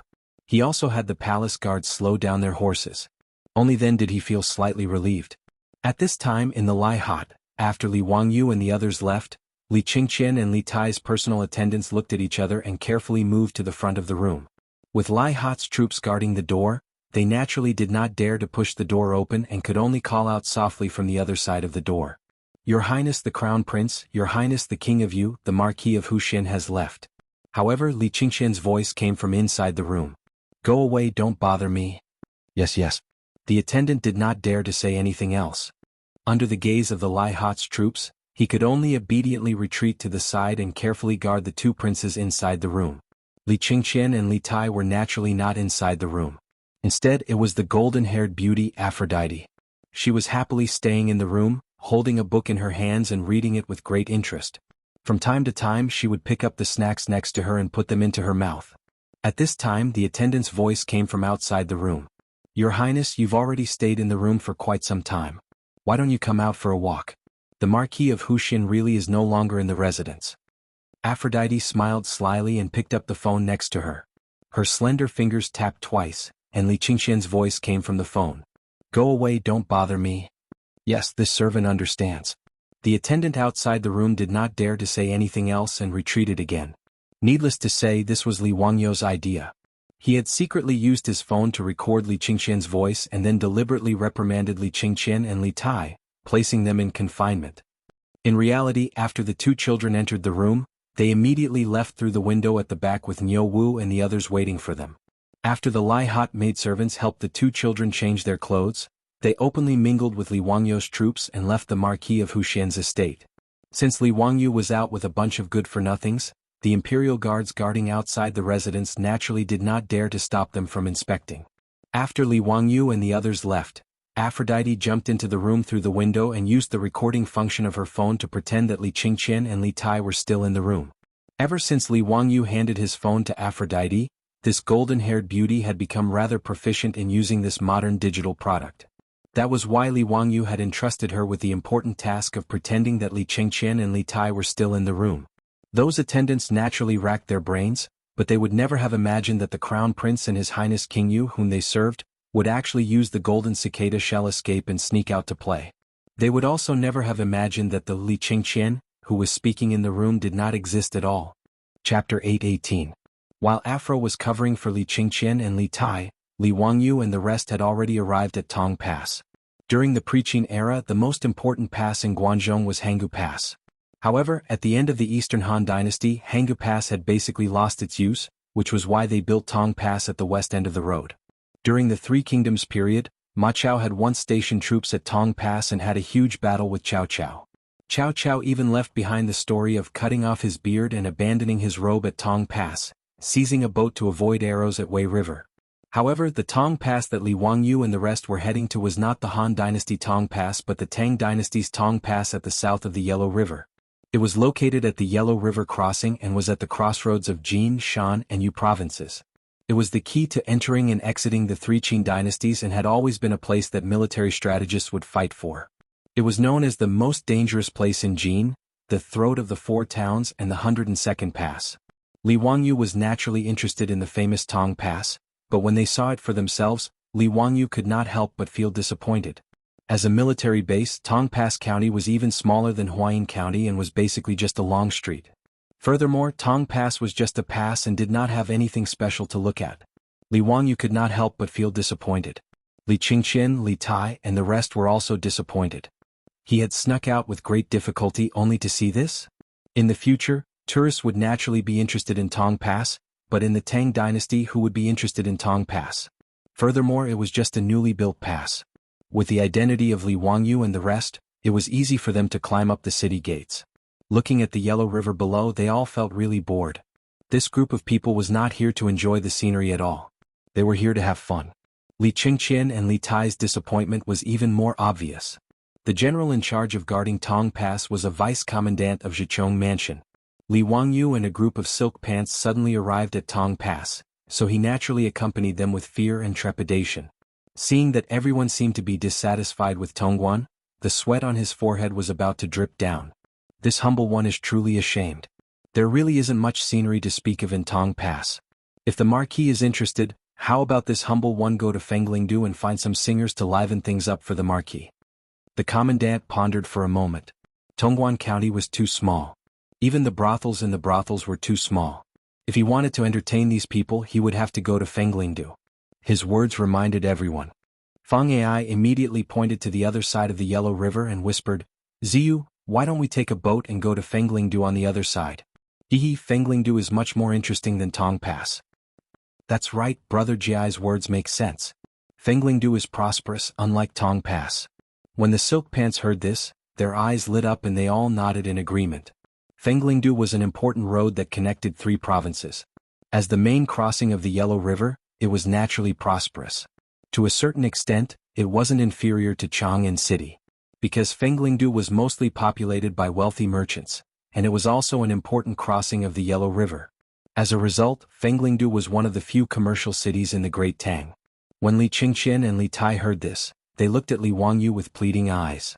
Of course, Li Wangyu wasn't willing to return to Huayin County like this. Seeing that everyone was looking at him, he immediately snapped his fingers and said, "Then let's go. Let's go find a boat. We'll go to Fenglingdu." Wow, Ziyu's words are great. The silk pants all laughed and clapped their hands. When the commandant heard this, he felt a lot more relieved. He immediately ran to arrange an official boat to cross the river. It didn't take long for everyone to board a large official boat and cross to the other side of the Yellow River. However, even though the official boat was large enough, their horses couldn't board it. Thus, they all left the horses at Tang Pass and handed it over to the commandant to take care of them. Between Fenglingdu and Tang Pass, the water of the Yellow River was calm. Sitting on the official boat didn't feel shaky at all. After half an hour, the official boat docked at the pier of Fenglingdu. The captain of the official boat had already received orders from the commandant of Tang Pass and didn't dare to leave without permission. He respectfully said that his boat would be waiting for the nobles at the pier. After Li Wangyu and his group of more than 20 people got off the boat, they merged into the bustling crowd of Fenglingdu and didn't stand out in the slightest. This was in line with Li Qingqian and Li Tai's wishes. The two little ones felt as if they had been let out of the wind and found everything on the streets interesting. Fenglingdu was worthy of being an important crossing of the Yellow River. The bustle didn't disappoint. Not only were there many shops, but there were also many acrobats, plays, singing, fortune-telling, and divination. It was very lively. Although Li Wangyu and his group were wearing casual clothes, Niu Wu led a dozen strong guards to protect them. Thus no one dared to provoke them. Everyone strolled along the way. When they saw good food and drink, they bought it. When the acrobats saw good performances, they threw out a lot of copper coins as tips. They were very happy. When they arrived in front of a building, Cheng Chumo laughed. "Waha, Zio, how come your Tang Dynasty Theater also opened a branch in Fenglingdu?" Li Wangyu raised his head and looked. He was so angry that his nose almost crooked. The building had the words Fenglingdu Theater on it. The sign in front of the door also had the words, The Cowherd and the Weaver Girl written on it. *CK This is a blatant pirated copy. Did they pay the copyright fee? However, Li Wangyu didn't have the nerve to accuse others of pirating. After all, these things that he made were pirated copies of later generations. The Tang Dynasty Theater was popular in Chang'an City. The method of the stage play and the content of the performance were naturally copied by others. This was not surprising. After strolling for half a day, everyone was a little tired. Li Wangyu simply waved his hand. "Brothers, let's go in and have a look. If the performance is not good, then today we will smash his shop." Wah Zio's words are reasonable. If the performance is not good, then its reputation will be ruined. Cheng Chumo laughed. Let's go. I want to see what the Cowherd and the Weaver Girl of Fenglingdu looks like." The playboys naturally laughed and surrounded Li Wangyu, Li Qingqian and Li Tai to the theater. This pirated copy theater of Fenglingdu was much gentler than Li Wangyu's black-hearted marquis. There were more than 20 of them, and each of them only received 100 copper coins for the tickets. "Zio, look, don't you feel ashamed? The Tang Dynasty Theater costs copper coins, but this Fenglingdu only costs 100 copper coins. You're really a profiteer." Wei Shiyu joked with Li Wangyu about the tickets. Li Wangyu silently rolled his eyes. "If Brother Shiyu thinks it's expensive, then you can come to Fenglingdu to watch the show in the future. You can also save money. When I go back, I'll tell Avro that Brother Shiyu will not be welcome at the Tang Dynasty Theater in the future." As soon as he said this, Wei Shiyu immediately gave in. "Aha, Zio, what are you talking about? Do I look like someone who lacks money? It's just the usual. It's not expensive, not expensive." The words of the two naturally caused the crowd to burst into laughter again. The group of people laughed and joked as they entered the theater. When they looked up, they were all dumbfounded. Chapter 8:19. What kind of theater is this? Aside from Li Qingqian and Li Tai, the rest of the group of more than 20 people looked at the Fengling Theater as if it was a brothel frequented by the rich. The brothels of the Tang Dynasty were similar in structure, but the decorations were different. The hollow hall was decorated with gaudy decorations. The main corridor was about 100 steps long, and there were small pavilions on both sides of the north and south patios. With the rich experience of these rich playboys, they naturally recognized that those small pavilions were the rooms of the brothel. In the past, this group of rich playboys did not stay in these small pavilions in Chang and City's Ping Kong Square. The scene in front of them naturally made them dumbfounded. Did they go to a brothel or a theater? "Damn, this theater of Fenglingdu is really strange," Cheng Chumo murmured. Li Wangyu and the others were also puzzled. Why was this scene different from what they had imagined? Just as everyone was puzzled, they saw a middle-aged woman dressed as a brothel keeper sashaying over to them. She gave them a curtsy and said with a smile, "Greetings, noble guests. This servant is the matchmaker. You all look unfamiliar. May I ask if this is your first time coming to our Fengling Theater?" "Yes, this is our first time coming to Fengling Matchmaker. What kind of theater is this? What kind of prison is it? Why do I feel that it is not a theater but a brothel?" Hearing this, the matchmaker covered her mouth and chuckled, "You have good eyesight. Is it really a brothel?" Li Wangyu and the others could not help but be stunned and quickly asked, "Doesn't the sign outside say that today's performance is the Cowherd and the Weaver Girl? What's going on?" Naturally there is a performance. I dare to let you know that the performance of the cowherd and the weaver girl was learned from the Chang and city's Tang dynasty theater. But the difference is that the performance is performed by the young ladies of the brothel. If you are interested in any of the roles, you can naturally take them to the pavilion to have a good time, whether it is the 7 fairies or other roles. Noble guests, isn't this wonderful? The explanation of the brothel keeper made Li Wangyu completely speechless. What AF** king talent. I wonder which genius came up with this idea. Thinking about it carefully, Li Wangyu had to admit that this move was really smart. It completely captured the psychology of men. After the audience finished watching a play, it was very easy for them to put themselves in the shoes of the characters. For a long or short period of time, they would be immersed in the emotions of falling in love with the characters. Under such emotions, one would naturally feel that the 7 fairies were incomparably beautiful. In this way, if they could go one step further and spend some copper coins, they could get close to the characters on stage. Naturally, there were many people who were willing to fork out a lot of copper coins. Brilliant, truly brilliant. After listening to Sister Bao Er's explanation, the playboys suddenly became interested.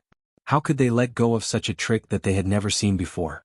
However, Wei Shiyu tugged at Ching Chumo and the others' robes and gestured towards Li Qingqian and Li Tai. Only then did the rich kids realize that there were still 2 minors here. Li Wangyu looked at the reaction of the rich kids and then looked at Li Qingqian and Li Tai. He also felt that something was wrong. The practice of this brothel was interesting, but bringing 2 little brats to a brothel didn't seem right. If Pai Lupi found out about this, even if he didn't die, he would lose a layer of skin. In any case, if he had children in the future and they were brought to a brothel, he would definitely have the heart to kill them. Cough cough, that Nyowu, this brothel is filled with smoke. Have someone bring Dalong and Erlang out to get some fresh air. The titles of Dalong and Erlang were naturally to deceive others. They had already discussed it before. However, Li Qingqian and Li Tai shook their heads in unison. We won't go. Hehe, this brothel is interesting. We brothers also want to see it. Hehe, it's more interesting than the palace. Oh no, it's more interesting than the young ladies in the mansion. Li Wangyu silently rolled his eyes. Alright, sure enough, the Tang dynasty was open-minded. Even a 10-year-old brat understood the matters between men and women. He did not consider that the fathers of these 2 had married when they were 12 years old, while Li Qingqian and Li Tai had grown up in the palace. At any time, there were so many beautiful palace maids serving them. They had long tasted the feeling of these matters between men and women. They were not the innocent little boys he imagined them to be. Since even Pai Lupi didn't care, Li Wangyu couldn't be bothered to care about this nonsense. In any case, he had already caused the Crown Prince and the Prince of Yu to run away. Bringing them to a brothel wasn't a big deal. As the saying goes, when you have too many lice, you don't itch. When you have too many debts, you don't have to worry.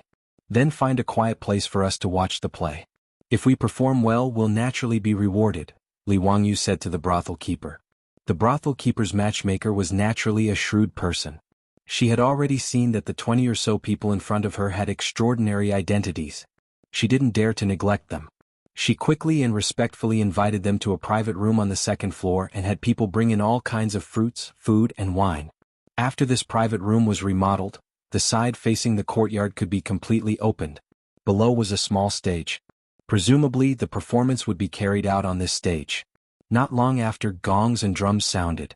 Amidst the sound of stringed instruments, today's performance began. Li Wangyu looked at it for a while and felt that it was ordinary. He couldn't say what kind of performance or acting skills it was, but there was one thing that was very different from the Tang dynasty's theater. The young ladies performing on the stage were all wearing revealing clothes and were dressed seductively. They had a different flavor. Even the playboys who had watched this play countless times were all beaming with joy and commenting on the young ladies on the stage.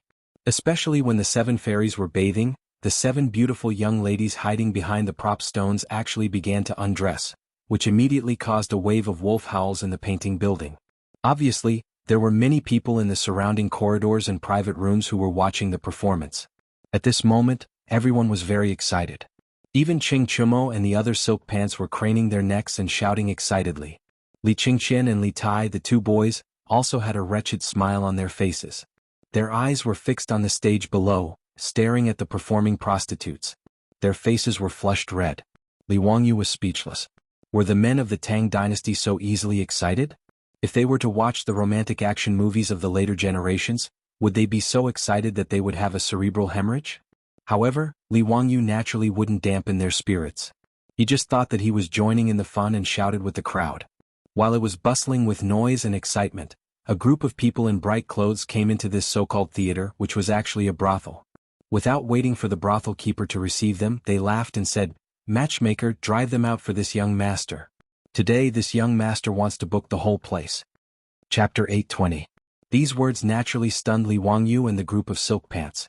They raised their eyes and looked down, wanting to see who had the audacity to speak so arrogantly. To be able to call himself a young master in the Tang dynasty, it was reasonable to say that he was not an ordinary person. The term young master was not something that could be used by just anyone. Only young nobles with noble statuses could be called young master. The person who came in was a young man. He was holding a folding fan and wearing a pair of crystal sunglasses. Obviously, after Li Wangyu made the folding fan and the sunglasses, they were not only popular in Chang'an City, but also in the Tang dynasty. Those who had a little status would try to imitate one or two. In this regard, Li Wangyu was very dissatisfied. This group of country bumpkins was blatantly plagiarizing. However, Li Wangyu didn't care about the business of making and selling folding fans and crystal sunglasses, so he didn't set up these two businesses in his mansion. The playboys stretched their necks and looked carefully for a long time, but they still couldn't recognize the identity of the young man. Who the hell is that bastard? How dare he call himself a young master in front of us? What a big tone. Qing Chumo scolded.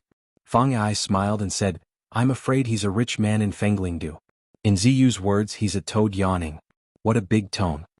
When the playboys heard this, they all roared with laughter. For them, the number of people in the world who could make them retreat was probably less than 2, but it certainly didn't include the unknown young man below. That young man seemed to have a lot of power in Fenglingdu. After he appeared, the originally noisy building suddenly quieted down. As a result, the laughter of the playboys became very clear and harsh. When the young man heard the laughter of the playboys, he suddenly became angry and said, "Where did this Tian Shalang come from? How dare you laugh when this young master is talking? Are you tired of living?" Qing Chumo and the other playboys didn't think it was lively enough. They even poked their heads out of the elegant room and teased the man below. "What a bastard! What a big tone you have. We grandfathers are here, what do you want?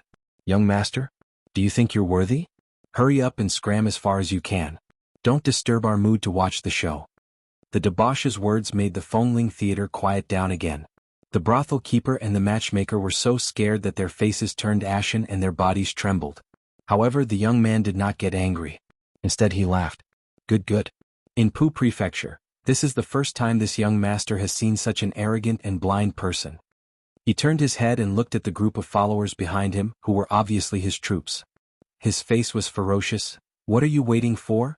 Go and capture those farmhouse slaves for this young master. This young master is going to break their dog legs today." "Yes, sir." The troops accepted the order and quickly ran to the second floor. The brothel keeper's matchmaker was so scared that she didn't know what to say. She directly knelt down in front of the young man. "Please forgive me, young master, please forgive me. I really didn't know the origins of those guests and allowed them to disturb young master. It's all my fault. I deserve to die 10,000 deaths. Please forgive me." The young man smiled obscenely and reached out to pull up Sister Bauer's matchmaker. In front of everyone, he directly put his hand into her chest and rubbed it wantonly. "Ah, forgive. That depends on your sincerity, matchmaker." The brothel keeper's matchmaker did not dare to resist at all. She obediently allowed the man to molest her. She just forced a smile and said, "Young master, you must be joking. I'm old and withered. How can I be qualified to serve young master? I'll go and call the people in the brothel." Before she could finish her sentence, she heard a loud slap. The man had slapped her across the face. "You bitch, listen to what I say. If you dare to talk more, I'll order people to put you in a sack and throw you into the Yellow River." Sister Bauer's face was immediately swollen after being slapped. However, she did not dare to argue and immediately crawled to the young man's feet. This scene naturally fell into the eyes of Li Wangyu and the group of playboys, as well as Li Qingqian and Li Tai. They could not help but look at each other. They did not expect this person to be so tyrannical. They had also stayed in Chang, and for a long time. How could they know that these people in other prefectures were so unscrupulous and unscrupulous? Chang and city was, after all, the foot of the Son of Heaven. Even a 1,000-year-old family like the Zheng family of Xingyang, the first son of the first wife, Zheng Kongwa, had to take some things into consideration and did not dare to go too far. However, the young man below did not have any scruples in his actions. This caused everyone to frown. Teacher, where did this person come from? He's actually so insolent. He's infuriating me. Li Qingqian's small face was full of anger. Li Wangyu shrugged his shoulders. How could he know the origin of that person? But thinking about it, he should be from the Hedong circuit where Feng Lingdu belonged, or perhaps the son of some official in Pu Prefecture. As they spoke, there was a clamor outside the room. It was mixed with the sound of punches and feet and the sound of miserable howls. Obviously, it was the young man's troops downstairs. After rushing upstairs, they had a conflict with Niu Wu and the others. Li Wangyu and the playboys were not worried about Niu Wu and the others at all. After all, the troops in Li Wangyu's residence were all old ruffians who had retired from the Golden Guard. How could ordinary people be a match for them? As for Niu Wu, he came from the border army of the Sui dynasty and was a soldier king of the elite trampling White Army. Back in the valley of the Jade Star Palace, although he had used the auspicious robes, he and his brother Niu Yong had been able to silently kill 10 of Ho Junji's troops while coming out unscathed. From this, one could see just how capable they were.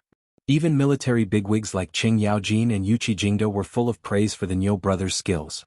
Thus, when the young man downstairs had ordered his troops upstairs, not only had they not panicked, they had all been waiting to see a good show. A few moments later, there was silence outside the room. Only then did Li Wangyu open the door. In the corridor of the second floor, people were lying on the ground, groaning and wailing. Quite a few of their limbs were grotesquely twisted. It was clear that their bones had been broken. Although Niu Wu and the rest did not use weapons, they still dealt a heavy blow just now, beating up this group of guys not lightly. After all, these people had been beaten for nothing, and the Crown Prince and King Yu were also in the room. Niu Wu and the others didn't dare to hold back. If these idiots disturbed Li Qingqian and Li Tai, they wouldn't be able to bear the consequences. Li Wangyu leisurely clapped his hands and said to the wastrels, "Brothers, let's go and see that idiot downstairs." Qing Chumo and the others naturally laughed and followed. How could they miss out on a show like this? They clustered around Li Wangyu, the Crown Prince, and the King of Yu. Behind them were Niu Wu and 10 some other troops. They marched down to the second floor and stood in front of the young man. His own troops had charged upstairs, but not a single one of them had returned. And now this man was standing in front of him, completely unharmed. No matter how stupid the young man was, he could tell that something was wrong. Suppressing the panic in his heart, he pointed at Li Wangyu and rebuked, "Just who are you? You dared to injure the troops of my Shui clan in Puzhou. Are you tired of living?" Chapter 821. In addition to the troops, there were also a few young men in luxurious clothes who were traveling with this awesome young man. At this time they were also a little panicked. However, they were still tough on the surface and jumped out to scold Li Wangyu and the other wastrels. "How dare you? Who are you? You dare to attack young Master Shui's troops in Fenglingdu? Do you want a rebel? How audacious of you to do that. Is young Master Shui someone you can provoke? Open your eyes. Young Master Shui is the eldest son of Puzhou's governor. Who do you think you are? Humph, they are indeed a bunch of ignorant farm workers." The words of these people made Li Wangyu and the other wastrels look at each other and laugh. Speaking of which, the governor of Puzhou was a top official in the Tang dynasty. He was a rank 3 official in the imperial court. In the beginning of the Tang dynasty, the governor of the Tang dynasty was the governor of the army. In the 7th year of Wuda, the governor's mansion was changed to the governor's mansion. During the Zhenguan period, there were 41 governor's mansions in the country. Under each governor's mansion were several prefectures. The governor's mansion of Puzhou had Jin, Jiang, Ci, Yi, and Qin under it. The governor's mansion was a high position in the beginning of the Tang dynasty. However, in the middle of the Tang dynasty, the governor was given the title of Jidushi. The Jidushi had more power and this led to the Inlushan rebellion. Of course, this was all in the future. When Li Wangyu and the others found out that the young man surnamed Shui was the son of the governor of Puzhou, they all burst out laughing. The current governor of Puzhou, Shui Gui, came from the Hedong Shui clan. Although the Hedong Shui clan was not as powerful as the 5 clans and 7 nobles, they were one of the 6 clans of Guanxi. The reason why they were laughing so happily was not because they looked down on Shui Gui, but because of another reason. Li Wangyu and the group of silk pants laughed heartily while winking at the Yuqi twins with mischievous expressions. Li Qingqian and Li Tai were stunned at first, but after they reacted they also burst out laughing. Only the Yuqi brothers, Yuqi Baolin and Yuqi Baoqi didn't smile. Instead, their faces were as black as the bottom of a pot as they glared viciously at the young man. The attitude of Li Wangyu and the others had stunned the young man surnamed Shui and the others. They looked at them in astonishment. Yuqi Baolin stared at the young man surnamed Shui and asked, "Are you Shui Lu?" You know me? Yuchi Baochi and Yuchi Baolin roared at the same time. I'll beat you to death, you disgraceful thing. After saying that, the two of them grabbed Xuelu's lapels and raised their arms bowl-sized fists, ready to attack. Li Wangyu and the other hedonistic sons hurriedly stepped forward with a smile and pulled the twin brothers back. Brother Baochi, Brother Baolin, let's talk nicely. The child is still young. He doesn't know any better. Li Wangyu boasted shamelessly. However, he couldn't help but laugh out loud. Xuelu had almost been beaten and was scared silly. The other hedonistic sons beside him didn't dare speak up for fear of being beaten as well. Li Wangyu and the other hedonistic sons didn't pay any attention to the Yuchi twins. They all rushed to Xuelu's side and surrounded him like monkeys. One of them reached out to pinch Xuelu's cheeks. Good boy, call me uncle. The other ruffled Xuelu's hair. This child is still shy? Hurry up and call me uncle. Strictly speaking, Xuelu's age was probably not younger than the silk pants, and he was much older than Li Wangyu, an 18-year-old youth. At this moment, after being tortured by Li Wangyu and the silk pants, he couldn't help but act like a silk pants again. He roared angrily at everyone, "How dare you bully me?" Before he could finish, he received a slap to the head. It was from Yuchi Baolin. What the hell are you yelling about? These are all my brothers. Calling them uncles isn't a big deal for you. Yuchi Baolin and Yuchi Baochi grabbed Xuelu's collar. Why do I have such a disappointing nephew like you? Why aren't you calling me uncle? Do you believe that I won't beat you to death? Xuelu was on the verge of tears. He stood there in a daze, unable to speak for a long time. Li Wangyu held back his laughter and went forward to pull the Yuchi twins away. Brother Baochi, Brother Baolin, don't scare the child, ha. His words caused the hedonistic sons to roar with laughter again.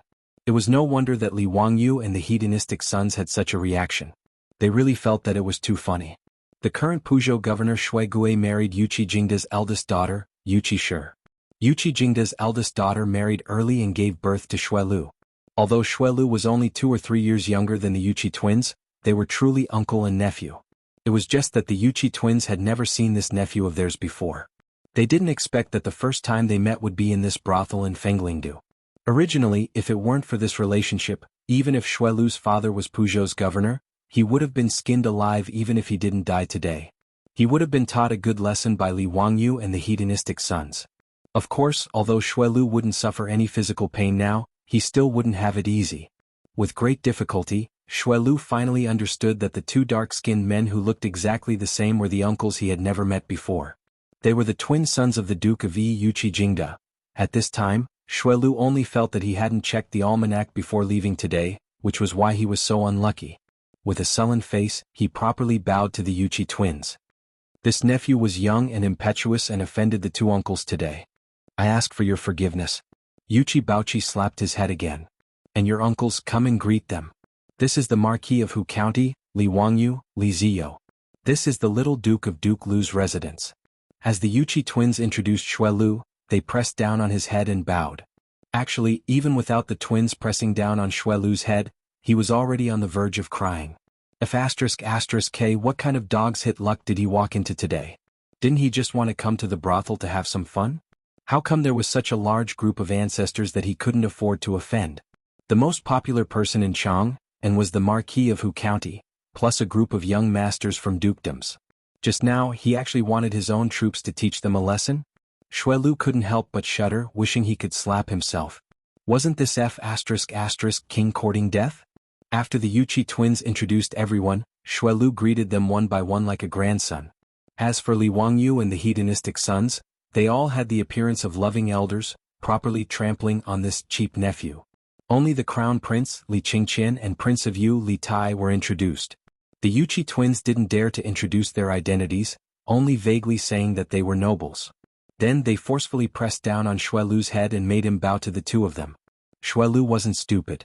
Thinking about Li Wangyu's identity as the crown prince's imperial tutor, and then looking at the two youths in front of him, he suddenly realized something. He was so scared that his body began to tremble. Heavens, what did he just do? Let his own troops teach His Highness the Crown Prince a lesson?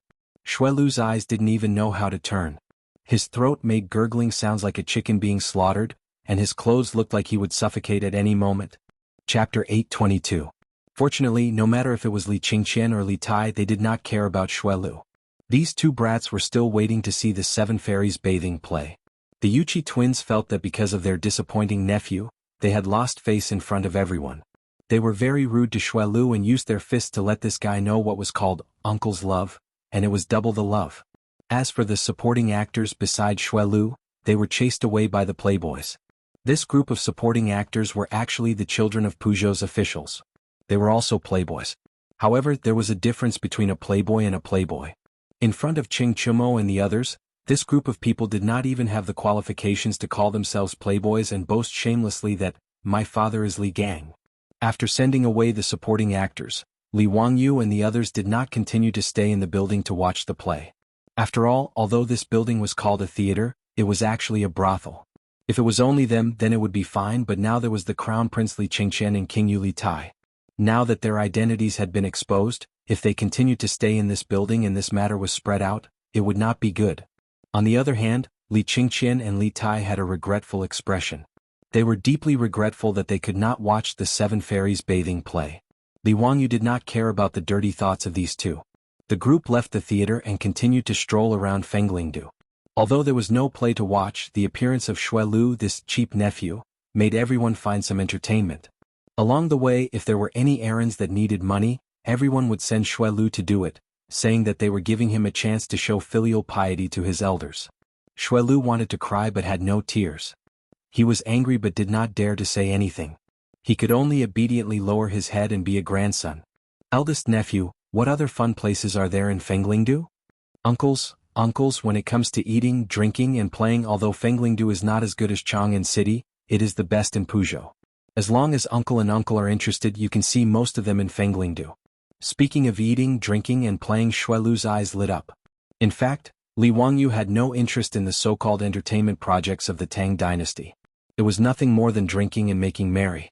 Compared to the various kinds of entertainment in the future, it was as lacking as a desert. If he hadn't been so bored in Huayin County, he wouldn't have dragged Li Qingqian, Li Tai, and the other rich kids out to play. Li Wangyu was even less interested in the entertainment projects proposed by Xuelu. However, Li Wangyu naturally wouldn't dampen everyone's spirits. He still followed the group of silk pants around Fenglingdu. While strolling on the street, Fang Yai's body suddenly stiffened. He stopped abruptly and turned his head to look at the crowd behind him. His actions naturally attracted the attention of Li Wangyu and the other silk pants. "Brother Eai, what's wrong with you in broad daylight? Or have you taken a fancy to a young lady?" Everyone joked. Fang Yai turned his head and said, "Just now, a person came from the opposite side. I thought he looked very familiar, but when I wanted to confirm, he disappeared." "Ah, what kind of person can make Brother Eai so concerned?" "Hee, it's most likely one of Brother Eai's lovers." The silk pants joked with Fang Yai, but when they heard Fang Yai spit out two words, they were all stunned. "Luo Hui? Luo Hui? The Luo Hui who disappeared? Brother Eai, are you sure you didn't see wrong?" Ching Chumo asked. Fang Yai was also not very sure. "It's hard to say. I just glanced at him. When I wanted to take a closer look, that person was already gone. Maybe I saw wrong." When Li Wangyu heard this, he couldn't help but frown. It's hard to say. That Luo Hui's whereabouts were unknown. It's not impossible for him to hide his identity and come to Fenglingdu. Don't forget that his net worth isn't small. He might be a crafty rabbit with 3 burrows and set up a business in Fenglingdu. When I bought Luo Hui's house and rebuilt it into the Tang Dynasty Theater, I asked Chui Ming House out of curiosity. It said that when they searched Luo Hui's house, they didn't find much money. Ching Chumo and the others looked at each other. "Damn it, I always thought that this guy was killed by Duke Lu. If what you said is true, then it's possible." "That's right. That Luo Hui controlled the excrement business in Chang, so his income must be not small. Where did his money go?" This Fenglingdu is the intersection of 3 provinces, and it also has the Yellow River irrigation system. If this bastard hides here, not only will he be free and unfettered, but if there is any trouble, he can also take a boat and go down the river at any time, disappearing without a trace. Tsk, this guy really has a good plan." Li Wangyu thought for a moment and said, "Brothers, if Brother Yai is not wrong, we have to think of a way to dig that Luo Hui out." The group of playboys nodded. "That's right, that's the reason." Li Wangyu looked at Fang Yai. "Brother Yai, did Luo Hui notice us just now?" Fang Yai thought for a moment and said, "I don't think so. I'm not sure. I just met him face to face, but he didn't seem to show anything strange on his face." Li Wangyu stretched out his hand and snapped his fingers. Brothers, stop playing around. Today we will think of a way to capture that Luo Hui. I still have some resentment in my heart. Haha, of course. When I catch that Birdman, I'll definitely crush his balls. Ching Chumo laughed loudly. Li Wangyu looked at him with disdain. Brother Chumo, you have this kind of interest in men? TSK, I really can't see it. I should stay away from you in the future. The playboys were stunned for a moment and immediately understood the meaning of Li Wangyu's words. They all laughed. Cheng Chumo pondered for a long time before he figured out the subtext of Li Wangyu's words. He was so angry that he shouted and chased after them. After a while of laughter, they finally began to discuss how to catch Luo Hui. Li Wangyu and the other playboys looked at each other and turned their eyes to their cheap nephew Xue Lu. If they wanted to dig out a person from Fenglingdu, it had to be this kind of local snake. In fact, Fenglingdu wasn't the capital of Pu Prefecture, but Xue Lu couldn't bear the loneliness, so he didn't stay in Pu Prefecture. Instead, he followed a group of scoundrels and mingled in Fenglingdu, a bustling place. Therefore, it was not wrong to say that Xue Lu was the local snake of Fenglingdu. Although Xue Lu didn't know who Luo Hui was, he knew that this was his chance to show off. He immediately patted his chest. Uncles, leave this matter to me. As long as that person is in Fenglingdu, even if I have to dig 3 feet into the ground, I can find him. Chapter 823. The reason why Li Wangyu wanted to dig out Luo Hui when he heard that he had appeared was naturally not because Luo Hui had offended him back then. Although he was a cynical man, he wasn't someone who would hold a grudge. Luo Hui was just a minor character. Li Wangyu had originally thought the same as the other wastrels, that Ho Junji had silenced him long ago and had forgotten about him. But now that Fang Yai had seen Luo Hui, Li Wangyu couldn't stop his imagination from roaming. Just what was the relationship between Luo Hui and Ho Junji? Li Wangyu also thought back to Ho Junji's rebellion in the 17th year of Jingguan, and he felt that this matter was extremely strange. Although Ho Junji had colluded with Crown Prince Li Qingqian to rebel, in truth, Li Qingqian hadn't had the courage to rebel against his father, mostly because of Ho Junji's bewitchment. Moreover, Li Jing had long ago asserted that Ho Junji had a rebellious bone in his bones. This meant that Li Jing had already noticed some clues from Ho Junji's actions. And when Li Wangyu thought back to the military system of the Tang dynasty, he felt that Ho Junji's rebellion was even more strange. The Tang dynasty had implemented a system of constabulary soldiers.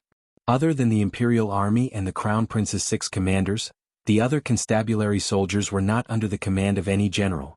Only in wartime could Ho Junji and the other generals be allowed to lead the constabulary soldiers gathered from their various constabularies. The constabulary soldiers were under the command of the imperial court. Whenever an army was dispatched with more than 10 men, other than in an emergency, the emperor's imperial edict and copperfish talisman were required to be issued by the Shangshu Sheng and the Minxia Sheng.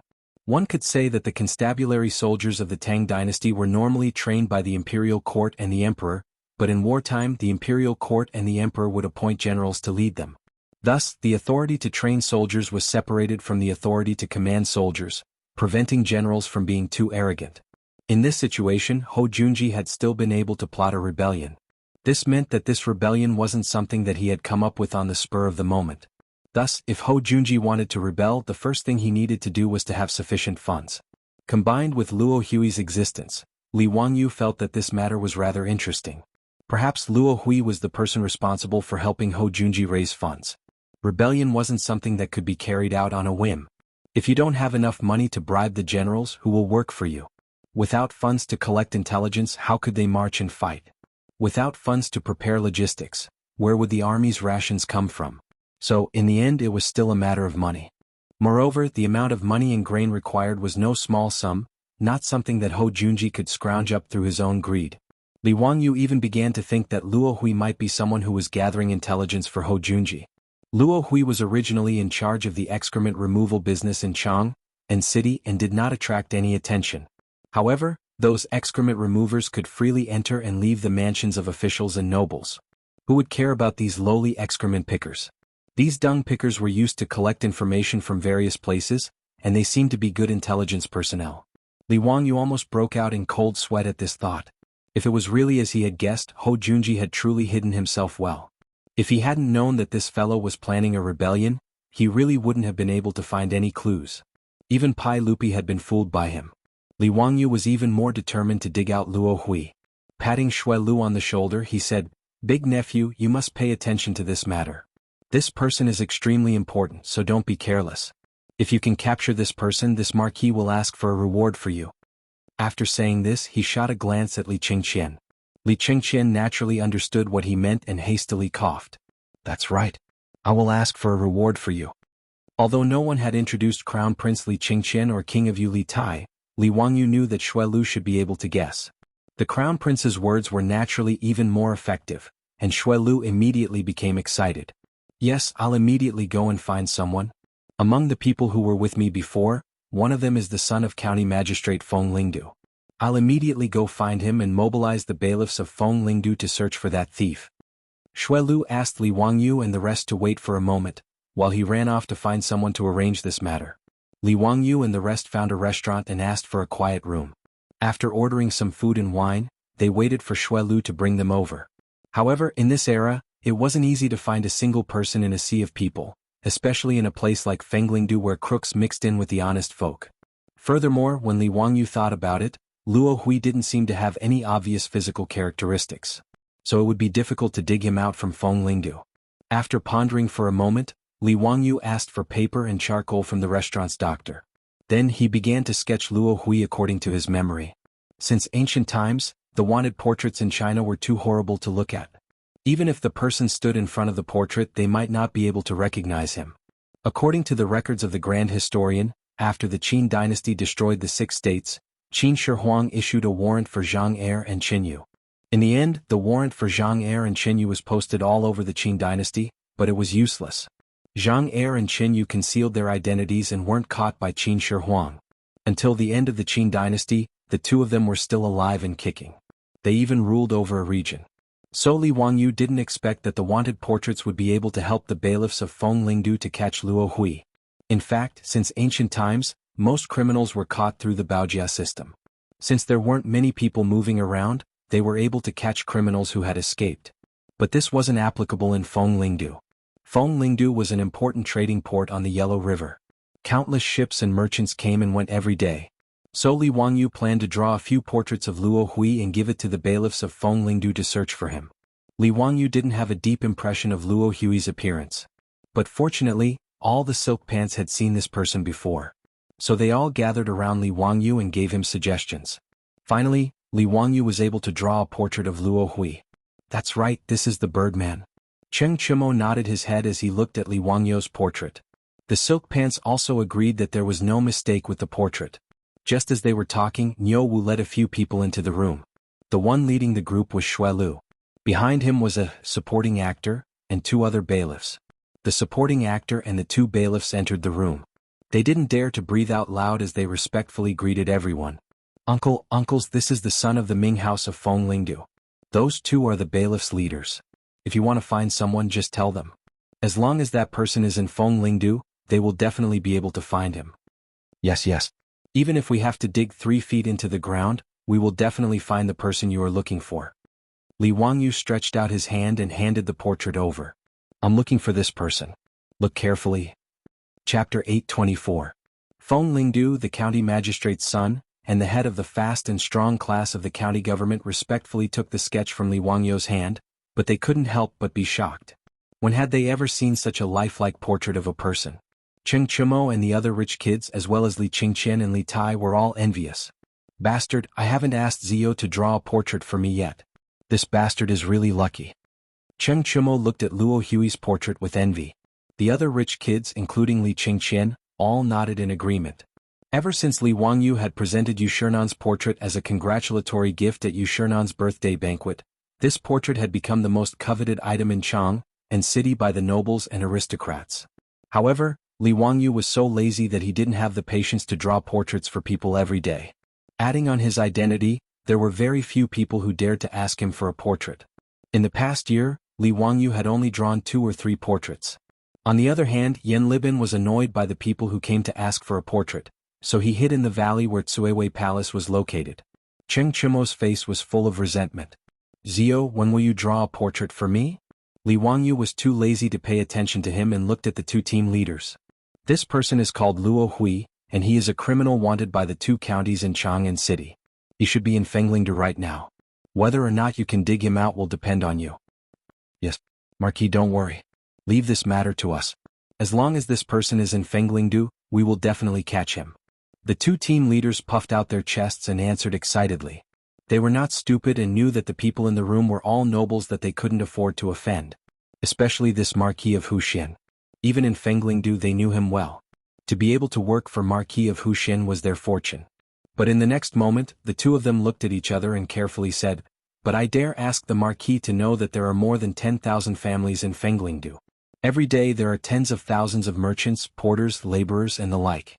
But in the Fenglingdu County Yamen, there are less than 100 people in the fast and able-bodied classes. I'm worried that there won't be enough people and that it will delay the Marquis's plans." Li Wangyu himself was the county lieutenant of Huayin County. Although he wasn't in charge of the county affairs, he had a general understanding of the situation in the county government and knew that this was indeed the case. For example, in Huayin County, the three groups of bailiffs added together didn't even have as many as Fenglingdu. Li Wangyu looked at Shui Lu. "Eldest nephew, can you think of a way to transfer some men from the surrounding counties?" In this matter, Li Wangyu and the other hedonistic young masters naturally couldn't make an appearance. Otherwise they would definitely be impeached. Li Wangyu was now the county magistrate of Huayin County. It was a mistake for him to go to Fenglingdu without permission, let alone meddling in local affairs. But for a hedonistic young master like Shui Lu, there was no problem at all. As the son of the Puzhou governor, if he asked the other counties to help him, no one would be able to find fault with him. Shui Lu immediately nodded his head without hesitation. He immediately had the innkeeper bring over a brush and paper.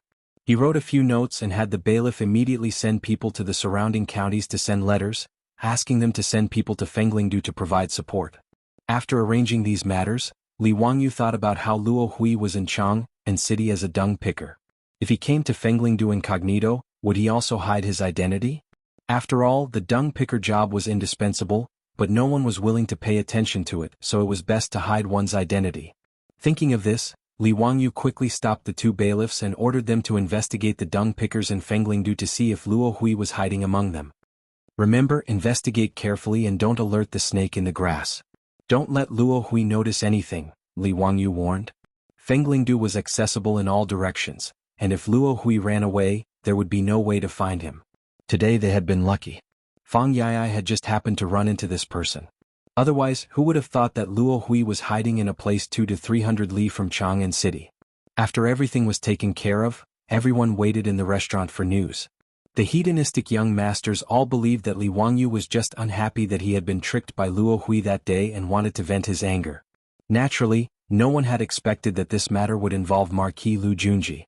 The hedonistic young masters ate and drank in the restaurant, and when they were bored, they had their professors bring over mahjong and poker to kill time. It had to be said that mahjong and poker had spread so quickly that not even Li Wangyu had expected it. It was said that mahjong and poker had not only appeared in the various provinces of the Tang dynasty, but also in Goguryeo, Beach, Xinhua, and even the various countries of the western regions. Everyone waited until it was time to light the lanterns, but there was still no report from the county yamen. They couldn't help but feel a little anxious. However, Li Wangyu wasn't worried at all. How could it be so easy for Noda's Fenglingdu to find someone? He had even decided to stay in Fenglingdu for a few more days. He didn't believe that he wouldn't be able to catch Luo Hui. However, Li Wangyu hadn't expected that the capture operation, which he had thought would take a long time, would end so quickly. The head yamen runner of Fenglingdu happily knocked on the door and came in to report, "Lord Marquis Young Dukes, we've found the person." Hearing him say this, Ching Chumo and the others stopped playing mahjong and stood up. "Bastard, you really found him? Where is he?" "He, just as Lord Marquis expected, that Luo Hui has changed his name to Lu Sanlang and has become a dung picker in Fenglingdu." Li Wangyu and the other wastrels looked at each other and couldn't help but laugh. This birdman really doesn't forget his roots. "Did you catch him?" "Not yet. I've already sent someone to keep an eye on him. We can catch him at any time," the head yamen runner replied. Fang Yai excitedly rubbed his hands and laughed. "Then what are we waiting for? Let's go and catch that birdman." Li Wangyu stopped everyone. "Brothers, wait a moment. I think it's best not to alarm him." "Him? Why is that?" The wastrels were confused. The reason Li Wangyu stopped them was because he suddenly thought that if this Luo Hui was really working for Ho Junji, he definitely wouldn't be alone and would have a group of people. Since Luo Hui was hiding in Fenglingdu, he had to be remotely controlling some people. If they recklessly captured him and this fellow turned out to be a tough guy, they wouldn't be able to get anything out of him. In that case, Li Wangyu wouldn't be able to achieve his goal of toppling Hou Junji. Thus, Li Wangyu was thinking of using a long line to catch a big fish, keeping an eye on Luo Hui and digging out all the threads that connected him to him. But this matter wasn't easy to explain to the wastrels. After all, in their eyes, Luo Hui was just a petty and insignificant person. They also couldn't have guessed that this matter involved the rebellion of a founding duke. Chapter 825. Li Wangyu could only evade the questions of the profligate sons and said, "Brothers, little brother feels that Luo Hui's disappearance back then was strange, and there might be some hidden story behind it." When Wei Shuyu heard him say this, he couldn't help but nod his head. Zio is right. Luo Hui is just a commoner, so how could he come to Fenglingdu from Chang'an? Back then, Chang'an and Wanyin sent out arrest warrants, but they couldn't find any trace of this birdman. If no one covered for him, how could he have escaped? The other silk pants nodded in agreement. When Luo Hui disappeared without a trace, everyone thought that he had been killed by Hou Junji. Now, it seemed like Duke Lu was the one who arranged for him to come to Fenglingdu. As for why Hou Junji would go through so much trouble to protect Luo Hui, it was worth thinking about. The silk pants weren't fools, and they quickly realized the crux of the matter and fell silent. This matter involved Duke Lu Hou Junji, and it wasn't appropriate for the Puzhou bailiffs to know about it. Li Wangyu instructed Niu Wu, pick a few soldiers and follow the bailiffs of Fenglingdu to find Luo Hui. After finding him, keep a close eye on him. He then instructed the bailiffs of Fenglingdu, I'll have to trouble you to lead the way. There's no need for you to interfere in the rest. Li Wangyu had Niu Wu take out 50 taels of gold. Take this money and distribute it among your brothers. Consider it a reward for your hard work. The bailiff didn't dare to take it. This is what we should do. We don't deserve such a reward from Lord Marquis. Just take it. Don't talk so much nonsense. This money isn't for you alone, so what's the point of talking so much? Li Wangyu glared at him, scaring the bailiff into kneeling down. He took the gold with both hands and thanked Li Wangyu profusely. Li Wangyu's reward was naturally generous. 50 taels of gold was equivalent to 300 strings of copper coins. There were less than 100 bailiffs in Fenglingdu, and including the bailiffs from the other provinces, there were less than 200 people. This meant that each person could receive a large amount of copper coins as a reward, which was equivalent to their monthly salary. After sending away the bailiff, Li Wangyu and the others temporarily put the matter to the back of their minds and ignored it. Li Wangyu was not the slightest bit worried that his mansion's top brass would not be able to keep Luo Hui under control. After all, those veteran ruffians were all old foxes within the Jinwu guards. Not only were they highly skilled in martial arts, but they were also very slippery. With them keeping an eye on Luo Hui, Li Wangyu refused to believe that he wouldn't be able to find a weakness between Luo Hui and Hou Junji. However, this matter was not urgent. Li Wangyu reckoned that he would need to keep an eye on Luo Hui for a long time before he could gain anything. Feng Lingdu, the legitimate son of the county magistrate, eagerly invited everyone to stay at his residence but was rejected by Li Wangyu and the others. Everyone had snuck out to play. If they went to the Fenglingdu County Yamen with great fanfare, it would be too inappropriate. In any case, he didn't lack money, so Li Wangyu had someone find an exquisitely decorated hostel. He spent some money to reserve the entire hostel and brought Li Qingqian and the others to stay. On this day, Li Qingqian and Li Tai were extremely excited. The two of them had never had such an experience before. They played with Li Wangyu and the others for an entire day, but they didn't feel tired at all. After staying in the hostel, they even chatted with Li Wangyu, causing Li Wangyu to yawn incessantly. Only when he was truly exhausted did he chase them off to sleep. Li Wangyu collapsed onto the bed in the inn and quickly went on a date with the Duke of Zhou's daughter. However, when he had just fallen asleep in the middle of the night, a series of thunderclaps suddenly rang out in the sky, waking him up from his sleep. In a few moments, a torrential downpour came pouring down as if a hole had been opened in the sky. The thunderstorm was mixed with the crackling of lightning and thunder, creating a truly frightening scene. Li Wangyu was worried that Li Qingqian and Li Tai would be scared, so he hurriedly put on his clothes and went to the two boys' room. Sure enough, the two boys had long been frightened awake by the thunderclaps. At this moment they were also curled up on the bed, feeling uneasy. Seeing Li Wangyu come in with an oil lamp, the little fatty Li Tai hurriedly said, "Teacher, why is the rain so heavy? Nothing bad will happen, right?" Li Wangyu smiled and said, "What can happen? Hurry up and go to sleep. We'll return to Huayin County tomorrow." Although he said that, Li Wangyu faintly felt that something was wrong when he heard the thunderclaps. The rain outside was really too heavy. Li Wangyu had never seen such heavy rain in the 2 years since he transmigrated to the Tang dynasty. However, he was only worried that the rain was too heavy and he didn't know if it would stop after dawn.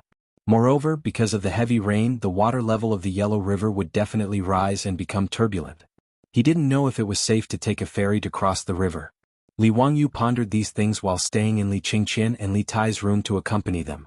Not long after, the rich kids were all woken up and gathered around. Damn it, is the sky leaking? Why is it raining so heavily? It was still fine during the day. Ching Chumo grumbled unhappily. Zio, tonight's rain is very evil. Nothing bad will happen, right? Fang Yaya yawned. Hearing the sound of the heavy rain outside, he was also somewhat worried. At this moment, because the rain was too heavy, the courtyard of the hostel had already started to accumulate water. Niu Wujing led a group of troops and the hostel's workers to drain the water. Fortunately, due to the architectural style of the Tang dynasty, when they built the houses, they raised them by about a foot to avoid moisture. Later generations of Japanese architecture also learned from this point and raised the floor to prevent moisture. Therefore, although there was a lot of water in the courtyard, there was no need to worry about the rain seeping into the house. It should be fine, right? Li Wangyu was also somewhat uncertain. However, this rain made him feel that he seemed to have overlooked something. Another thunderclap sounded in the sky, but it made Li Wangyu suddenly shiver. A passage from the Tang dynasty appeared in his mind. In the 4th year of Jingguan, the floods of Su, Dai, and Ji prefectures occurred. Dai and Ji prefectures, one was in Shandong and the other was in Sichuan.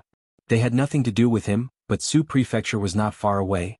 Could it be that the flood of Su prefecture was related to today's heavy rain? The more Li Wangyu thought about it, the more he felt that it was possible. The flood of Su prefecture might have been caused by the heavy rain. Su prefecture was an upper prefecture. It had 59,717 households and 100 to 200,000 people. If there was a flood in Su prefecture, many places in Hunan province would be affected. Thinking of this, Li Wangyu almost wanted to call out to Niu Wujing to prepare a horse to return to Chang'an. This matter must be reported to Pai Lupi as soon as possible so that the imperial court can prepare for disaster relief in Su prefecture. However, as soon as he opened his mouth, he immediately closed it again. It was still the middle of the night and it was pouring outside. No matter how anxious he was, he could only wait until dawn to make a plan. While waiting anxiously, the sky finally slowly brightened. However, the rain did not stop. Instead, it seemed to be falling more heavily. Li Wangyu did not care so much. He stood up and ordered, Niu Wujing, prepare a straw cape and bamboo hat. We are going back to the ferry? Chapter 826. Li Wangyu's words stunned everyone. Wei Shiyu didn't understand and asked, Zio, it's raining so heavily outside. Why are you in such a hurry to go back? I'm afraid that the boats at Fenglingdu wouldn't dare to set sail today, right? Fang Yai also advised, that's true. We shouldn't rush and wait for the rain to stop before making any plans. Li Wangyu didn't know how to explain this matter. Was he supposed to say that he predicted that there would be a flood in Shuzhou? Li Wangyu could only answer vaguely, let's go to the ferry and take a look. I won't hide it from you brothers. My eyelids have been twitching and my heart is in a panic. I feel that something big is about to happen. Thus, if we can leave earlier, it's better to leave earlier. Hearing him say this, the silk pants glanced at each other and didn't continue to persuade him. With the evil nature of this rain, if they could go back, then there was nothing wrong with it. The rain continued to pour down. Li Wangyu was afraid that Li Qingqian and Li Tai would fall sick from the rain, so he asked the inn's owner to find a few carriages for them. Everyone sat in the carriages to avoid the rain and headed towards the ferry. At the ferry, the boat that had brought them across the Yellow River yesterday was still waiting at the pier. However, when the boatman heard that they were going to cross the river, he quickly shook his head. Noble one, it's not that I don't want to listen to your orders. It's just that we can't cross the river in this weather. Noble one, look at the river. Not to mention the rapid current, we can't see the situation in the river. It's too dangerous to cross the river in this situation. Li Wangyu stood under the umbrella and looked at the Yellow River. He could only helplessly admit that the boatman's words were correct. In the heavy rain, the Yellow River was filled with mist. Not to mention seeing the other side, one could only see 1 or 2 feet away. Moreover, the current in the Yellow River was much faster than yesterday. Originally, the river between Fenglingdu and Tang Pass was wide and calm. Thus, this place was chosen as the ferry port. However, after a night of heavy rain, the Yellow River showed a bit of a roaring momentum. There wasn't a single boat in sight on the river. The heavy rain that started last night showed no signs of stopping. Instead, it became even more intense. The heavy rain mixed with the strong wind blew the Yellow River into waves several feet high, constantly washing the river banks. Even though the boats on the dock had long been fastened, they were still swaying non-stop. What made Li Wangyu even more worried was that after a night of torrential rain, even outsiders like them could clearly see that the water level of the Yellow River had risen a lot. Is there any other way to cross the Yellow River? Li Wangyu did not give up and continued to ask. Now that they were trapped on the north bank of the Yellow River, they had to cross the Yellow River if they wanted to return to Huayin County or Chang'an. For thousands of years, there was no bridge across the Yellow River. The only way to cross the river was by boat. The boatman opened his mouth and shook his head helplessly. Sir, crossing the Yellow River in this weather is like putting your head on your waist. It's a narrow escape. Who's so bold? Do they not want to live anymore? The Silk Pants also advised, Zio, it's better not to take the risk. Let's return to the hostel first. The rain might stop soon. Li Wangyu nodded, indicating for the debauches to escort Li Qingqian and Li Tai back first. He then went to call Niu Wu over. Niu Wu, bring a group of men from the residence to find the boatman at the ferry port. See if anyone is willing to cross the Yellow River and deliver a letter to Tongguan. Tell them that I'll reward anyone who helps me deliver the letter with 100 gold taels. As the saying goes, a generous reward is bound to attract brave men. 100 gold taels wasn't a small sum. 600 strings of copper coins was enough for these boatmen to earn a living on the Yellow River for many years. Li Wangyu didn't believe that no one would be tempted. Just as he expected, with sufficient incentive, Niu Wu quickly brought over 2 boatmen who had been making a living on the Yellow River for a long time. Li Wangyu didn't hesitate. He immediately had Niu Wu bring over 200 gold taels and gave it to them on the spot. He wasn't afraid that the 2 of them would take the money and run away. As long as they weren't like Luo Hui, who had the backing of a powerful figure like Ho Junji, where could they run to even if they took his money? Li Wangyu found a nearby shop and borrowed a brush and paper from the shopkeeper.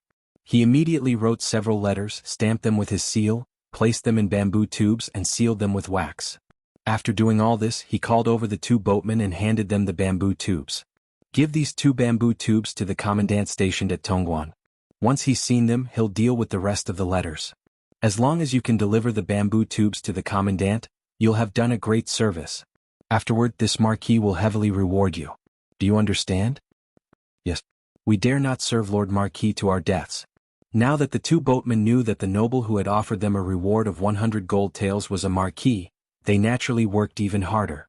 Riches and honor were sought in the midst of danger. It was no wonder that the 2 of them dared to put their boats into the water and attempt to cross the Yellow River in this weather. Li Wangyu stood on the shore wearing a straw raincoat and a bamboo hat.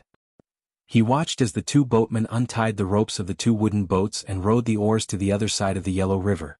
Not long after, the 2 wooden boats disappeared into the dense curtain of water without a trace. Li Wangyu could only silently pray that the 2 of them would be able to safely deliver the letters to the other side. He couldn't be blamed for being so ruthless as to use such a large sum of money to lure people into risking their lives for him. This matter truly could not be delayed.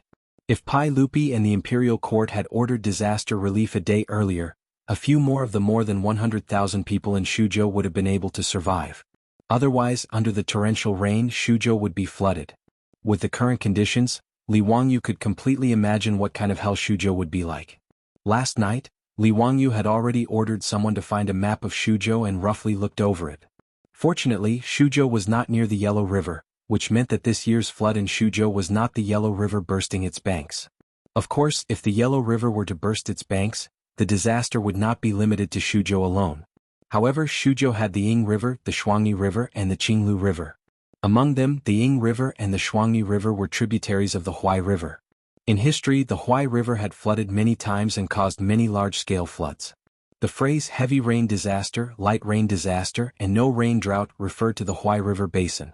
Li Wangyu could almost conclude that the area affected by the unending torrential rain would be quite large.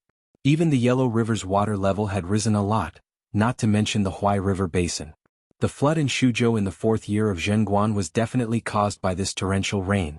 After sending off the messenger, Li Wangyu helplessly sighed and returned to the inn with Niu Wu and the others, patiently waiting for the torrential rain to stop. No one had expected that this torrential rain would continue for 3 days and 3 nights without any signs of stopping. As for the two boatmen who had risked their lives to cross the Yellow River to deliver the letter, there was no news of them at all. Li Wangyu also did not know whether or not Pai Lupi and the imperial court had received his letter. On the fourth day the torrential rain finally stopped, but it still did not clear up. Instead it began to drizzle. Chapter 827. Li Wangyu looked at the sky and ordered Niu Wu to arrange for people to check the situation at the ferry to see if they could cross the river today. They had been trapped in Fenglingdu for 3 days, so Huayin County probably wouldn't be able to hide it any longer. He didn't expect that he would be trapped in the north bank of the Yellow River when he brought Li Qingqian and Li Tai out to play. It was really unlucky.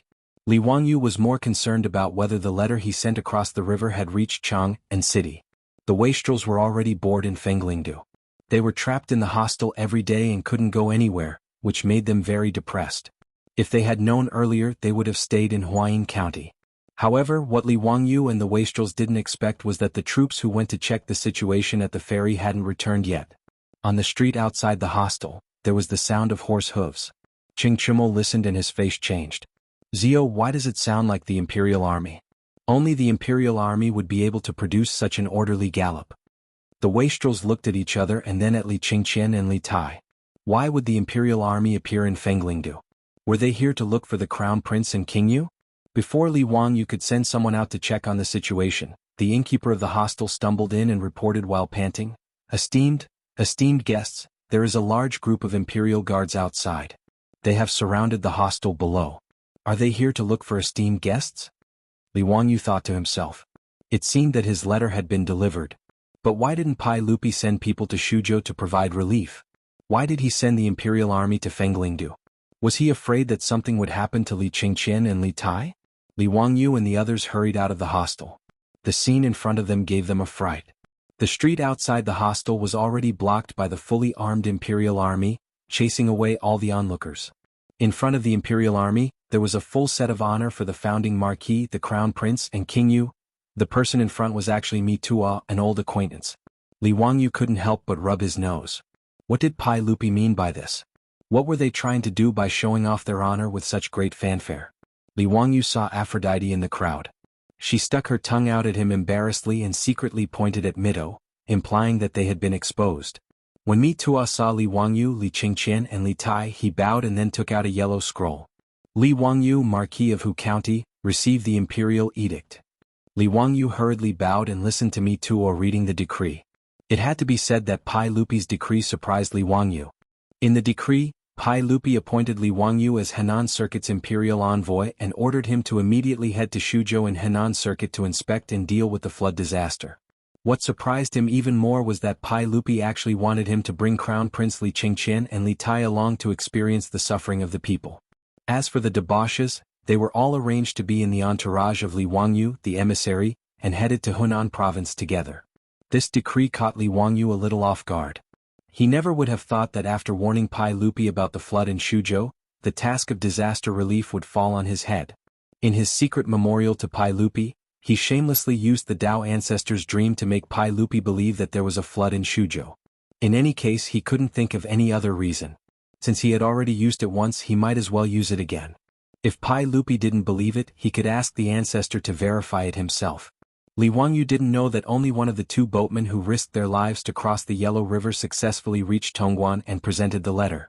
The other boatman's boat was washed downstream by the turbulent river. After seeing Li Wangyu's letter, the commandant of Tongguan didn't dare to neglect it. He immediately ordered people to speed up and send Li Wangyu's secret memorial to Chang'an. Even though there was heavy rain blocking the road, the messengers sent by Tongguan ran all the way. They changed horses every 20 miles at the post station. Before dark, they ran more than 200 miles in the heavy rain and sent Li Wangyu's secret memorial to Chang'an. Then they put it on Pai Lupi's imperial desk. Pai Lupi half believed and half doubted Li Wangyu's secret memorial about the impending flood in Shuzhou of the Hunan Circuit.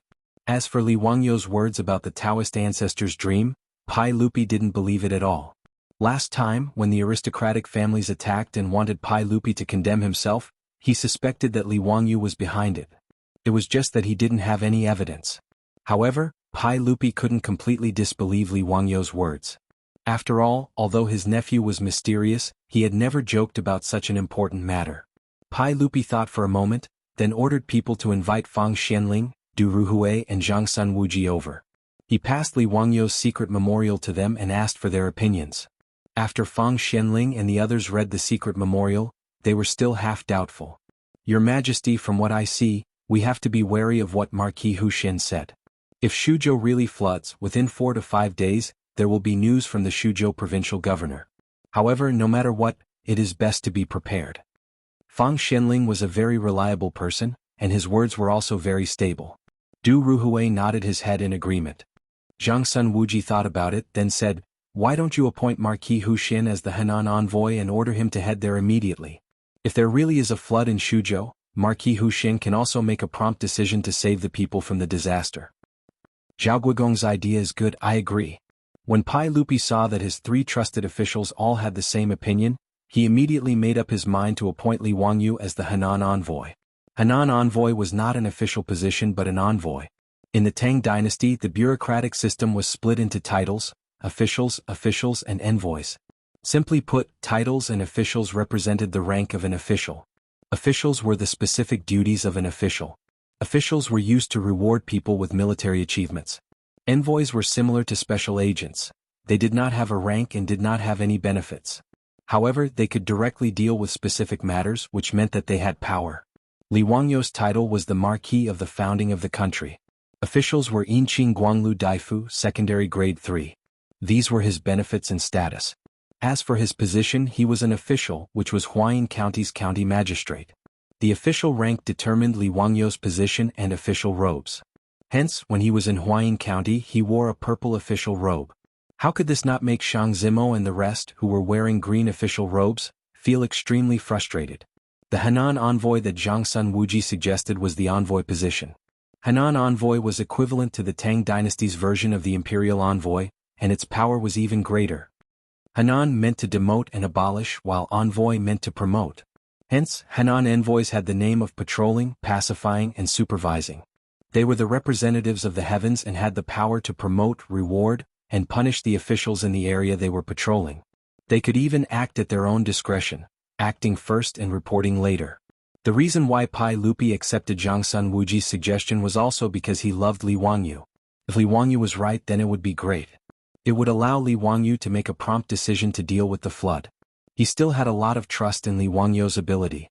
If Li Wangyu was not telling the truth, then this matter would cause an uproar in the imperial court and cause people to accuse Li Wangyu of spreading rumors. Although he and Li Wangyu were not on good terms because of Changle's marriage, Pai Lupi was still rather protective of Li Wangyu. Chapter 828. Li Wangyu naturally did not know what Pai Lupi was thinking. He did not expect that his secret memorial to Pai Lupi, hoping that Pai Lupi would make preparations in advance and arrange for people to go to Shuzhou for disaster relief, would fall on his head in the end. How would he know how to provide disaster relief? Li Wangyu had not even been a formal official of the imperial court, so how would he know how to patrol and pacify a state? However, Pai Lupi had even issued an imperial edict, so he had no reason to refuse.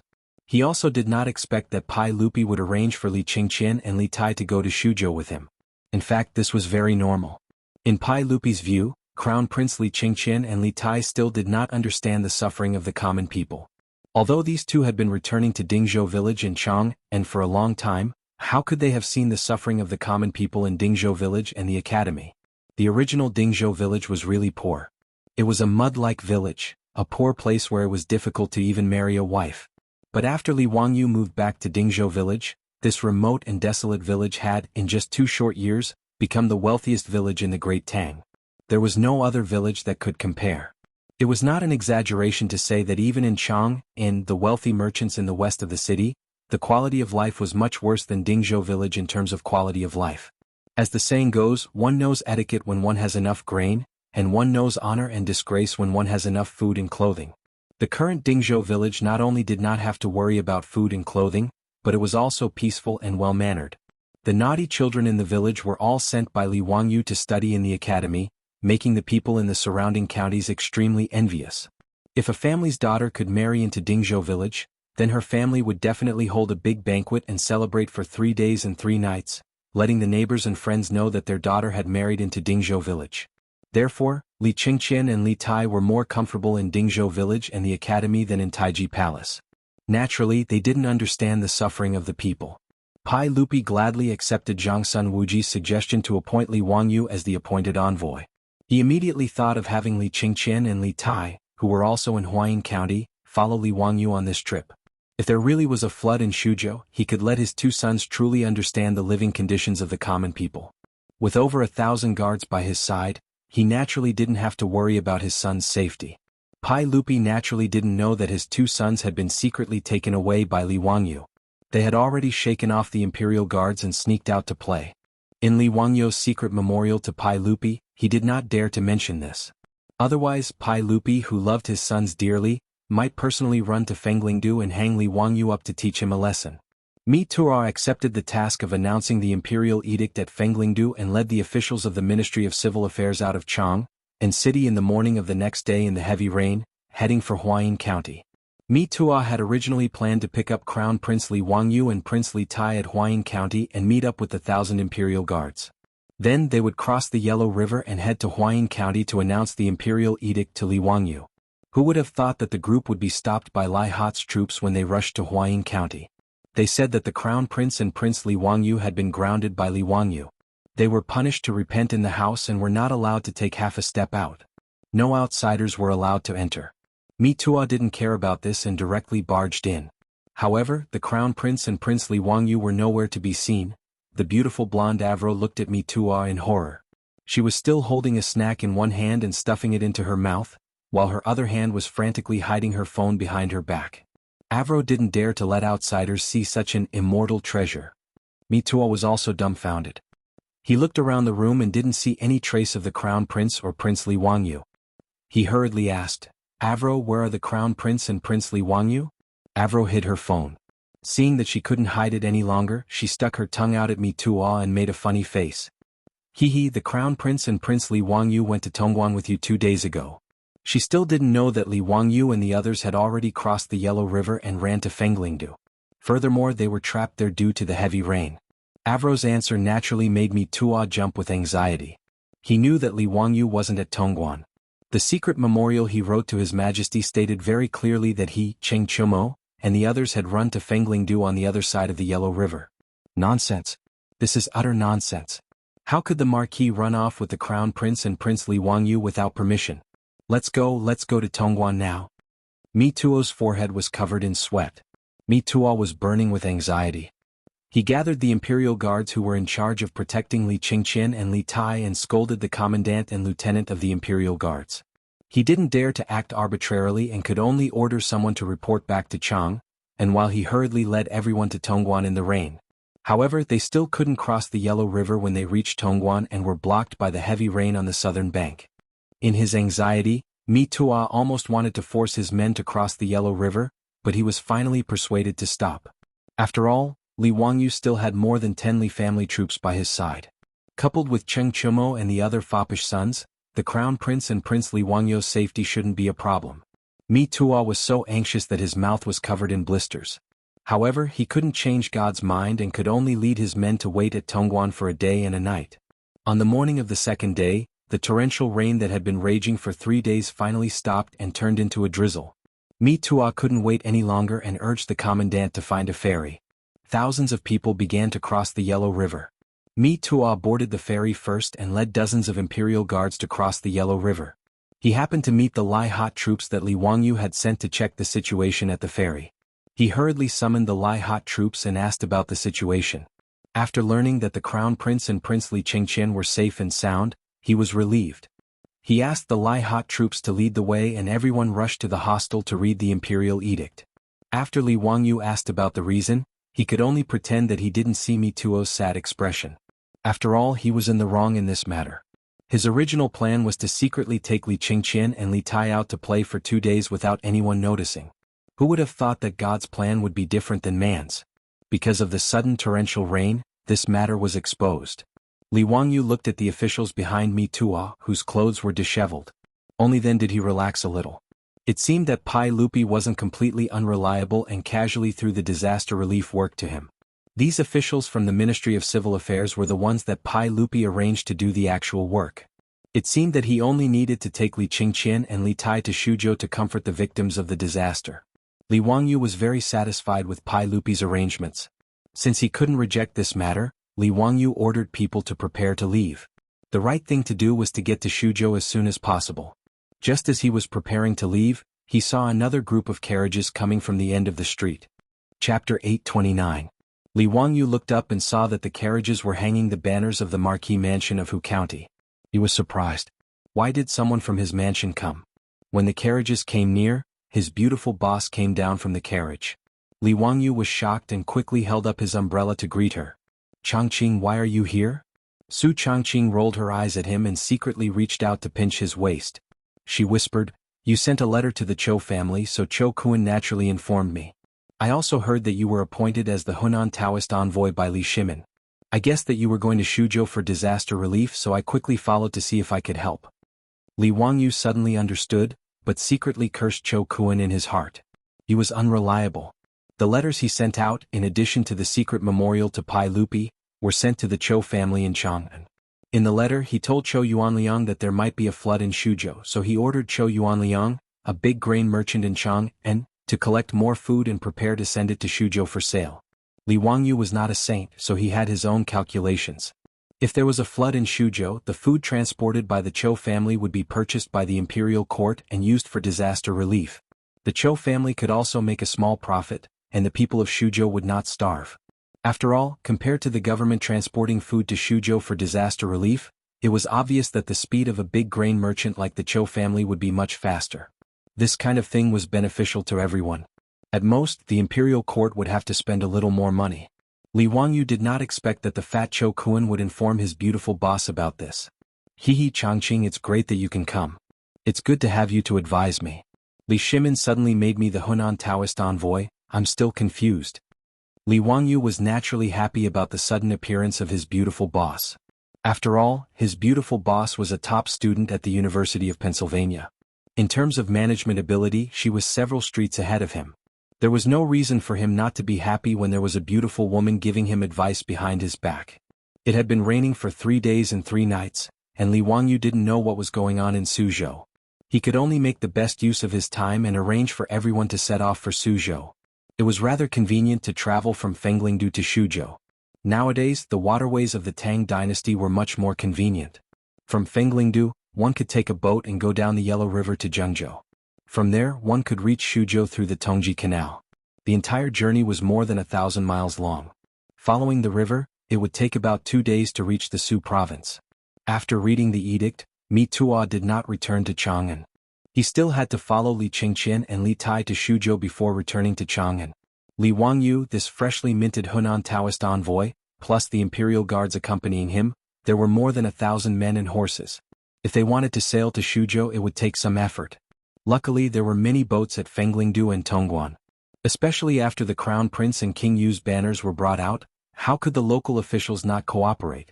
After working for half a day, they finally gathered enough boats. Li Wangyu led everyone onto a large official boat and set sail to the east. As for the imperial guards, a portion of them boarded the various conscripted boats to protect them. Another portion rode their horses to guard the shore. The drizzle in the air had not stopped. The storm a few days ago had obviously affected a large area. Li Wangyu stood at the bow of the boat and could clearly see that the water level of the Yellow River had risen. Luckily, if the history books were correct, there would not be any floods along the Yellow River in the 4th year of Xingguan. Otherwise, if the Yellow River burst, the disaster would be unimaginable. On the afternoon of the 2nd day, the fleet arrived at Guanqing County of Zhengzhou. This was also where Zhengzhou was governed. The officials of Zhengzhou had already received the news that the Marquis of Huxin, Li Wangyu, had been appointed as the envoy of Hunan Province. He led the Crown Prince and King Yu to patrol Hunan Province. These officials of Hunan Province naturally did not dare to be negligent. They neatly ran to the dock of Zhengzhou Guanqing County to receive Li Wangyu and his group.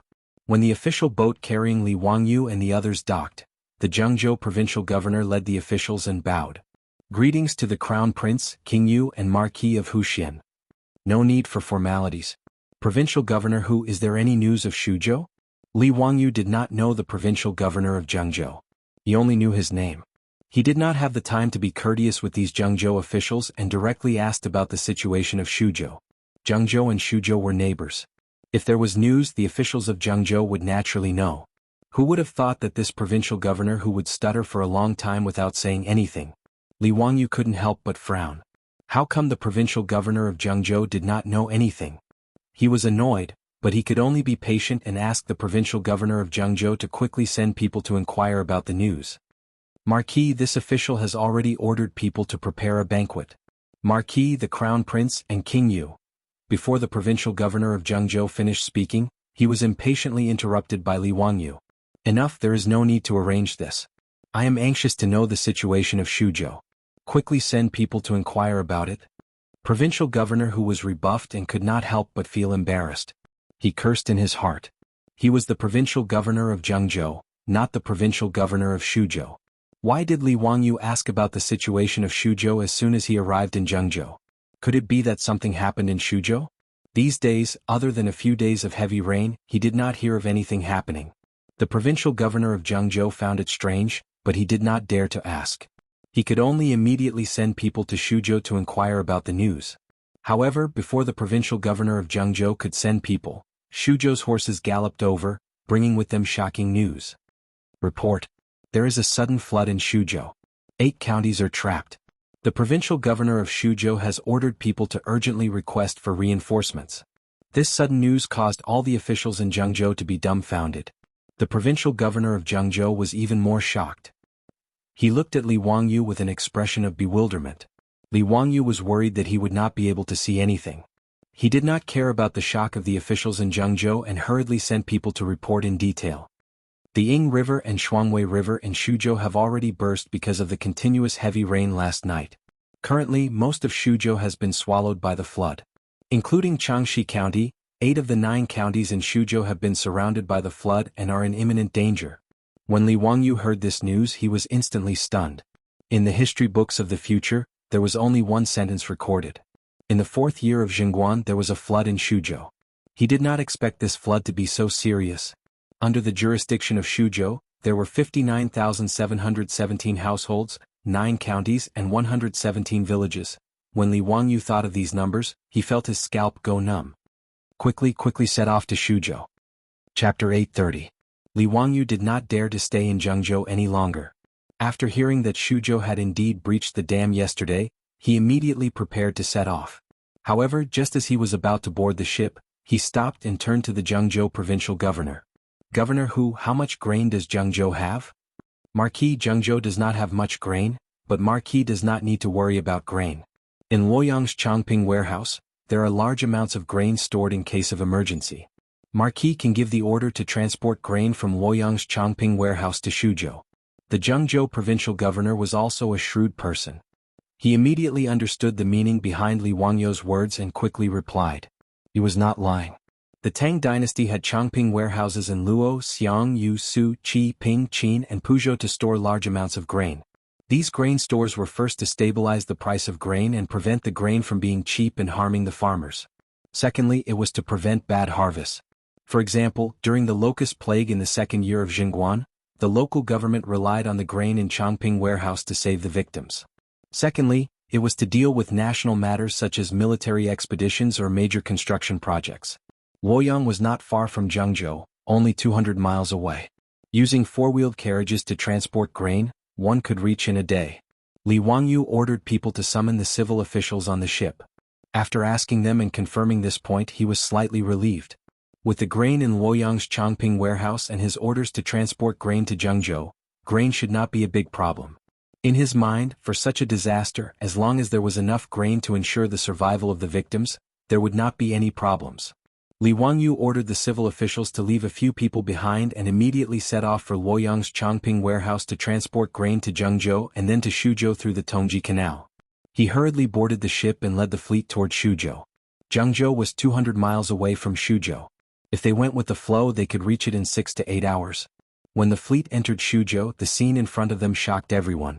Their fleet was originally going along the Tongji Canal. The Tongji Canal was a man-made canal that Emperor Yang Guang dug for the millions of men and women in Hunan. Due to the need for the dragon boat of Emperor Yang of Sui, the canal was dug very deep. It was 40 steps wide, which was about 60 meters. Could be considered very wide. However, when the fleet entered the territory of the Su province, everyone could hardly tell where the river was and where the land was. As far as the eye could see, there was only a vast ocean. although the Tongji Canal did not burst, the outside of the canal was completely flooded. The water even overflowed the embankment of the Tongji Canal and poured into the canal. On both sides of the river, one could vaguely see villages in the distance. At this time only a few dilapidated walls were left.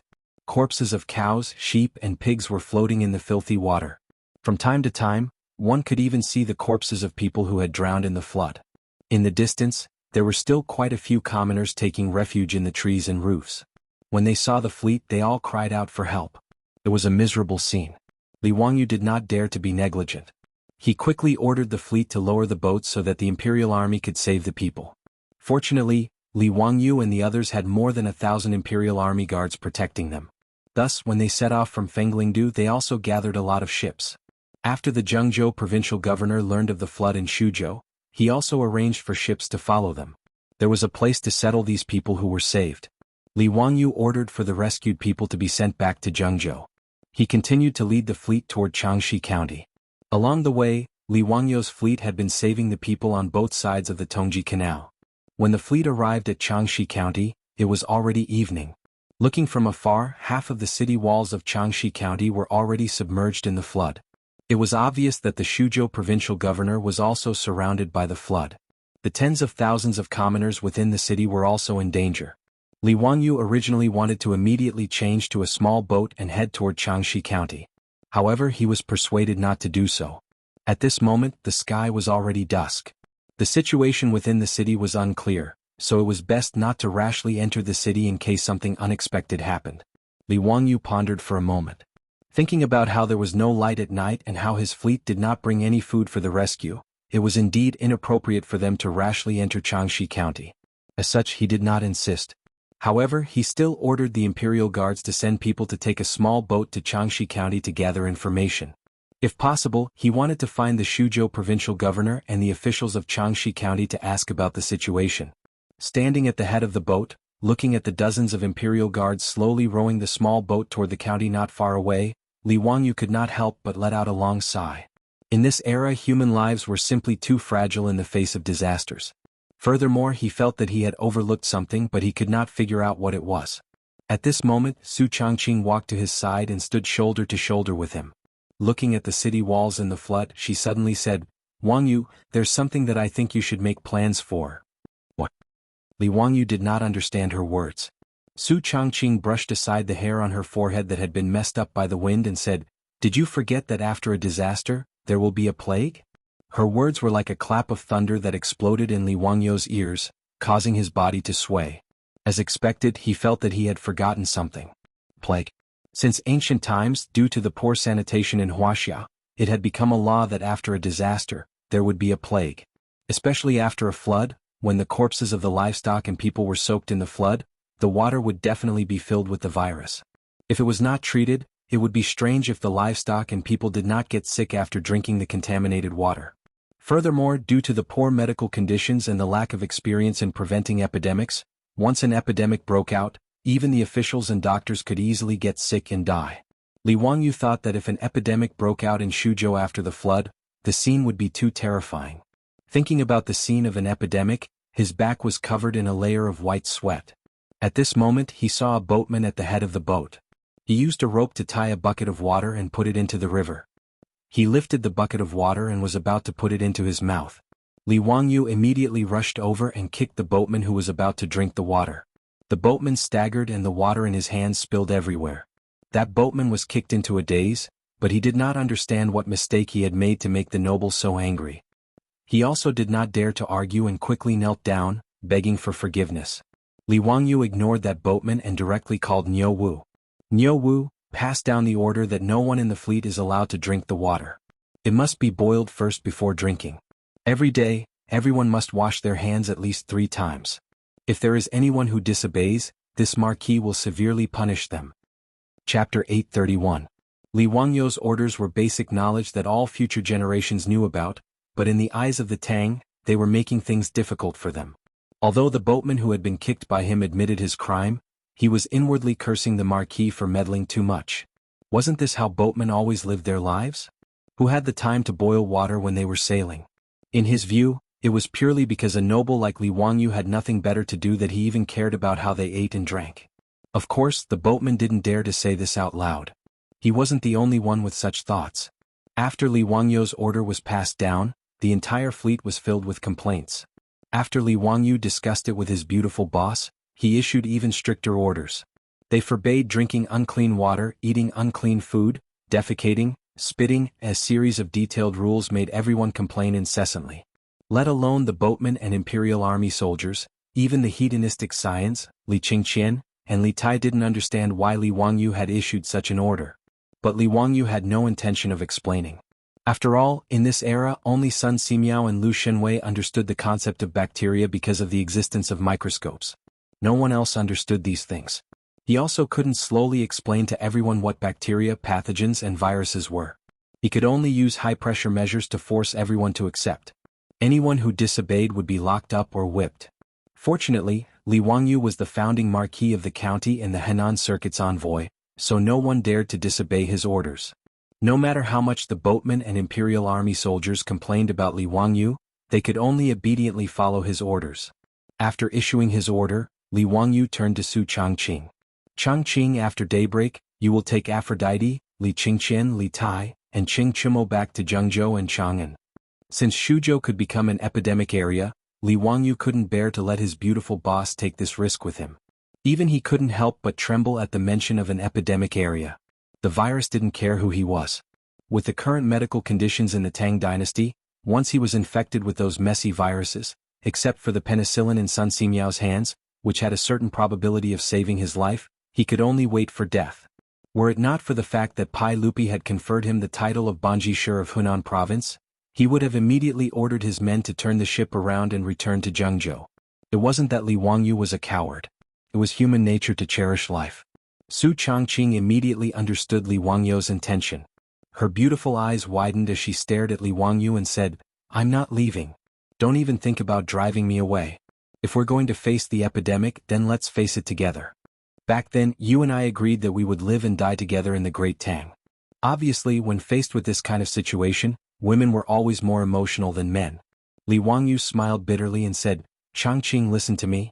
You have a reason to go back." "I don't care. I don't have a reason. I won't leave even if you want to. Besides, don't forget that I'm different from you. My body was transmigrated to the Tang dynasty, and I've already been vaccinated with countless vaccines. But your body hasn't been injected with any vaccines. If you ask me, even if we have to leave, it should be you. I'll stay to help you with the disaster." Su Changqing didn't listen to Li Wangyu at all, and what she said was not wrong at all. Later generations had all been injected with various vaccines since childhood. Many viruses that were a disaster in the Tang dynasty, such as smallpox, had long disappeared in later generations. Li Wangyu was naturally moved by his beautiful boss's words. He didn't care whether other people on the ship would see them or not. He directly reached out and put his arm around his beautiful boss's shoulder. "Changqing, listen to me. You have to go back to Chang'an. There's one thing I need you to go back and immediately organize the female workers in the underwear shop to help me make it." "What is it?" "A mask." When Su Changqing heard him say so, he also came to a sudden realization. Indeed, in the face of the possible outbreak of the epidemic after the flood, it was impossible to do without protective equipment. Although they couldn't make a real medical protective mask in the Tang dynasty, it was better than nothing. Masks had been in China since ancient times. It was recorded in the etiquette, cover the mouth for fear of offending people. It was also written in Marco Polo's travels. In the palace of the Yuan dynasty, the people who offered food covered their mouths and noses with silk cloth to protect their breath. They didn't touch the food. But that kind of silk cloth covering the mouth and nose was actually meaningless, at least it couldn't protect against the virus. "Wangyu, that kind of mask made of cotton cloth, I'm afraid it's useless, right?" Su Changqing asked doubtfully. She was right. The medical masks of later generations seemed to be made of non-woven cloth, but in fact, there was a filter material in the middle of the mask to block the virus in the air. Li Wangyu naturally couldn't make that filter material in the Tang dynasty, but it was not that there was no other way. "Changqing, do you know about activated carbon? Adding activated carbon in the middle of the mask can also block the transmission of the virus." Su Changqing couldn't help but nod. "That's a good idea. It's not difficult to make activated carbon. So you must go back to Chang'an City and get people to start making the masks." The sooner you make the masks, the safer I will be in Shuzhou.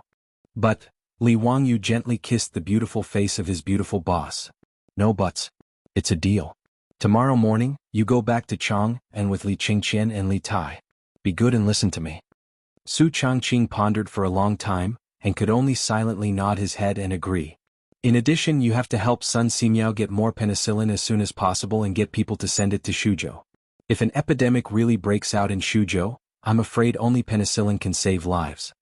Li Wangyu was just trying everything he could. If an epidemic like smallpox really broke out, penicillin would be useless. He just wanted to comfort himself. That night, Li Wangyu and Su Changqing talked for a long time and almost didn't sleep the whole night. It wasn't until dawn that Li Wangyu called Mi Tuo and asked him to immediately escort Li Qingqian and Li Tai back to Chang'an City. Mi Tuo was puzzled and didn't understand Li Wangyu's meaning.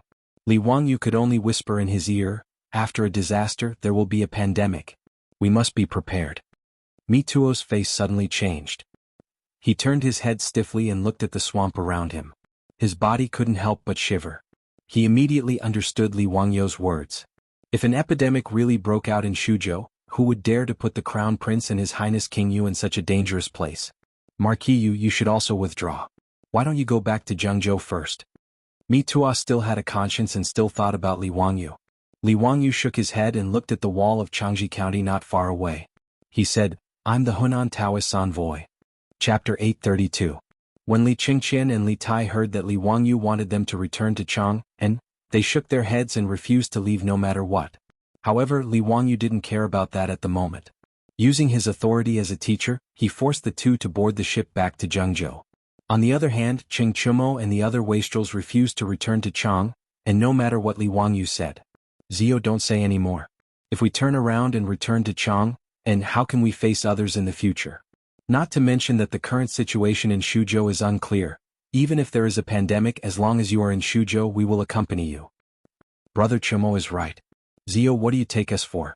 If you continue to speak like this, be careful that we don't cut ties with you." Fang Yai also threatened. In the face of the wastrel's insistence, Li Wangyu could only shrug his shoulders and let them be. However, he was still very grateful to the wastrels. Staying behind at the risk of danger wasn't something that could be done just because of loyalty. After daybreak, his beautiful superior brought Aphrodite and the reluctant Li Qingqian, Li Tai, and the others back to Zhengzhou. After returning to Zhengzhou, they could change carriages and use the official road to return to Chang'an. If they hurried, they could return to Chang'an in about 3 days. At the insistence of the two wastrels, half of the imperial guards guarding Li Qingqian and Li Tai were left behind for Li Wangyu. Li Wangyu didn't refuse this. After all, he didn't know what he would face after the flood receded. It was always good to have an armed force by his side.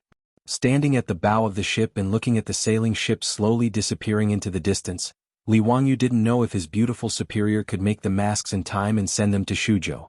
After all, even if they rode at full speed, it would still take 6 to 7 days to travel from Chang'an to Shuzhou. In addition to the time needed to arrange for the craftsmen to make the masks, Li Wangyu estimated that it would take at least 10 days to half a month for the masks to be sent to Shuzhou. He didn't know if they could make it in time. As the sky gradually brightened, an imperial guard immediately came to report that they saw several small boats rowing out of Changji County. It seemed that the people who had entered the county to scout for information yesterday had returned. Li Wangyu hurriedly stood at the bow of the ship. Sure enough, a ship was rowing out from Changji County. Looking from afar, other than the imperial guard, there were several people dressed in official robes.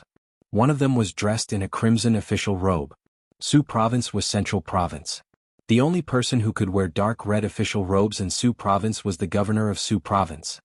It was clear that the imperial army that entered the city yesterday evening had already found the Shuzhou provincial governor and brought him back. This official greets the Marquis. Greetings to the Marquis. This lowly official has no face to see the Marquis. As soon as the Su Province provincial governor boarded the ship, he bowed and begged for forgiveness. He had already learned from the imperial army that the young Marquis in front of him had been appointed by the emperor as the Hunan Dao envoy. It could be said that he could decide his life and death with one word. The Shuzhou governor could not be careless. Following the Shuzhou provincial governor on the ship were a few other officials. Looking at the color of their robes, they were all rank 5 or 6 officials. They were probably Su Province's special attendants. Li Wangyu raised his eyes. The Shuzhou provincial governor's robes were also covered in dirt. It was clear that after the river burst the night before, even though the Suzhou provincial governor was in Changji County, he did not have a good time. That's enough. Let's talk about forgiveness later. First, what is the current situation in Changji County? Is there any news from the other 8 counties in Su Province? Replying to the marquis, because it was night time when the dike burst, the county's city gates were tightly shut. This is also a blessing in disguise. After receiving the warning, I immediately gathered the people of Changji County and used sandbags to block the 4 city gates. Although the county is surrounded by water, there is only knee-deep water within the city. There have not been any casualties. As for the other counties, there was news yesterday.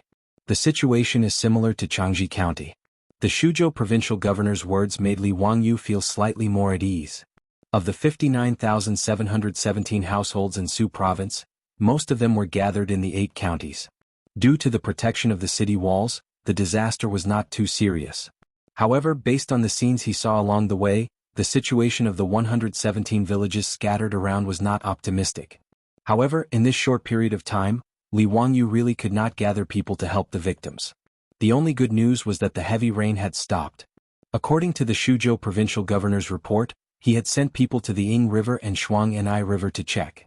The amount of water gushing out was slowly decreasing. If the heavy rain did not continue, the raging water would recede in a few days.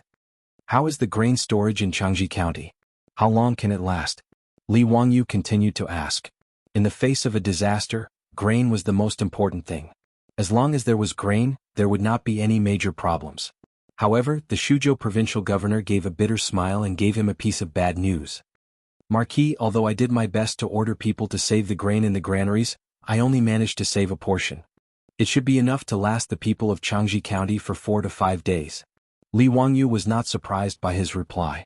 The granaries of the Sui and Tang dynasties were mostly dug underground to store grain. When these granaries were being built, they would use fire to dry the surrounding soil.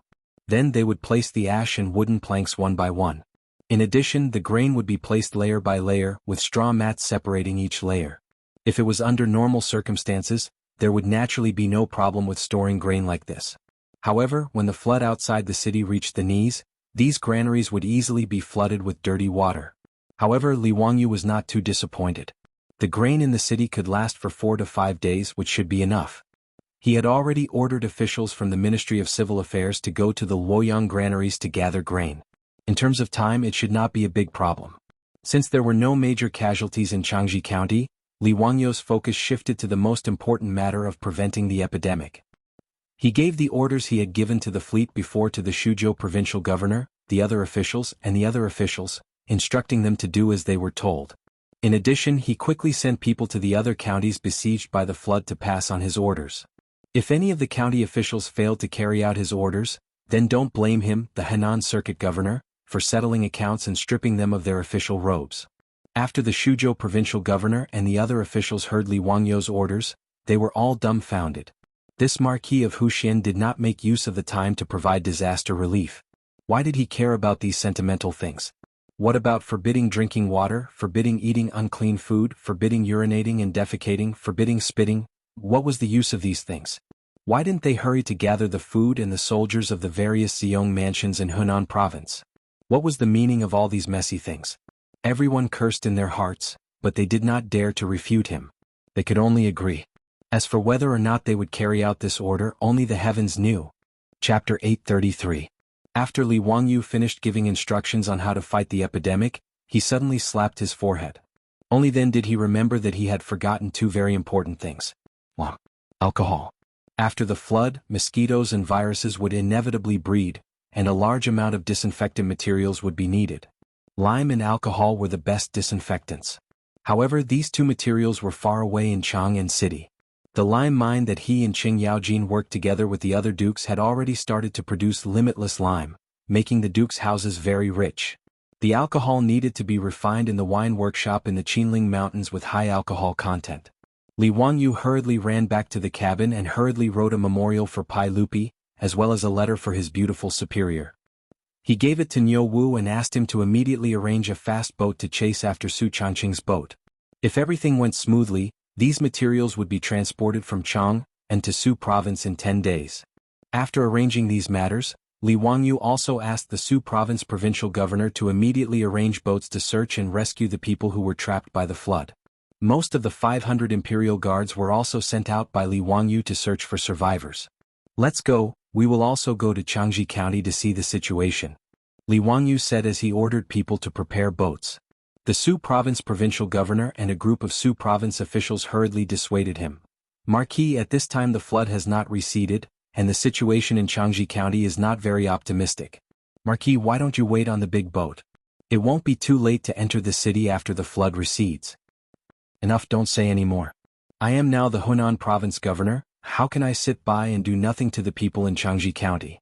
If I don't personally see the situation in Changji County, when His Majesty asks, how can I answer? Should I tell His Majesty that I was afraid of an accident and did not enter Changji County?" Li Wangyu's words made it difficult for the Su province officials to continue persuading him. They could only obediently board the small boat again. Cheng Chumo and the other silk pants naturally had to go with them to Changji County. In addition to Niu Wu and Lai Hat's troops as well as the imperial guards protecting them, they rowed 4 or 5 small boats and headed for Changji County. Because the city gate of Changji County had long been blocked with sandbags and mud, when the small boat reached the city wall, it could only let the government soldiers and bailiffs on the city wall drop down ropes and hanging baskets to bring Li Wangyu and his group up to the city wall. The city walls of Changji County were originally about 6 to 7 meters high, but at this time, nearly half of them were flooded. Li Wangyu estimated that the depth of the water was at least 3 meters. Changji County was the administrative area of Shuzhou, and its city walls were considered the highest. As for the other counties that were surrounded by the flood, according to the Shuzhou provincial governor, the height of the city walls was no more than 5 to 6 meters. They were only able to block the flood. If the torrential rain continued for a few more days, it was likely that even the city walls of those cities would be destroyed. The city walls of these counties of the Tang dynasty, including Chang and City, were mostly made of rammed earth, and the outer layer was covered with green bricks. The city walls of Changji County were temporarily isolated from the flood and protected the tens of thousands of people in the city. However, there was also a great danger. If the city walls made of rammed earth were soaked in water for a long time, they would easily collapse. If the city walls of Changji County collapsed, then the tens of thousands of people in the city would have nowhere to run. Fortunately, the torrential rain had stopped. According to the observation of the Shuzhou officials, the flood outside the city walls had decreased a lot compared to yesterday. Li Wangyu could also see this. The highest mark left by the flood on the city walls of Changji County had already receded by 2 to 3 feet compared to the current level of the water. When he got on top of the city walls of Changji County, he looked up and saw a scene of devastation. The city was filled with muddy water with all kinds of filthy things floating on it. Of course, this was normal. Back in Chang'an City, it was because of the torrential rain that Li Wangyu couldn't bear it anymore and had the idea of building a public toilet. The situation of Changji County was almost the same as that of Chang'an City. Not to mention that there were no public toilets, most of the people were used to relieving themselves everywhere. If it was in the past, it would be fine. However, when the flood hit, the situation in the city became abnormally bad. The Tang dynasty was different from later generations. Most of the buildings were one-story wooden houses, and even the provincial governor's mansion was the same. The 1-foot-deep water had already made the people in the city cry, but there was nothing they could do. The officials of Shuzhou accompanied Li Wangyu and his group to patrol around the city walls of Changji County. Even Li Wangyu didn't have a better solution for the current situation of Changji County. After all, it was impossible to move tens of thousands of people to other places. Before the flood receded, the water in the city couldn't be drained. Now, the only thing he could do was to let these people continue to endure for a while. When they got on top of the city walls of Changji County, it was already noon. If it was in the past, the city would be filled with smoke at this time, and every family would be cooking. However, due to the influence of the flood, Li Wangyu could only see a few wisps of smoke rising from the city walls. How is the food of the people now guaranteed? I have already ordered people to count the food in the streets.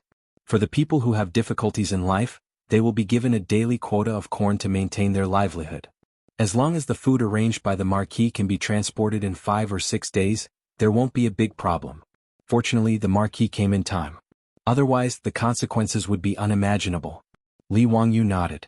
Only then did he feel relieved. At the same time, he also felt very fortunate.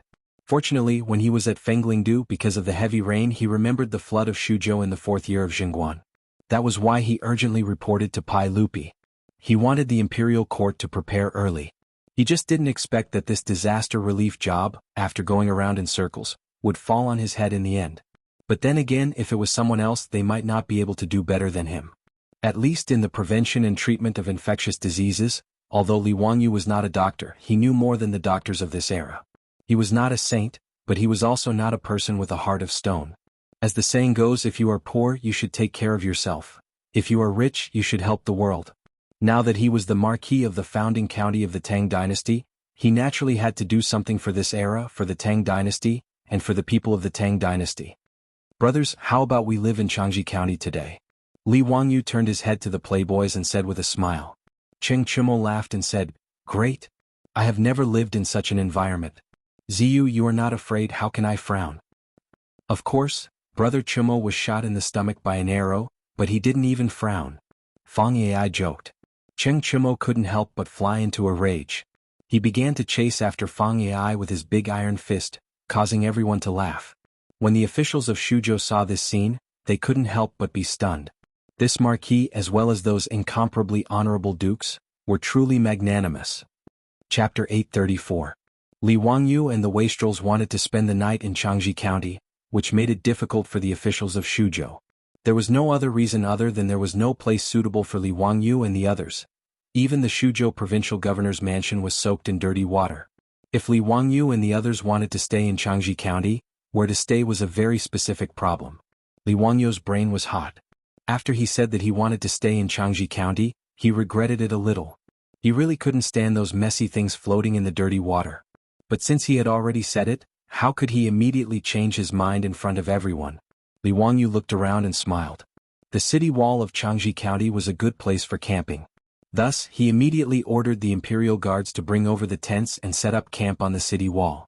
During this period of time, he and the wastrels were prepared to be stationed here and supervise the disaster relief in Shuzhou. Although this action was suspected of putting on a show, Li Wangyu didn't care so much. Although he wanted to help the people, he really didn't have the courage to throw himself into the dirty water and soak himself in it. Li Wangyu led a group of wastrels and moved to the city wall of Changji County. How could the others be negligent? Thus, including the officials of the Ministry of Civil Affairs, they all ran to the city wall of Changji County to set up camp. They made the city wall of Changji County look like a refugee cave in the future. Li Wangyu didn't care about this. Every day he arranged for people to search and rescue the victims. He asked the officials of the Ministry of Civil Affairs to come up with practical disaster relief measures and urged them to transport food. He was also very busy. 5 or 6 days after he arrived in Changji County, the flood finally slowly receded. The water in Changji County also gradually disappeared. However, after the flood, Changji County was in a state of devastation. The streets and alleys were littered with all kinds of filth and garbage. At this time, the weather was clear after the rain. The sun that hadn't been seen for many days also showed its face. However, it made the entire Changji County emit an extremely unpleasant smell that made people want to vomit. However, including the officials of Su Province, no one seemed to feel that there was anything wrong with this situation. The commoners turned a blind eye to it and didn't find anything wrong with it. Instead, the citizens of the city took the opportunity of the sun rising and began to take out all the things that had been soaked in water from their homes to bask in the moisture. The originally dirty and messy environment became even more congested. In Li Wangyu's view, the filth piled up in Changji County was simply a hotbed for viruses that could erupt at any time. He immediately gave the order for the Shuzhou provincial governor and the Changji County magistrate to immediately arrange for the bailiffs, soldiers, and civilians to work together with the citizens of the city to begin a thorough cleanup of the city. Everyone found it hard to understand and accept Li Wangyu's order. The flood had just receded and there were many things waiting to be done. Yet, the first thing they wanted to do was to ask the government to lead the people to clean up. In the eyes of the crowd, this was simply a bullsh*t decision made by the nobleman from Chang, and who did not know the hardships of the people. Marquis, this city is truly filthy. This official feels the same way. However, there are many people affected by the disaster in the city. There are also many houses that have collapsed due to the flood. In addition, the disaster victims outside the city are constantly pouring into Changji County. This official thinks that it would be better to postpone the cleanup for the time being. Before the Shuzhou provincial governor finished his words, he was directly interrupted by Li Wangyu. No, we must first clean up the city and get all the filth out of the city. We must dig holes and bury them. I have already ordered people to transport lime. When the lime arrives, we must sprinkle lime on the soaked roads and corners. In addition, we must pay attention to killing mosquitoes and flies. This matter is very important and cannot be sloppy." But the Shuzhou provincial governor still wanted to persuade him. Li Wangyu waved his hand. "No buts. This matter is urgent and must be carried out meticulously. This marquis will let the imperial army patrol around the city. If any house is not cleaned up, then the owner will be punished. If the streets in the city are not cleaned up, then the Changji County magistrate will take off his official robes and get lost. This matter is not negotiable. Also, what I said before, forbidding drinking unclean water, forbidding eating unclean food, forbidding urinating and defecating, and forbidding spitting must be carried out. If you can't do it, then don't blame this marquis for holding you accountable." Li Wangyu's words had already reached this point. No matter how much the Shuzhou provincial governor grumbled in his heart and criticized Li Wangyu in his heart, he could only obediently nod his head and arrange for people to carry out the orders. Following the Shuzhou provincial governor's mansion's order, Changji County immediately became restless. The county government's bailiffs, scribes, and strong people all went to the streets, beating gongs and drums to call the people out to clean the streets and carry the garbage. For a time, the people of Changji County were full of complaints. In the eyes of the people, Li Wangyu's order was purely a matter of eating and having nothing to do. Even in Changji County, the people on the streets secretly called Li Wangyu, the Marquis of Hu County, Dirty Marquis, to express their dissatisfaction. These words naturally reached Li Wangyu's ears, but he only smiled and ignored them. In truth, the wastrels did not understand Li Wangyu's decision. "Zio, why are you making the people clean the streets now? You're provoking all these unreasonable curses." Qing Chumo directly asked. Li Wangyu bitterly smiled and explained, "Brothers, you don't know. The so-called, after a great disaster, there will be a great epidemic, is actually caused by these filthy things." "How is that possible?" The wastrels looked at each other in dismay. None of them could understand Li Wangyu's words. Li Wangyu also felt a headache from the wastrels' questions. It was difficult to explain. In terms of hygiene and epidemic prevention, China had been good since ancient times.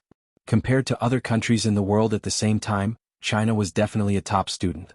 But even so, in the eyes of transmigrators like Li Wangyu and Su Changqing, they still felt that it was dirty and unsightly. Even in the Ming and Qing dynasties, because of hygiene problems, epidemics were often caused. Dysentery, cholera, plague, smallpox, as long as they appeared, a whole street would die. During the reign of Chongzhen, a plague first broke out in the Shaanxi Gansu region. It traveled all the way to the capital. Everywhere it passed, it was like a ghost town with corpses everywhere. According to incomplete statistics, the epidemics in China's history were once in the Zhou dynasty, 13 in the Qin and Han dynasties, 17 in the Wei and Jin dynasties, 17 in the Sui and Tang dynasties, 32 in the Song dynasties, 20 in the Yuan dynasty, 64 in the Ming dynasty, 74 in the Qing dynasty. These statistics were shocking. Especially after a great disaster, when large numbers of people and animals died, if the corpses were not dealt with in time, bacteria and viruses would multiply and cause epidemics. Li Wangyu could only try his best to prevent an epidemic from breaking out in Shuzhou. Therefore, even if the officials and people of Shuzhou did not understand, he had to be firm and confident. Even if he had to mobilize the imperial army and force the people to clean, Li Wangyu would do it. As for the infamy that would come with this, Li Wangyu did not care at all. Chapter 835. In Changji County, under Li Wangyu's pressure, the Shuzhou provincial governor led the officials of Changji County and forced the people to work for 2 or 3 days. Finally, all the garbage in the city was cleared out. Good news came one after another. The grain from Changping warehouse in Luoyang had already begun to be transported. After it reached Changji County through the Tongji Canal, it was then transported to the 8 counties in Shuzhou. After the flood receded, the Shuzhou provincial governor immediately sent people to get in touch with the other 8 counties. He learned that the situation was still stable and that there were no casualties in the 8 counties. After receiving Li Wangyu's request for help, Qing Yaojin and the others immediately arranged for people to start transporting the lime. On the 3rd day after the flood receded, the ship carrying a large amount of lime had already moored at the Tongji Canal dock outside Changji County. Li Wangyu immediately ordered people to transport the lime and began to disinfect and clean the entire city. At the same time, he had the Shuzhou provincial governor send the lime to the other 8 counties and have them thoroughly disinfected like Changji County. The only problem now was that after the flood receded, the disaster victims whose villages were destroyed by the flood began to flood into the county. Li Wangyu was busy urging the Shuzhou officials to settle the disaster victims and give them food. However, Li Wangyu did not allow the disaster victims in ragged clothes to enter the county. Instead, he directly set aside an area in the north of the county to settle the disaster victims. Naturally, the victims who were blocked outside the city were full of complaints. What made the disaster victims in Shuzhou even more difficult to accept was that Li Wangyu ordered them to strictly enforce the hygiene ban in the camp area where the disaster victims were settled. The ban on urinating and defecating everywhere, the mandatory bathing before entering the camp area, and so on made the villagers of Shuzhou who had escaped death naturally find it difficult to accept. They believed that Li Wangyu, a noble from Chang'an, was deliberately making things difficult for them to pass the time. However, Li Wangyu did not care about this. Every day he urged the Changji County government to strengthen the management. From time to time he would send the imperial army to patrol the camp area of the disaster victims. Once they found someone violating the rules, they would be arrested and whipped in public. Under such strong pressure, coupled with the fact that there was a sufficient supply of porridge every day, there was no trouble at all. After a few days of good weather, Suzhou's situation slowly improved. Li Wangyu's heart, which had been hanging in the air, gradually relaxed. On this day on the Tongji Canal, another large fleet went down the river and docked at the pier. Li Wangyu saw it from afar on the city wall, but he didn't think much of it. After all, in recent days, there were ships coming down the river from Zhengzhou, carrying corn, lime and other supplies. But when he saw the people disembarking from the ship, he hurriedly ran down the city walls and called Qing Chumo and the others as well as the governor of Shuzhou. A large group of people hurriedly rushed to the docks. He never expected that the person who came down from the boat would be Pai Lupi, followed by Fang Xianling, Du Ruhui, Zhangsun Wuji, Qing Yaojin, Yuqi Jingda and other big shots. Pai Lupi had actually set off. Li Wangyu couldn't help but wonder what was going on. The flood in Shuzhou was not particularly serious. He had already sent a memorial to Chang'an, explaining the situation in Shuzhou. The flood came quickly and left quickly. In the past few days, the officials in Shuzhou had roughly calculated the disaster situation. This year, Shuzhou's grain harvest was definitely poor. 80 to 90% of the farmland had been destroyed by the flood. Of the 117 villages in Shuzhou, 70 to 80 had been destroyed by the flood. The number of casualties was still being calculated. Roughly several thousand people had died, which could be considered a blessing in disguise. For Shuzhou, which had a population of several 100,000, although the loss was great, it had already begun to recover. As long as the imperial court could reduce the rent in Shuzhou this year and provide relief corn for the disaster victims to get through the famine, Shuzhou might be able to recover next year. As for the epidemic that Li Wangyu was most worried about, at least for now there was no bad news. Judging from the situation in Changji County, as long as the other counties strictly followed his orders, the epidemic would not break out. After all, in ancient times, epidemics broke out after major disasters mainly because they did not pay attention to hygiene and epidemic prevention. Therefore, even if the people did not understand, and even if Li Wangyu had to bear a lot of infamy, he still persisted and forcefully ordered Changji County to be disinfected. After the flood, Changji County was safe and sound. This was all thanks to him. Unfortunately, no one knew about this contribution and instead many people complained about it. Regarding this, Li Wangyu could only let the people do as they wished. In short, he had a clear conscience. Under these circumstances, Pai Lupi suddenly led a group of officials to Shuzhou without any news. What was the meaning of this? Li Wangyu could not understand, but he could only lead everyone to welcome the emperor. Li Wangyu greets your majesty. Why did your majesty suddenly come to Shuzhou? Did something happen? No need for formalities, Zio. This time I came to Shuzhou to take a look. It's not a big matter. Pai Lupi smiled and waved his hand. I heard that Zio handled the Shuzhou flood well. Let's go, bring me to Changji County to take a look. Seeing Pai Lupi being so evasive, Li Wangyu could only rub his nose helplessly and invite Pai Lupi into the city. However, it was not so simple for Pai Lupi to enter the city. He had to wait for the imperial army to take control of the various checkpoints in Shuzhou before Pai Lupi's carriage could enter the city. As for what Pai Lupi said, Li Wangyu did not believe a single word. Who was he trying to fool? Chang'an city was more than 1,000 miles away from Shuzhou. Did you think that the emperor was taking a stroll? Taking a look along the way? Seeing that Pai Lupi was not willing to tell him the truth, Li Wangyu could only secretly ask Qing Yaojin. Uncle Cheng, what is his majesty playing at? Nothing much. Prime Minister Zhang Baoxiang led his troops to the Sunil camp and captured that old man Sheli Khan.